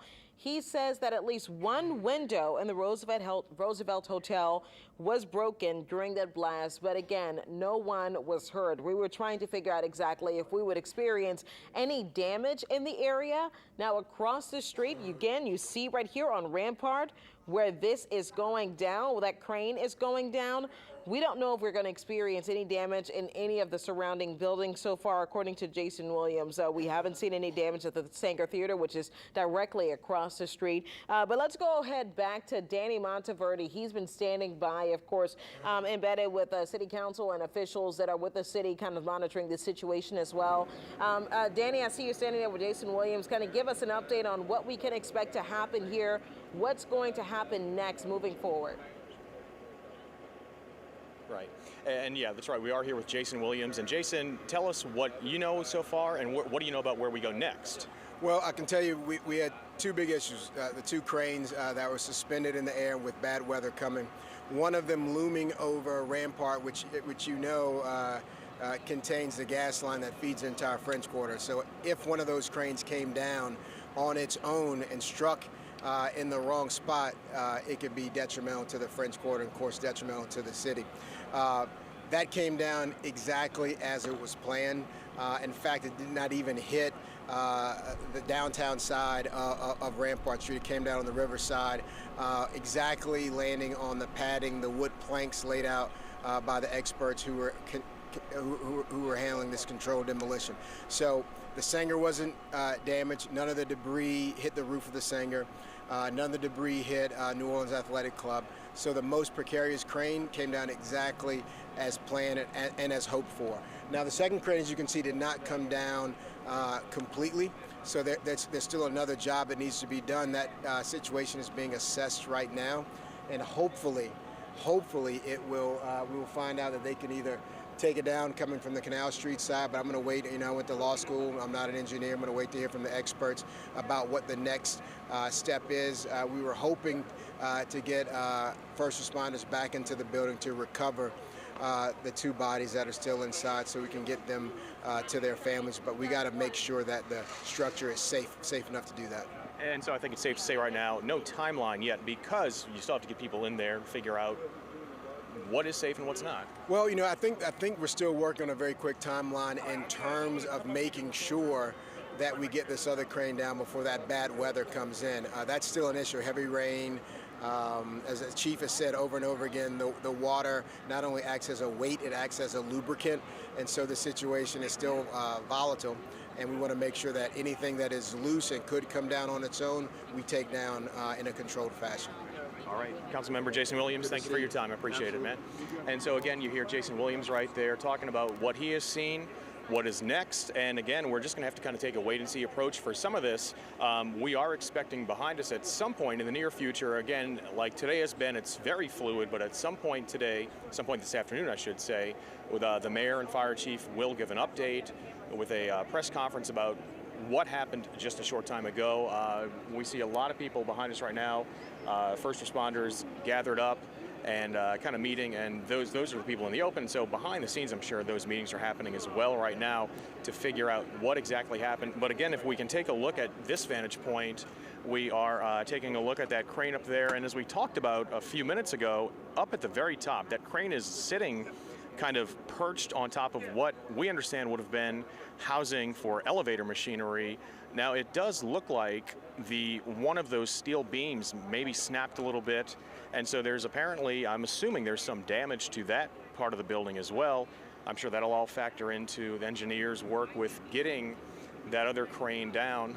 But again, what'll happen next, we're going to get official words sometime in the next little bit from Mayor LaToya Cantrell and Fire Chief Tim McConnell when they do a press briefing. And of course, we'll bring it to you here as soon as that happens. Back to you guys. All right, Danny, thanks so much for that. I mean, I just kind of asked our weather expert, Alexander Cranford, we're not even thinking about all the factors here as to why we were rushing in the first place to get these cranes down. Initially, it was because we were expecting some pretty bad weather to affect Nestor. That site from Nestor. Now we're going into Monday, and apparently Alexander said that there's a low risk of some severe weather that may be coming in our way. Just kind of given where we are right here, Dr. Norma Jean Matei joining us right now. Just given where we are, seeing where these cranes have landed on this building, all of the debris that's still there, could weather impact this? You know, could weather make the situation a little bit worse? So I'd be most concerned about high winds, and sometimes when we do have a front come in, we do have nice gusts, and we don't want a nice gust to knock off this cab and jib that are hanging over the canal streets. So I would tie them off. You know, they're much more accessible unless they can take them down quickly. Yes. Right. When we saw that image just a minute ago, you can see that elevator shaft, which are those big cages, the three of them that you see on the top of that building, you could see the steel kind of bend when that crane got stuck over it. So I assume that's going to be something that these engineers are taking a really close look at. Yeah. I mean, you have so many people that are standing by just trying to figure out exactly what's the next step, because you're seeing the commentary that I've been monitoring social media here, and the commentary from people who are from this city, who live in that area, who are just familiar with that area, is they don't feel like, based off the naked eye, again, they don't feel like, though we've heard from Jason Williams that this was a success, they don't feel it went that way. Especially, they're not getting any confidence with seeing this part of the crane now hanging over Canal Street. Some people believe, hey, now we've got another problem.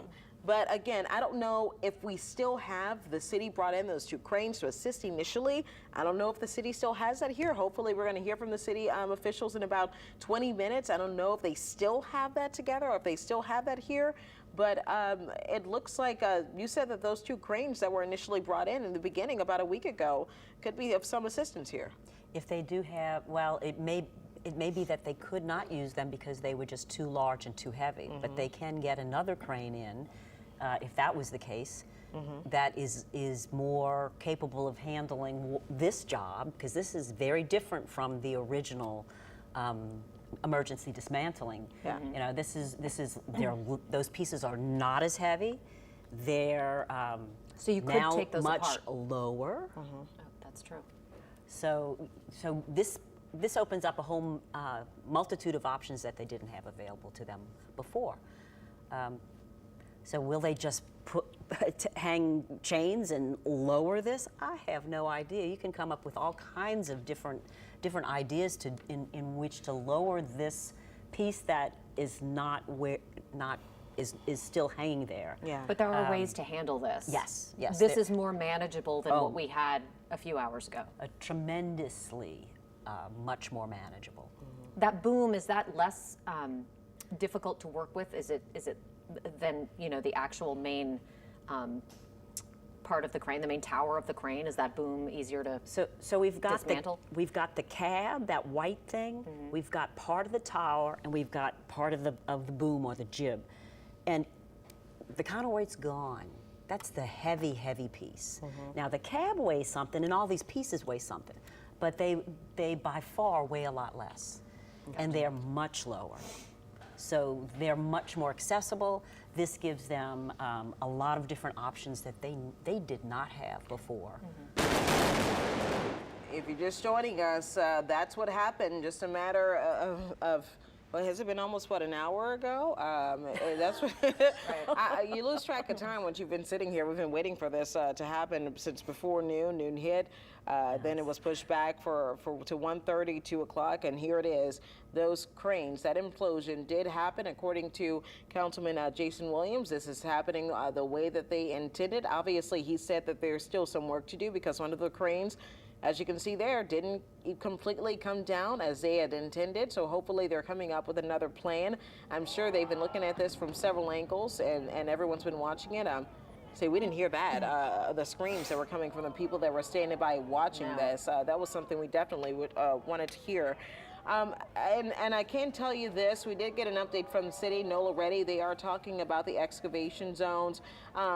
Those zones apparently are lifted. Exclusion zones, excuse me. Those zones have been lifted.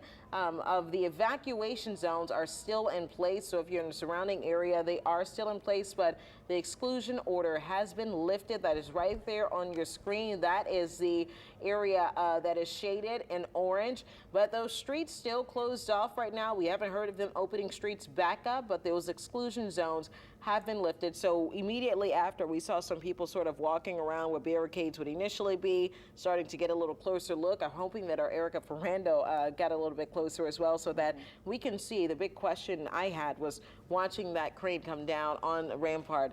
Did we see any damage? I know that they say the Sanger Theater isn't damaged, but we also just saw from our reporter, Paul Dudley, that the window, one of the windows that are at the the Roosevelt Hotel did get some damage, and we don't know if that could have been debris or Just impact. Sound. It could have been anything. Now we're going to get a live look. We want to take a live look at some of the damage to that site to see exactly what happened. And you're looking at it right there. That is a live picture of that hotel, the Hard Rock Hotel construction collapse site. And that's what it looks like right now. You know, we've been looking at this for days because we have been in an emergency situation at a major intersection in downtown New Orleans. And so now, after the explosion and implosion of those cranes, this is what's left. This is what is remaining. And you can see that elevator shaft, which are those brown steel cage-looking structures. Those bent under the weight of that crane whenever this first happened. So that arm, that boom that's dangling over Canal Street right there, is basically hanging on to that elevator shaft.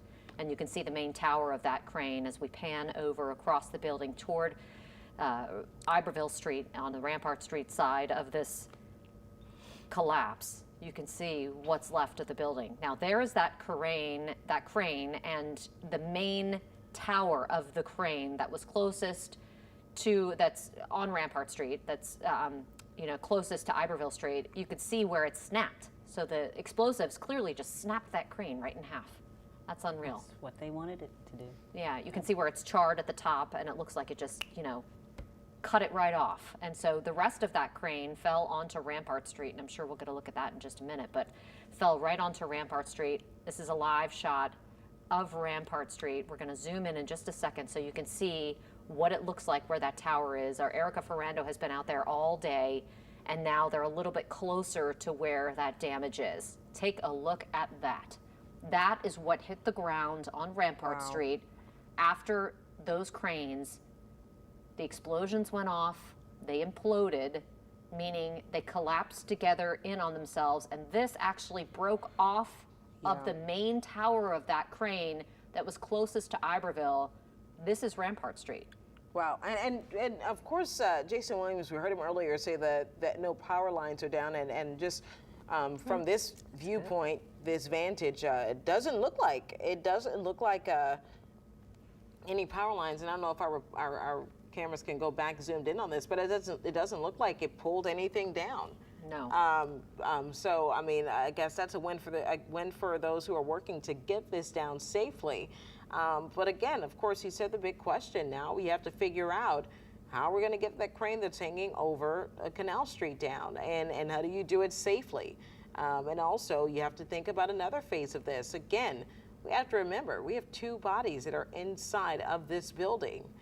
So you want to make sure that you can get in. How do we safely get in so that we can work to get these bodies out, to give these families a proper burial? You're getting a live look right now. It looks like Mayor Cantrell is standing there with Jason Williams. I don't know if I can see if that's Councilwoman Palmer there. They're all standing by, getting an assessment of what exactly is happening right now, kind of assessing the situation, probably trying to figure out what needs to be the next step here. And honestly, that's a big question here. What is the next step? I know that they said initially in a news conference it was supposed to be phase one, get the cranes down, phase two, get in and probably extract those bodies that are inside of this building. Obviously, there may be another plan to this because we still don't necessarily have it down the way we need it to be. Right, and right now they're having a little powwow out there to figure out what to do next, what to tell people.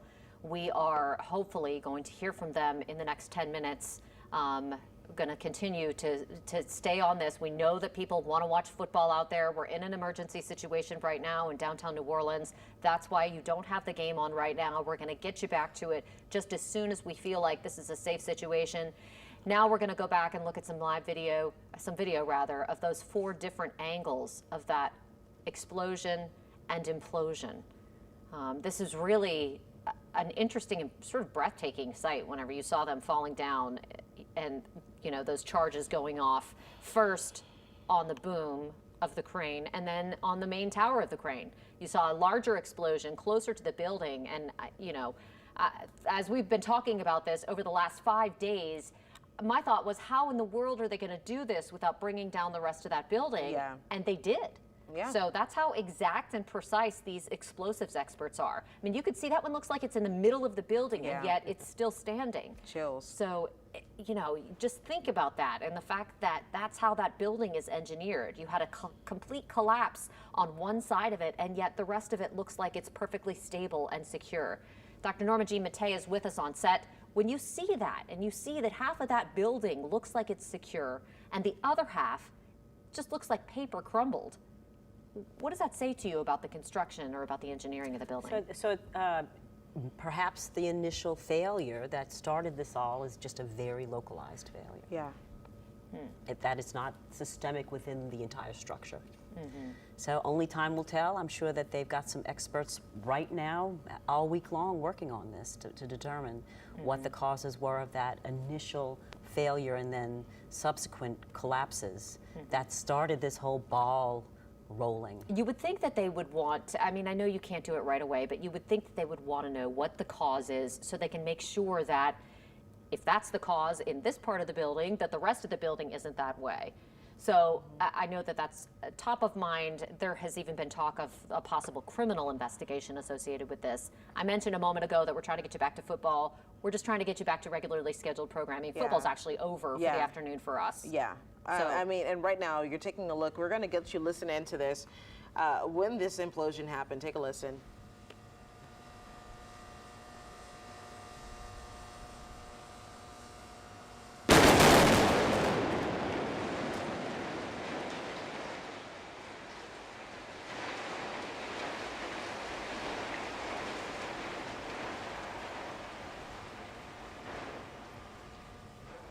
Now, before we had this happen today, when we were sitting here talking, waiting to watch this, we were talking about how we hoped that this would be the cranes explode, those little charges go off, and it just goes, and kind of leans on the building. It looks like in one of the cranes cases, that's kind of what happened. It leaned on the building and kind of got stuck. Now it's kind of hanging over Canal Street, which is a cause for concern, but the other one snapped off and left part of that main tower on Rampart Street. So we were talking about how we hoped it would just be a little and then it would get stuck, and that's kind of what happened. Yeah, and it's exactly what happened. So that's why I think that they're calling this a win. I mean, honestly, I think we're just waiting to hear from city officials because some people just want to know, what do we do now? Right. We still have a lot of things up there. Our investigators reported that there was a pool that's lifted up there, so still a very heavy structure that's up there. It's so many factors, and this, of course, obviously, we talked about the work. Our investigators showed us some video of how that work went in there, so that may play a role into this. There are so many things that we have to think about when it comes to taking this thing down safely. Now, Dr. Matei, look at the right side of your screen, above where you see purple sheeting on the building. That looks like another layer of concrete that is now bent. Yeah. What does that say about stability right there? So was that like that before? That I don't know. Or post-explosion? We would have to take a look at the pictures of before and after to see if that was damage from the initially, or if this was caused by the crane implosions. Is that a cause for concern? If it was the crane implosions, we had 2 major cranes come down with that much weight. But is it an indication that the rest of it could collapse, I guess, is my question. I don't believe. No. I don't believe. You know, and again, I'm just looking at what's going on. I don't have any information in my hands and done any calculations to say with certainty, but it sure looks like it's okay. Looks like it's okay. Okay, well, that's good. Again, every win that we can find in this situation is a good thing. Yeah. Because we've had so many losses in this terrible, terrible incident that's been going on. And of course, continuing to talk about the exclusion zone. Again, those exclusion zones have been lifted. We do know that the evacuation zone is still in place. If you're just joining us here, the exclusion zones that are right there on your screen in orange, they have been lifted. If you're in the area, you can walk around. I wouldn't drive because in that area, still the hard traffic closures that you see on your screen are still set in place. So you still can't drive around, but you can definitely walk around that area. They're not blocking it off, but the evacuation zone is still in place. They still don't want people that are coming inside, because I know a lot of you are watching us. For those that are watching us that have been placed in an evacuation, a temporary evacuation situation, you are probably watching from somewhere else. Some people were put as visitors in different hotels. You have to think about the people that are coming from out of town. We spoke to people who were staying in a hostel, saying they have nowhere to go. People who live above the Singer Hotel, Singer Theater. They have apartments that are in that area. They have their belongings that are inside, looking for somewhere to go. So We spoke, I know our reporter spoke with one gentleman who said that he was being put up for 9 days, and after that it's on your own. Yeah, we got to figure out what's going to happen. You're on your own there. So this is a situation which I know it may seem like it's, this happened and then, boom, it's over, but it's not. This is just only the beginning to an even further situation and investigation. Still, we don't know, remember, how this all happened in the first place. Right, absolutely. And in about 5 minutes, at least that's what's expected. We know how that's gone throughout the day, so we'll see what happens. But in about 5 minutes, we're expecting to hear from Mayor LaToya Cantrell, city officials, people at the site who were running this thing to find out how they feel it went, what's next, if they're going to have to take that crew down, and when search and rescue crews, if at all, can get into that building to try and recover those 2 missing workers. All right, Erica Ferrando standing by right now for us on North Rampart. She's been out there all day long, right along with us. I know there was a big crowd out there initially, Erica. Everyone saw it. What was the initial reaction to seeing that boom? I know that people were probably a little nervous. Well, and from where we were, it was actually kind of surprising because we didn't hear that 2-minute warning, and none of the people who were waiting heard it either. But we know crews that were a little bit closer may have heard it, so it kind of came as a shock to most of the people. But of course, they all did scream, had their phones out, and got some shots of that. Now, the big question everyone has now is this crane that you see just kind of sitting on North Rampart Street. It kind of just fell and stopped right there, standing straight up. And so the question is, did the city and engineers anticipate that this would happen? We heard from one of the council members a little while ago who said that that was actually planned. And so the big question for the mayor and for everyone else involved is, what was this actually planned to stand like this, and what's going to happen now?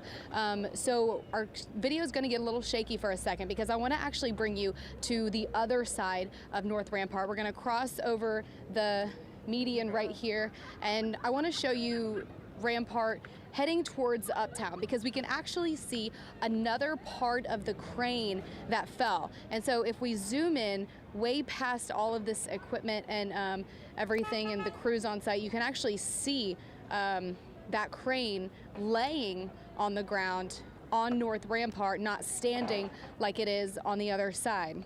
Now, we don't believe that it actually hit the building, but we haven't been able to get close enough to tell if it hit any of the buildings nearby. We know that the Sanger Theater is close, and we haven't heard any reports of any damage to it additionally since this all happened last Saturday. But you can see crews down there are active and doing something. We see them all on the different machines and trying to either move parts or assess things, but we do know that they are active down there on North Rampart Street. And so we're all just waiting to hear from city leaders to hear what's going to happen next. Is this evacuation zone going to open anytime soon? The exclusion zone was lifted, and so now we're able to get closer here on St. Louis and get a better look, but the crowd has definitely died down since these explosions went off. Guys, back to you. Okay, thank you, Erica. Still much more to find out about what's happening at the scene, and you can see some cranes moving around down there. Actually, a backhoe trying to remove some of that equipment or some of that part of the building that has fallen on Rampart Street. So, they're already getting work done to try and remove some of those big pieces to try and secure this area. I mean, obviously, this whole street is a major intersection in downtown New Orleans. So the sooner that they can get that debris off the road and get things moving, the better. Now, that area has been shut down for about a week now. I don't know if you've been able to drive through. I guess you haven't been able to drive through that area. No, I haven't been able to drive through. Right. So you see those backhoes trying to get some of the major pieces of that crane out of the area. That's a good sign that they're already starting to do some work down there. Yeah, and honestly, I think they're wanting to move quickly because we did hear them mention this before, that when that does happen, they want to get the debris out of the way and move into the next phase. I don't know if the plan is still the same here, and that's why we're sitting here waiting for city officials to give us an update on exactly what the plan is. And I know that everyone is desperately waiting because this ultimately, again, we're going into another Monday. And we may have a Monday with some severe weather, even though it's a low chance, but another Monday with some severe weather. This is going to affect roadways again. Of course, we know that the RTA bus schedules and whatnot, this has a ripple effect of things that are happening in the city. I had to attend an event yesterday, well, it was in the CBD area, and let me tell you, traffic, I can only imagine what traffic is like on a Monday morning going to work, because when I was going later in the evening, it was hectic. There, and you couldn't figure out where exactly to turn, what was in the zone that was temporarily closed off for street closures. You didn't know exactly where you could go, so everyone was kind of going in circles, sitting in heavy traffic, trying to figure out exactly what to do in this situation. So I know that the city officials are probably trying to kind of gather their thoughts and kind of reconvene so that they can see exactly how do we do this, what do we move forward to next. You know, can people start to make their way back to their homes? I don't know if that's the case. Are we about to have another week of people kind of displaced here? I don't know. That's a great question. And we've heard that the press conference that is anticipated to come from the mayor has been pushed back now to 4:15. So at 4:15, we will cover that live for you so you can get the very latest. Right now, we want to look at some other replays of this implosion that happened just a little while ago.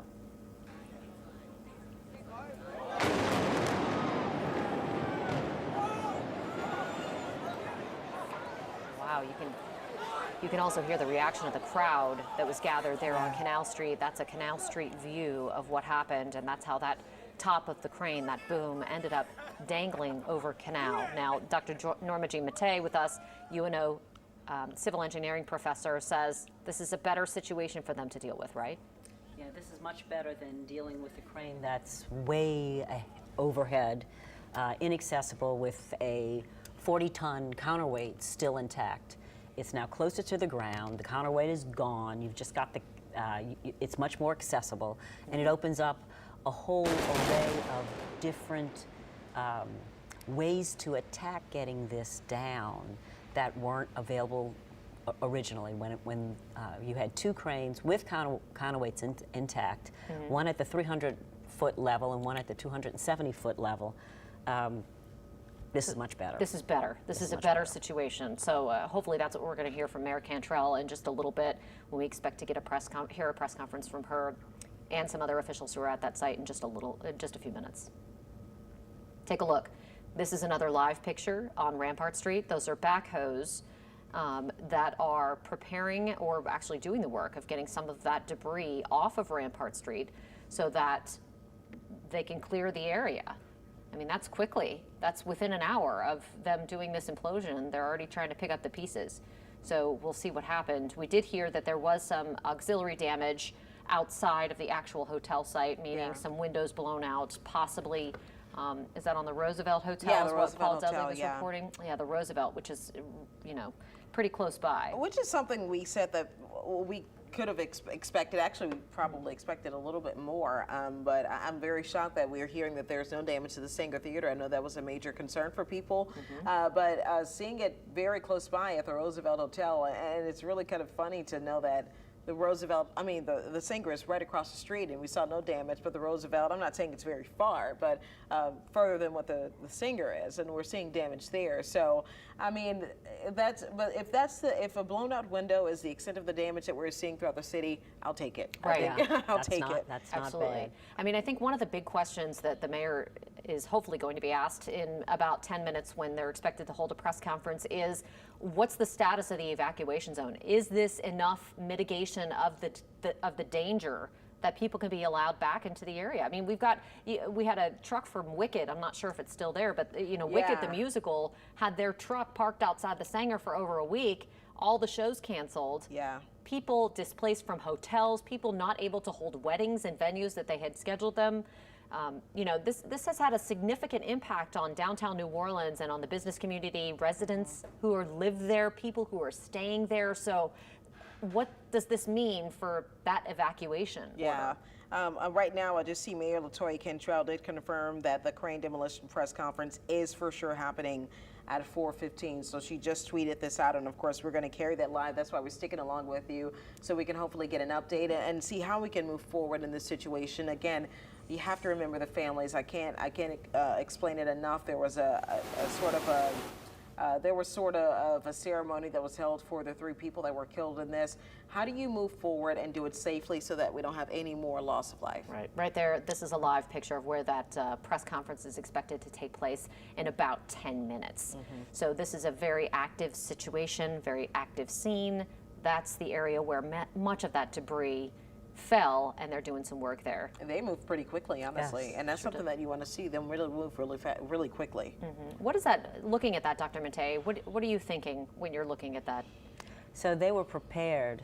They knew that they'd have some debris that they'd have to move out of the street. They were prepared. They had the equipment there and ready. They got it in place very fast because they understand that they want to minimize the impact to people driving in the city, down in the CBD or on the edge of the French Quarter. And so if they can remove as much of the debris that's in the street as possible and get as much of the transportation corridors back up and running.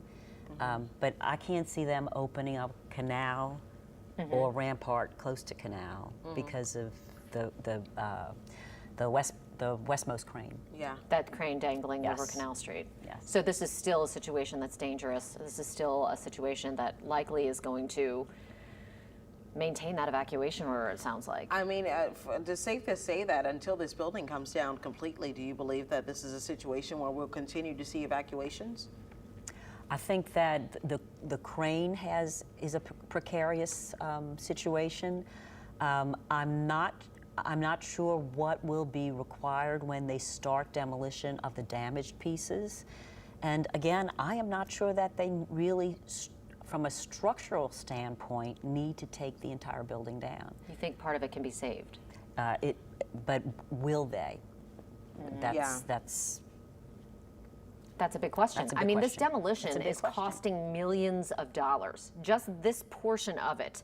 As David Hammer, our colleague, reported yesterday, you know, the price tag on all of this is already in the millions. Yeah. So the question will be for the developer and the owner of that site, what's next? And what will the city allow them to do? Yeah. You know, when we're talking about things like criminal investigations about the construction, you know, it raises a big question mark about what the future of that site is going to hold. Yeah, and we've heard, our investigators have heard from several people who said that they witnessed some things that were going completely wrong on this site. I mean, the initial video that we had on our station shows, of course, that man who caught the video of the Hard Rock partially collapsing.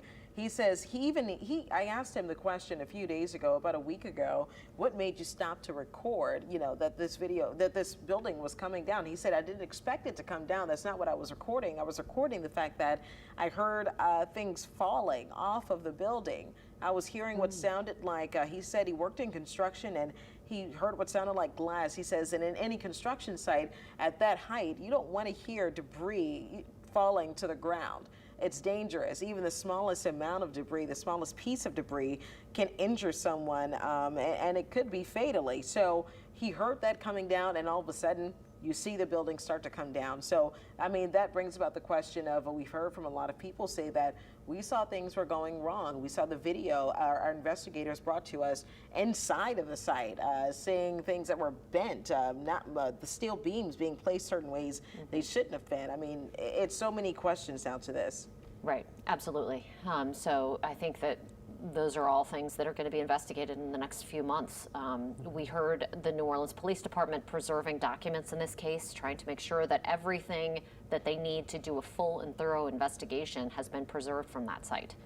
So we're going to have to wait and see what happens as that investigation continues to unfold. But right now, this is a very emergent situation. That's why we're still with you on WWL this afternoon to make sure that we get you the information that you need, especially those of you who are evacuated. Yeah. Remember, we're talking about possibly hundreds of people who have not been able to go back to their homes, hotels, all kinds of places in that area that's around this Hard Rock construction site. Yeah. So this is a thriving part of the New Orleans business district, central business district, and people haven't been able to access it for over a week now. Yeah, I mean, and you hate to see this. I know we spoke with some people who say that they only had seconds. When you see something like this happening next door to your building, and look how close that is.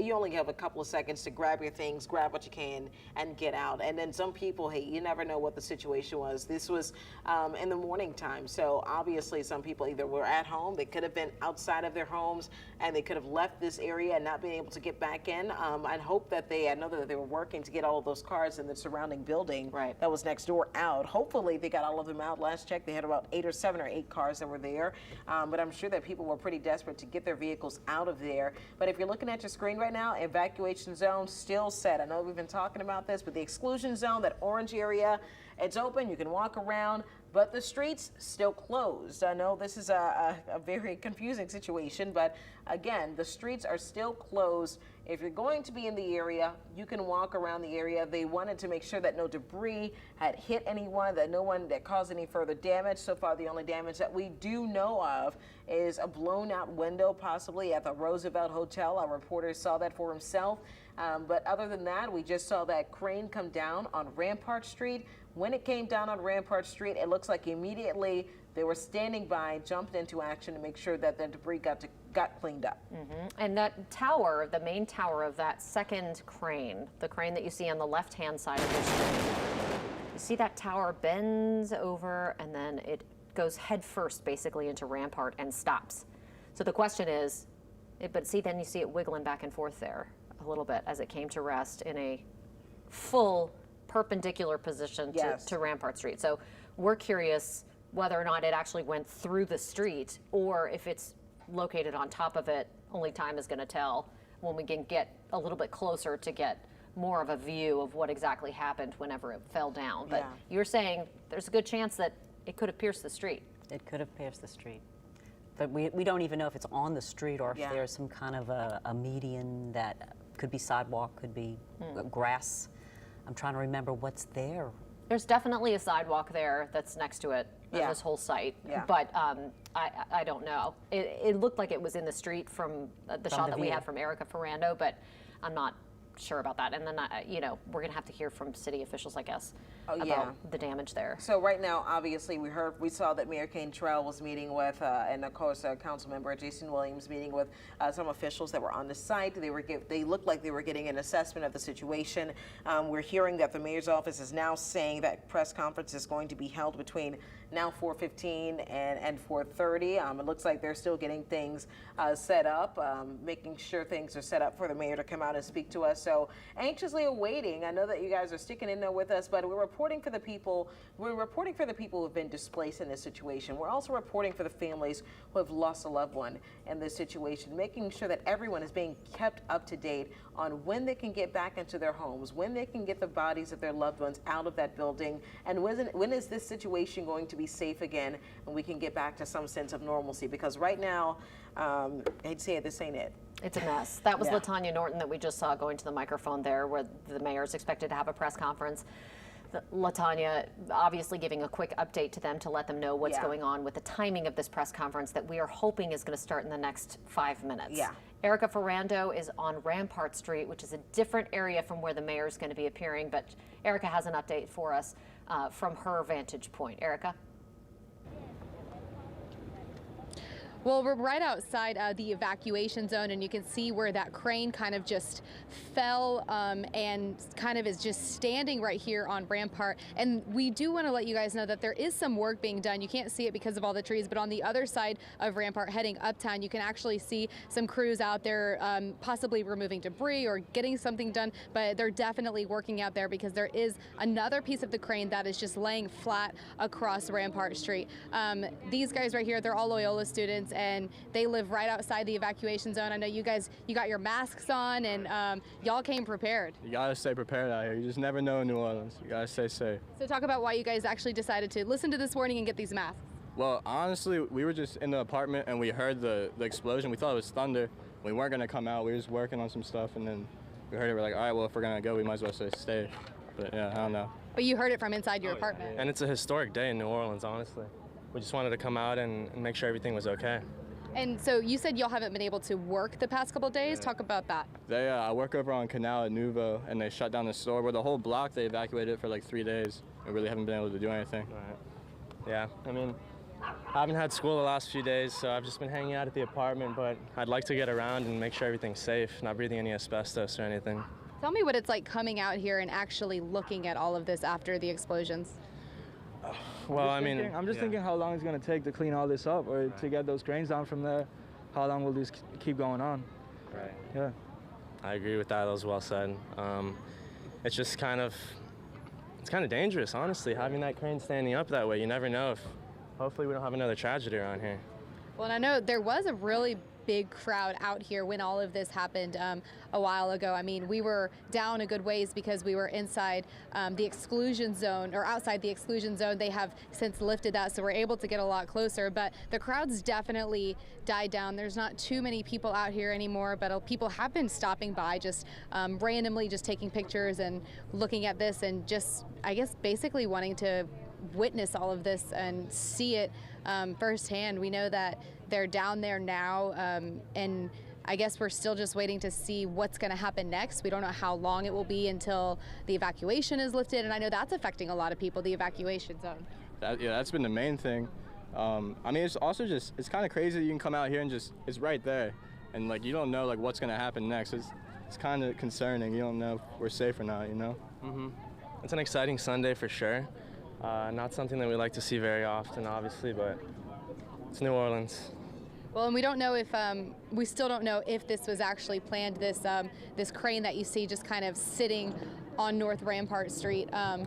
We were told by one of the council members that that did go as planned, that it was actually supposed to stand like that, but we're waiting for some confirmation from that from the mayor or fire chief, just to hear, is this what they expected and kind of what's going to happen now? Because, you know, with it just standing like that, we don't know if they plan to take it apart piece by piece or what really they're going to do after this. But again, there's that piece standing and then the piece that you really can't see right now because of these trees, but on the other side of North Rampart and just kind of laying straight across the street. And the good thing from our vantage point anyway is it doesn't look like any of the cranes here on Rampart actually hit any of the buildings, because I know the Sanger Theater has been a big concern for everyone. That historic building right here, right across the street from this, we know it was slightly damaged a week ago when all of this happened on the roof anyway, but again, it was a big concern here is we don't want any more damage to happen to the Sanger Theater, and from what we're seeing, it doesn't appear that there was any. Of course, we can't confirm that yet, but it doesn't look like there has been any damage to that building or any of the other buildings here on North Rampart. So that is some good news. So again, we're all just kind of anxiously waiting to hear from city officials and hear what the next step is, because obviously this was a big part of all of this, but it's not over. There's still a long ways to go, and so we're just anxious to hear what's going to happen next. For now, I'll toss it back to y'all in the studio. Yeah, that's the big question, is what is going to happen next. So we'll come back and check in with you in just a little bit as we await a press conference that we're expecting to get from the mayor and city officials about how they feel things went today and what's next. I mean, that's the big question. Like I just said, what's next? Do we take the crane off first? Do we try to get the people out? This is a live picture of a drone flying over the collapse site. It appears to be trying to get a picture. Don't know if that's the city flying that drone over the collapse site to assess the situation, or if that's a private drone from some company trying to get some pictures and video. Certainly not our drone, but it is clearly flying over that site to assess the damage and figure out what to do next, I assume, is what is happening with the city. Yeah, it's 4:18 right now. We were expecting a news conference now between 4:15 and 4:30. City leaders, we saw a live shot earlier. I don't know if our reporters are out there that can get that shot again. But city leaders were convening to kind of reassess the situation, figure out kind of how do we move forward from here. I know that we can almost sound like a broken record, but at this point we're waiting along right with you to figure out kind of what the next steps are here, because we want to make sure that obviously everyone is updated. A lot of people watching this have homes that are right next door to the collapse site. They are staying in hotels. They're visiting from out of town. Some of them have been put in very difficult situations. So this is right now, again, you saw the controlled crane implosion that happened at the Hard Rock collapse site. That came down, according to Jason Williams, the way they had planned, but now he says we have another problem to deal with. One of those cranes, as you can obviously see, hanging over that building onto the Canal Street side. You don't want to do any damage there, but Jason Williams says that there was no damage to the Saenger Theater, no damage to nearby buildings. We did see just kind of one building that was just only with a window blown out over at the Saenger Theater, over at the Roosevelt Hotel. Right now, a lot of people saying that they came out to see this, and it was a huge blast. And when we didn't hear it right here in studio, but if you were outdoors, you most certainly heard it. We got text messages from people who say they heard it from Gentilly. Some people say that they heard it all the way. They were on different areas of the city, as far as Lakeview as well, all the way back. They heard that blast, and everyone wondered what exactly it was. Of course, if you've been following our coverage, we know that this was supposed to happen on Friday. Complications that we reported right here on our station, financial complications stopped from happening Friday, and then Saturday, they believed that the cranes were too damaged, and now Sunday, here we are. Waiting for the next step to happen. So now, after this next step happens, we have to figure out exactly how to go inside and, of course, retrieve the victims of this collapse that are inside of that building. So that is a big question. I don't know if my producers can kind of re-rack this video here, just kind of giving us a nat sound just to show you the initial impact of that blast and exactly how this looked. I mean, and when it came down, you kind of got a glimpse of how quickly this happened. Mayor Cantrell told us some time ago that we had like 15 seconds that this was going to happen, and after 15 seconds, that was it. That this would be quick, and of course, this wouldn't take any time at all. Well, you know, I'm not surprised that there's a drone on site already.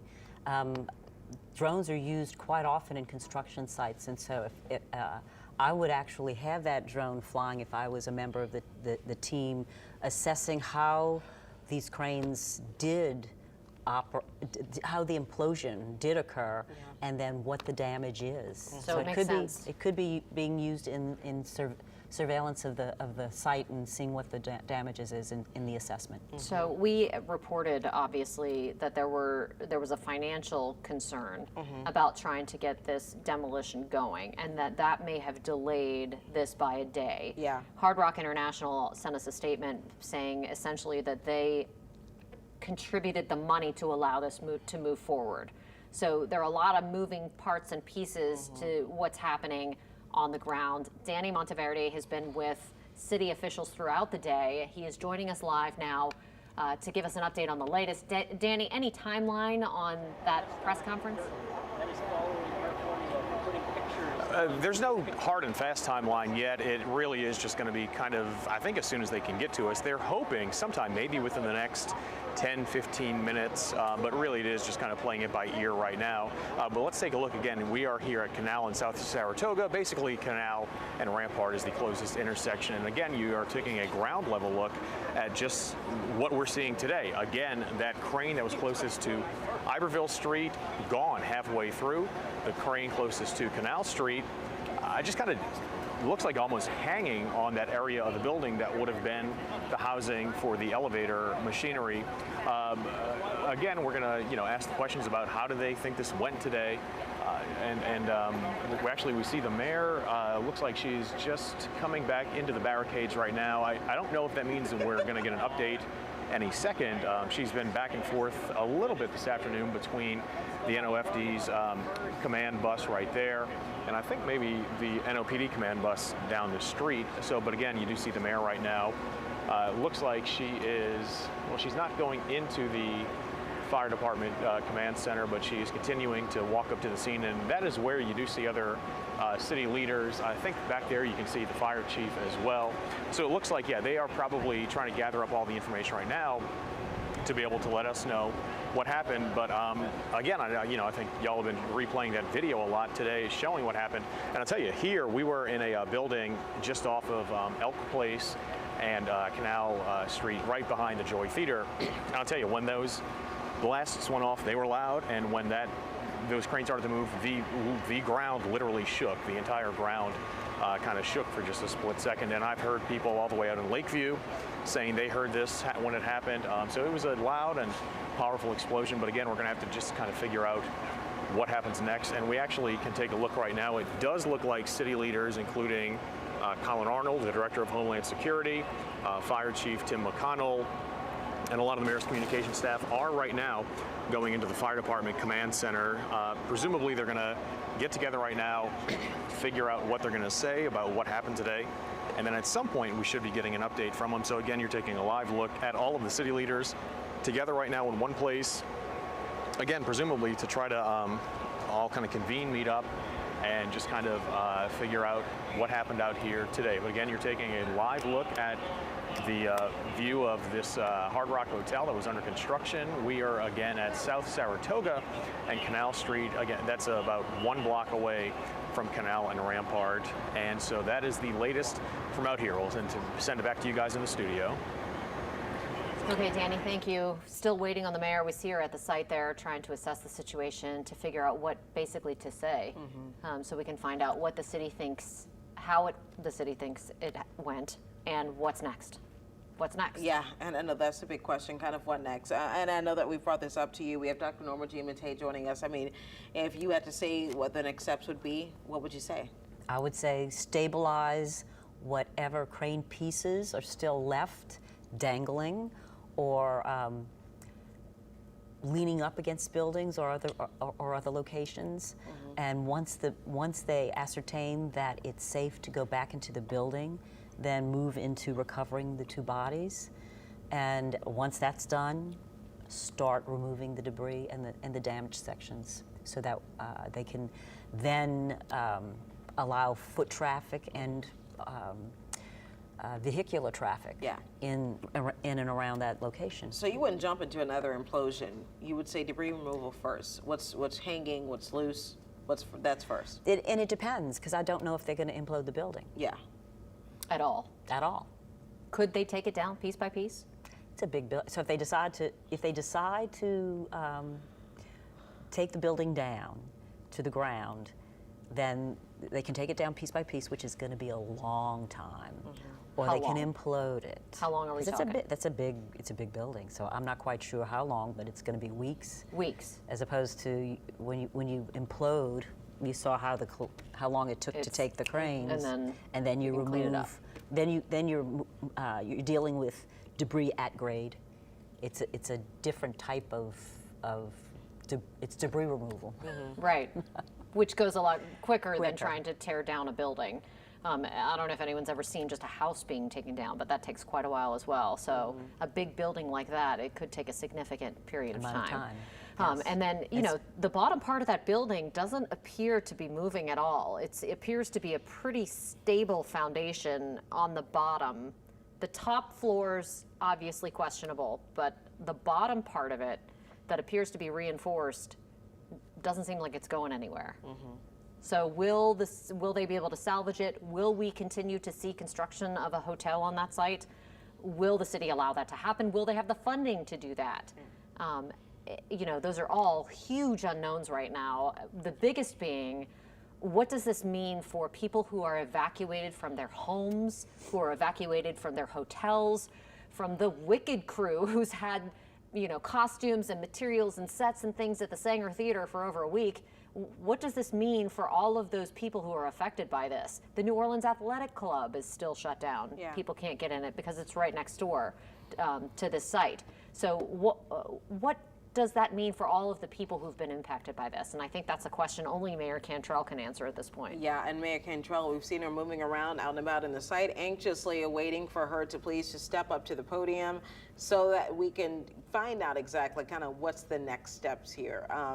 We can speculate as much as we want, and of course that's pretty much at this point all we can do. We can say that this went well or it didn't go well. We do know that we see a crane that's kind of still in the sky, standing, you know, hanging over Canal Street.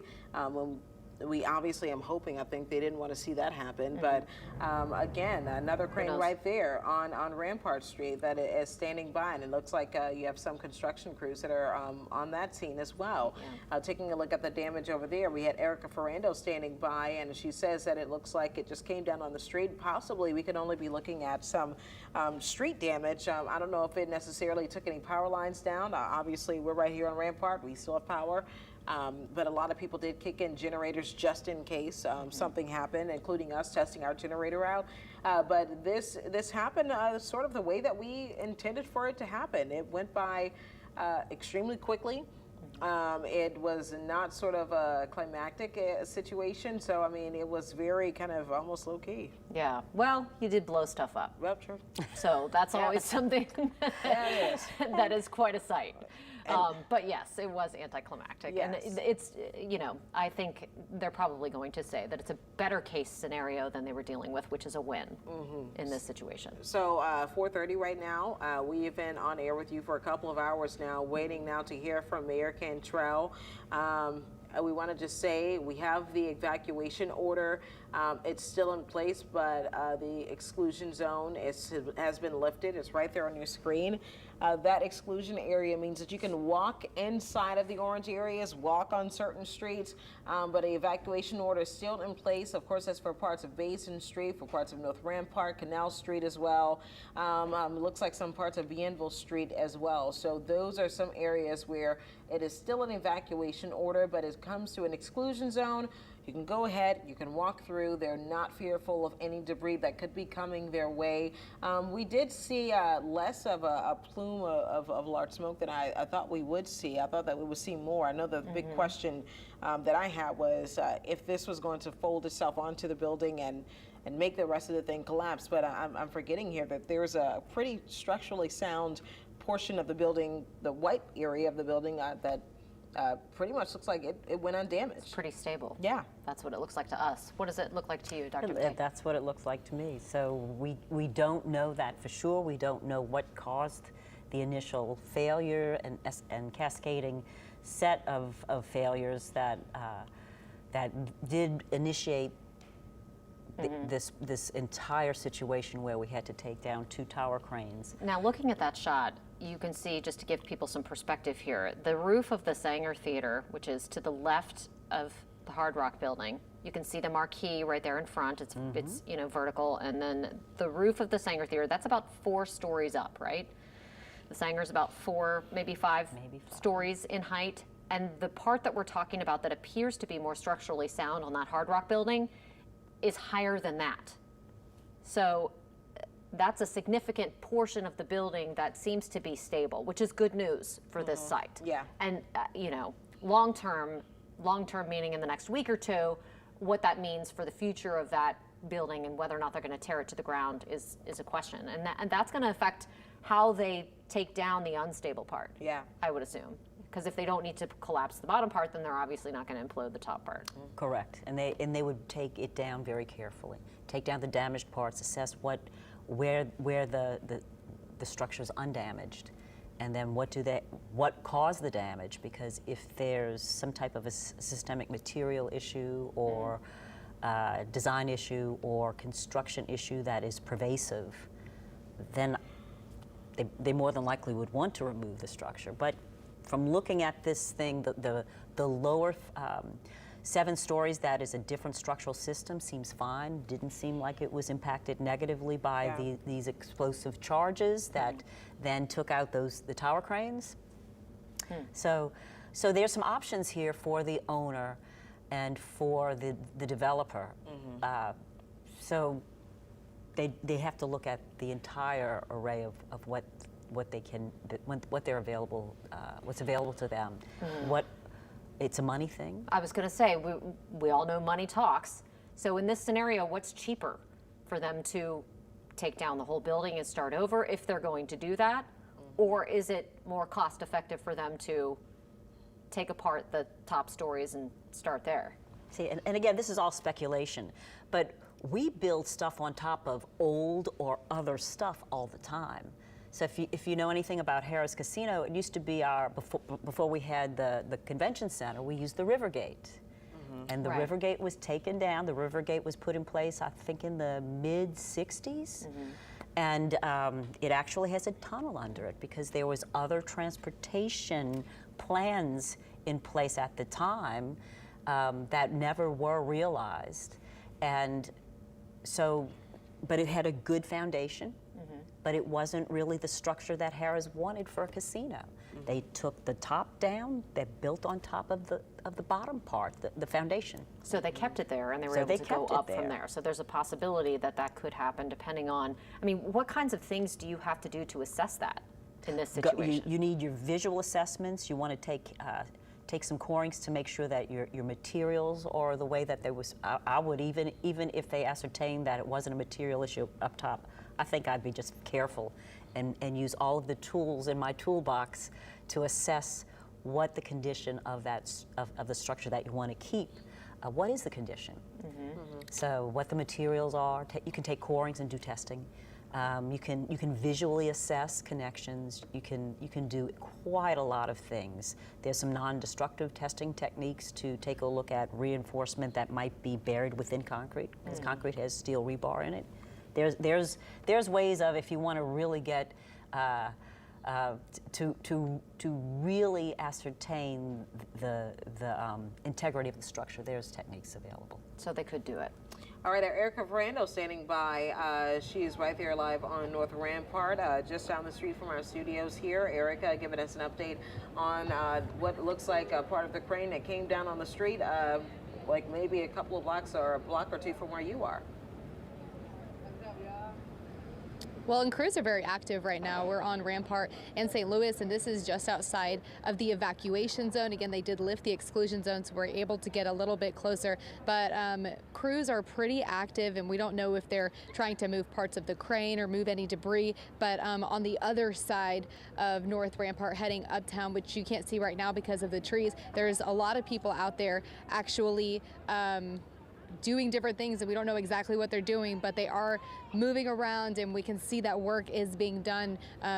It appears that they're trying to, I guess, get ready to do whatever they need to do to get either this cleaned up or take whatever next steps they might need to take. We're not sure exactly what those next steps are going to be. Again, we're waiting to hear from the mayor and other city leaders and the engineers and hear what is going to happen next. But just look at this crane still just standing here on North Rampart. And I think the big question a lot of us over here have is, was that planned, and what's going to happen with it now? Because now you have a big crane next to the building standing there, and it appears to be stable. We haven't seen it swaying or moving or anything like that, but it's just standing there on North Rampart. And then look at the other cranes that are just kind of on the building. They're just kind of sitting there, and we're not sure how stable those are either.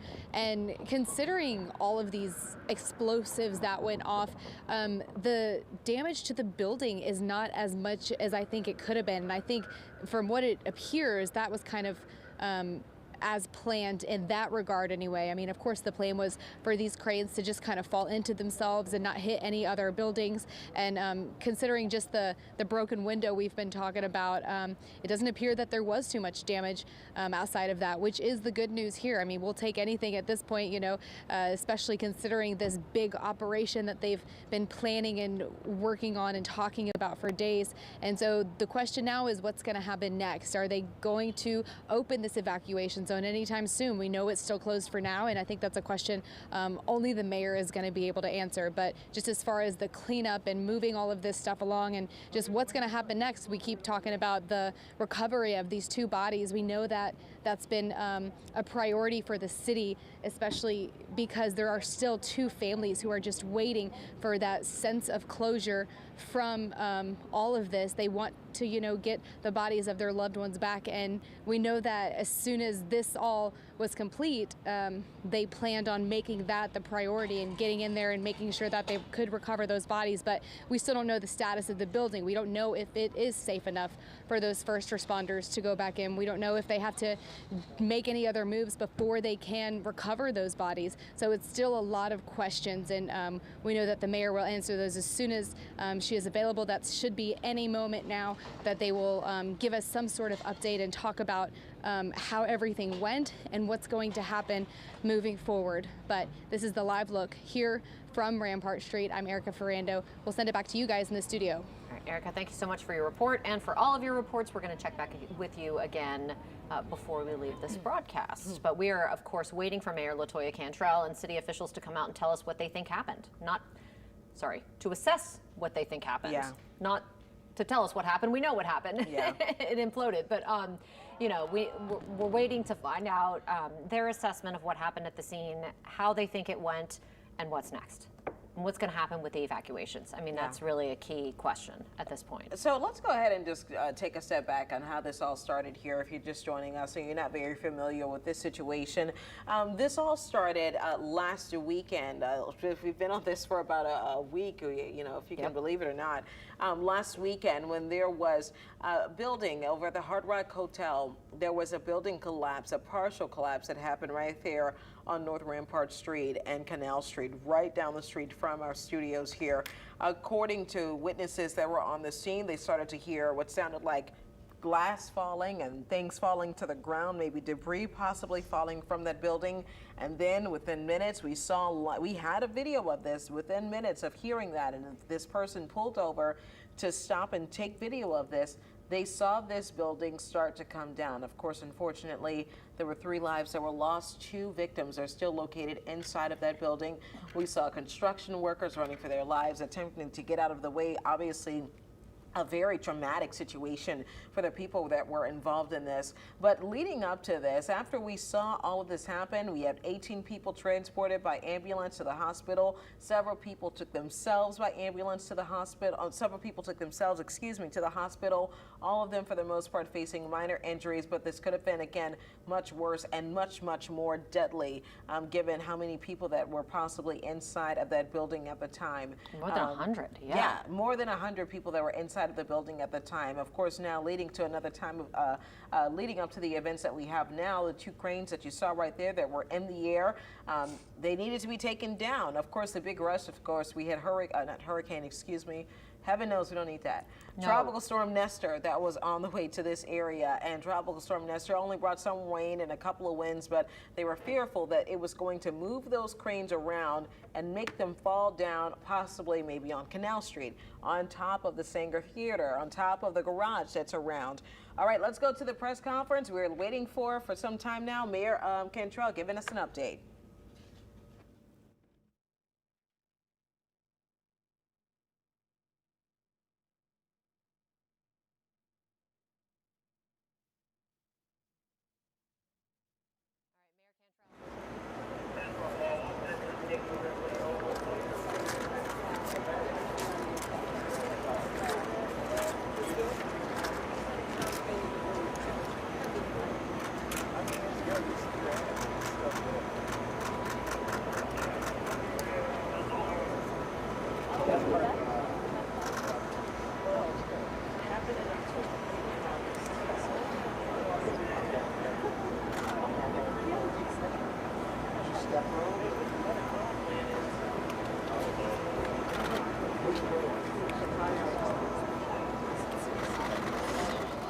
Mayor you're looking at Mayor LaToya Cantrell walking up to the site where she's expected to hold a press conference. That's NOFD Chief Tim McConnell, who has been at the forefront of this disaster, really. That's Helena Moreno, who's a city council member, Jason Williams, city council member, and they're about to give us an update on how they think things went today and what the next steps are. So in just a second, we will take a listen to the mayor and her staff tell us the latest. Well, good evening. And I always start with thanking you all so much for your presence and reporting to the public every step of the way. We are here to inform you as it relates to the aftermath of the explosion. We know that we are safer now than we have been in the past 8 days. We'll fill you in about that. We are also moving now as it relates to bringing our victims out of that building. We also have experienced a sewer line that we're focusing on as well. So we'll run through the various stages, and I'm going to ask our Chief Tim McConnell to begin taking us through. Chief? Thank you, Madam Mayor. So I would tell you, I do not think it could have gone much better. If you look at the front crane, it went down exactly as we would have expected it to do. And the rear crane, the back portion came down right outside the building where we already had a partial collapse and stuff in the street. That's exactly where it landed. As the mayor mentioned, it damaged a sewer line. That was the least of our worries. We prepared for it. The Surgeon Water Board had a plan to reroute it. They're doing that now to ensure that we're good. But the gas line that we were worried about and the electric lines, we believe they are A-OK. But remember, we shut them down, so we're powering them back up, making sure, and doing testing. We've done gas testing in the neighborhood. We haven't detected any leaks, and we think we're going to be fine. That is really, really good. Right now, we're going through with engineers assessing the building, and we'll move forward to what is our priority at this point. As the mayor said, we're way better than we were. If you remember, our objective was to get these down, make it safer, so we can go to our next objective, which is recovery, to give these families closure. Yeah. Thank you, Chief. That's it. All right, that's pretty much our report at this time. And like every time, we take your questions. Thank you, Madam Mayor. WDSU and then CBS News.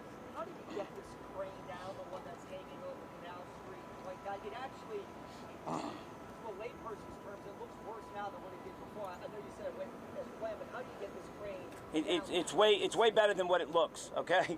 And I know what it looks like, but if you remember, we talked about cutting the crane, remember, and then it hooking on the building.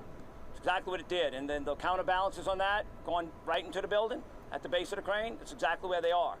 So it hooked on the building like we wanted it. It's very stable in the remember, very initial assessment. We don't have people in the building yet, but that's our initial assessment. The way you get it down is you take another crane, you hook to it, and you cut it in pieces one at a time till you get it down. But remember, that stability of it being at that height, everything now is in the construction site. And that was our goal, and that crane did exactly what we expected it to do. This is for the mayor. Step to the microphone. Thank you, Mayor. I know you've been very concerned about the families, with the victims still inside.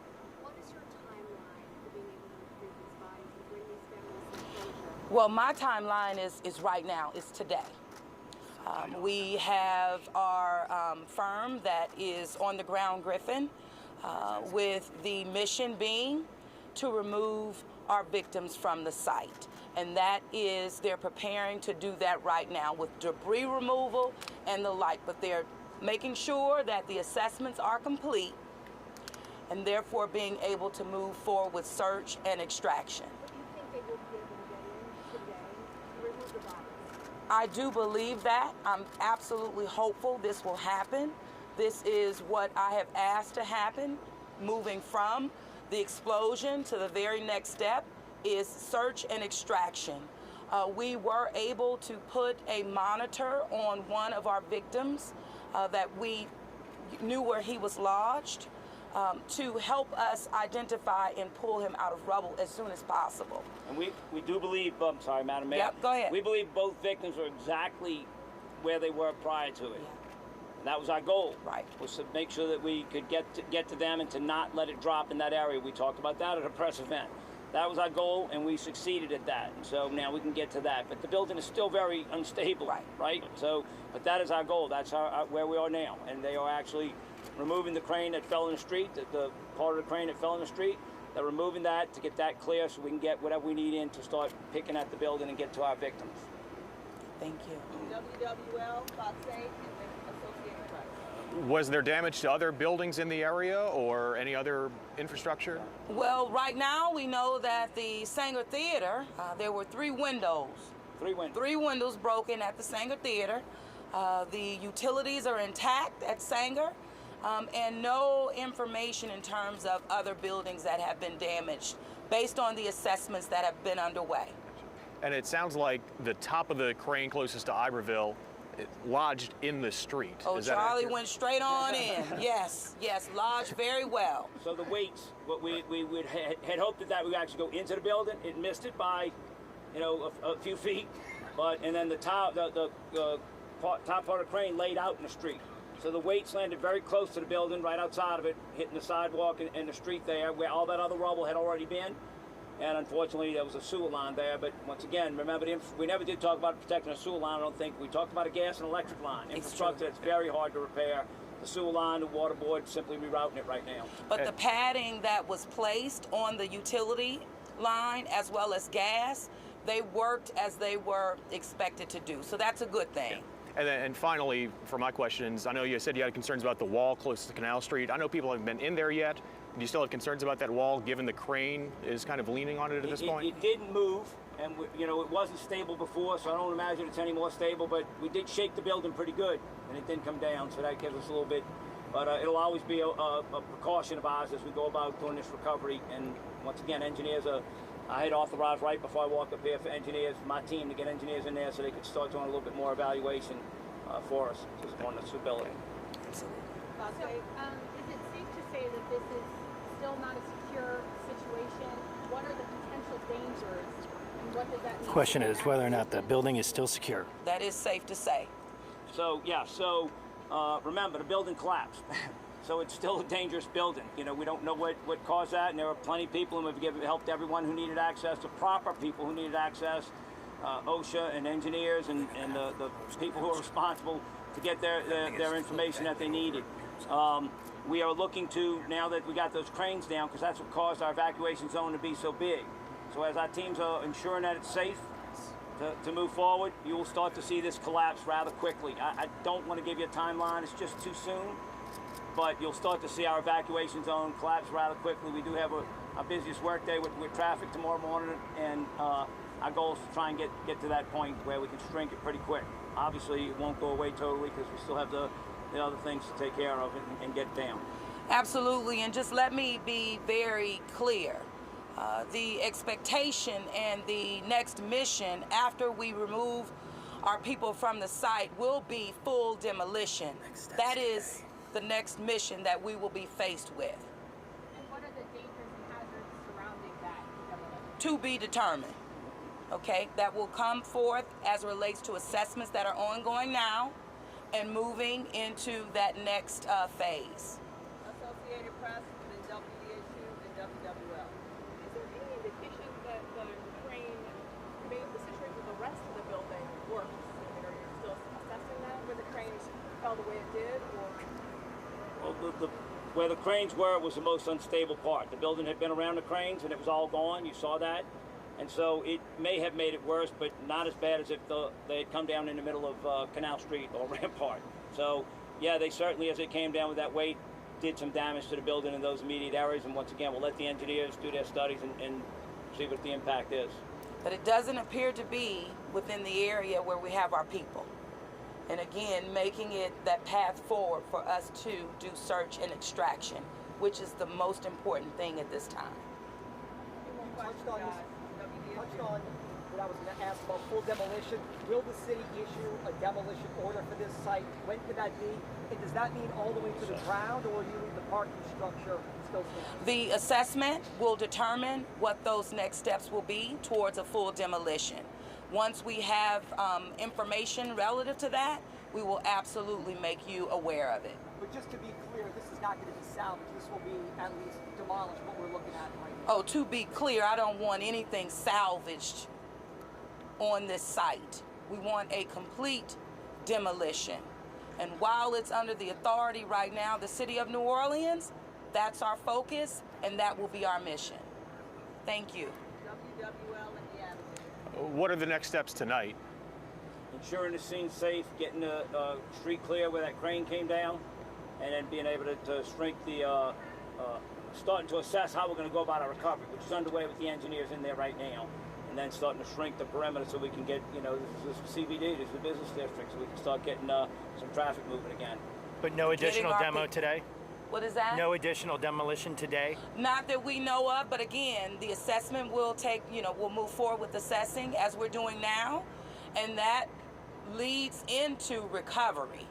That's what it's about right now, recovering our people who are still in that building. Yeah.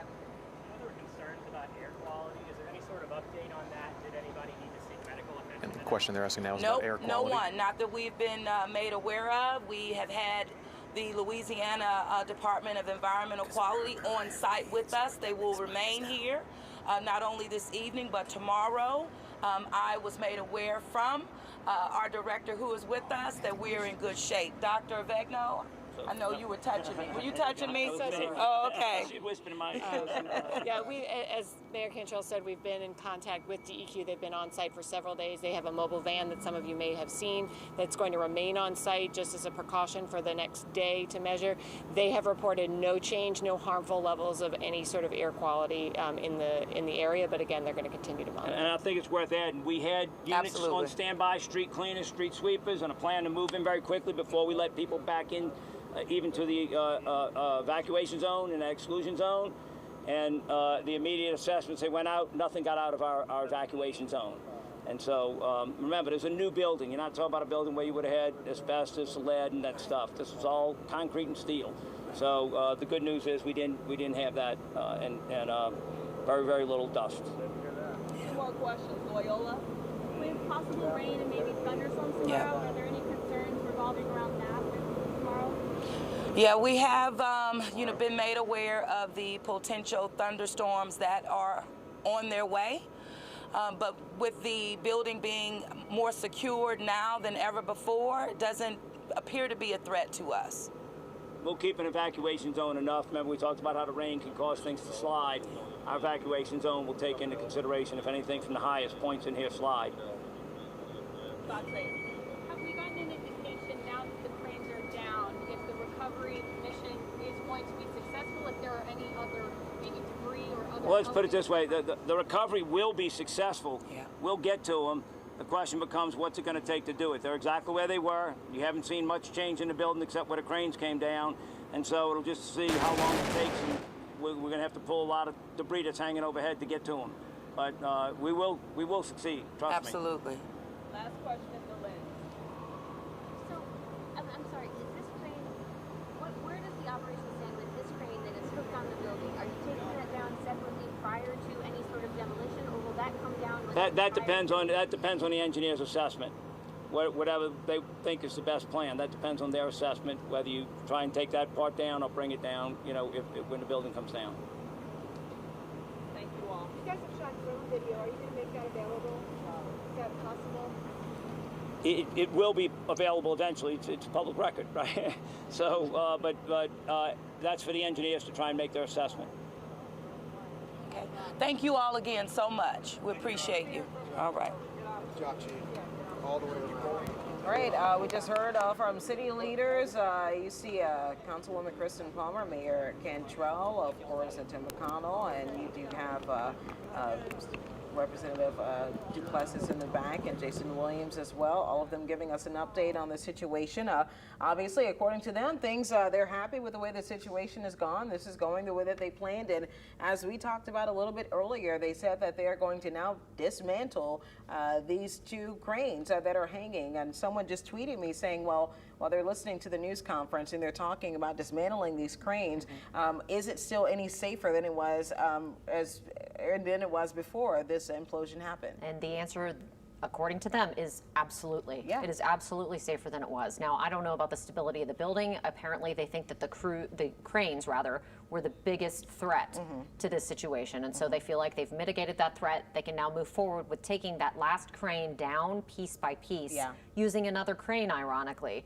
But they seem to be saying that this is much better. They're in a manageable place. Although, again, people are still evacuated from that area. Dr. Noma G. Matei standing by with us right now, listening to that news conference and hearing what they have to say. They're going to absolutely demolish that building and, of course, saying that the cranes were the biggest threat. What's your take on this? I'm not quite sure. I don't know why they would say that.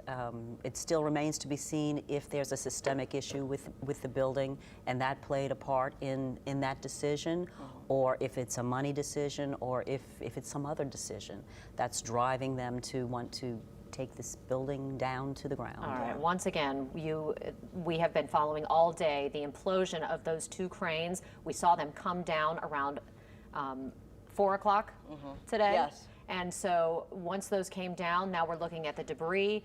Again, there is still an evacuation zone, an evacuation order that's in effect for the area directly around this site. People are out of their homes, out of hotels. They are waiting to go back in, not lifted at this point. The exclusion zone has been lifted. Traffic in much of that area is still closed. But just to recap, that's what we've been dealing with throughout the day and throughout the afternoon. Right now, we don't know of any damage. You do hear from the news conference that there was damage to a sewer line. That's due to that right there, part of the crane that hit down on Rampart Street. They're working to address that area. 3 windows blown out of the Sanger Theater, but for the most part, things are moving on track. And now the big question, of course, is how do we get in? They're getting in right now, actually, to extract the 2 victims that are still inside of that building. And then they're working while the city is still under an emergency protection order. While the city is still working on an emergency protection order, they're working to bring that building down. Absolutely, and that's going to do it for our live coverage of this event. Remember to stay with us on all our digital platforms. Thanks for watching. This has been breaking news from Channel 4's Eyewitness News. For the latest updates, go to WWL. Low and oftentimes $0 monthly plan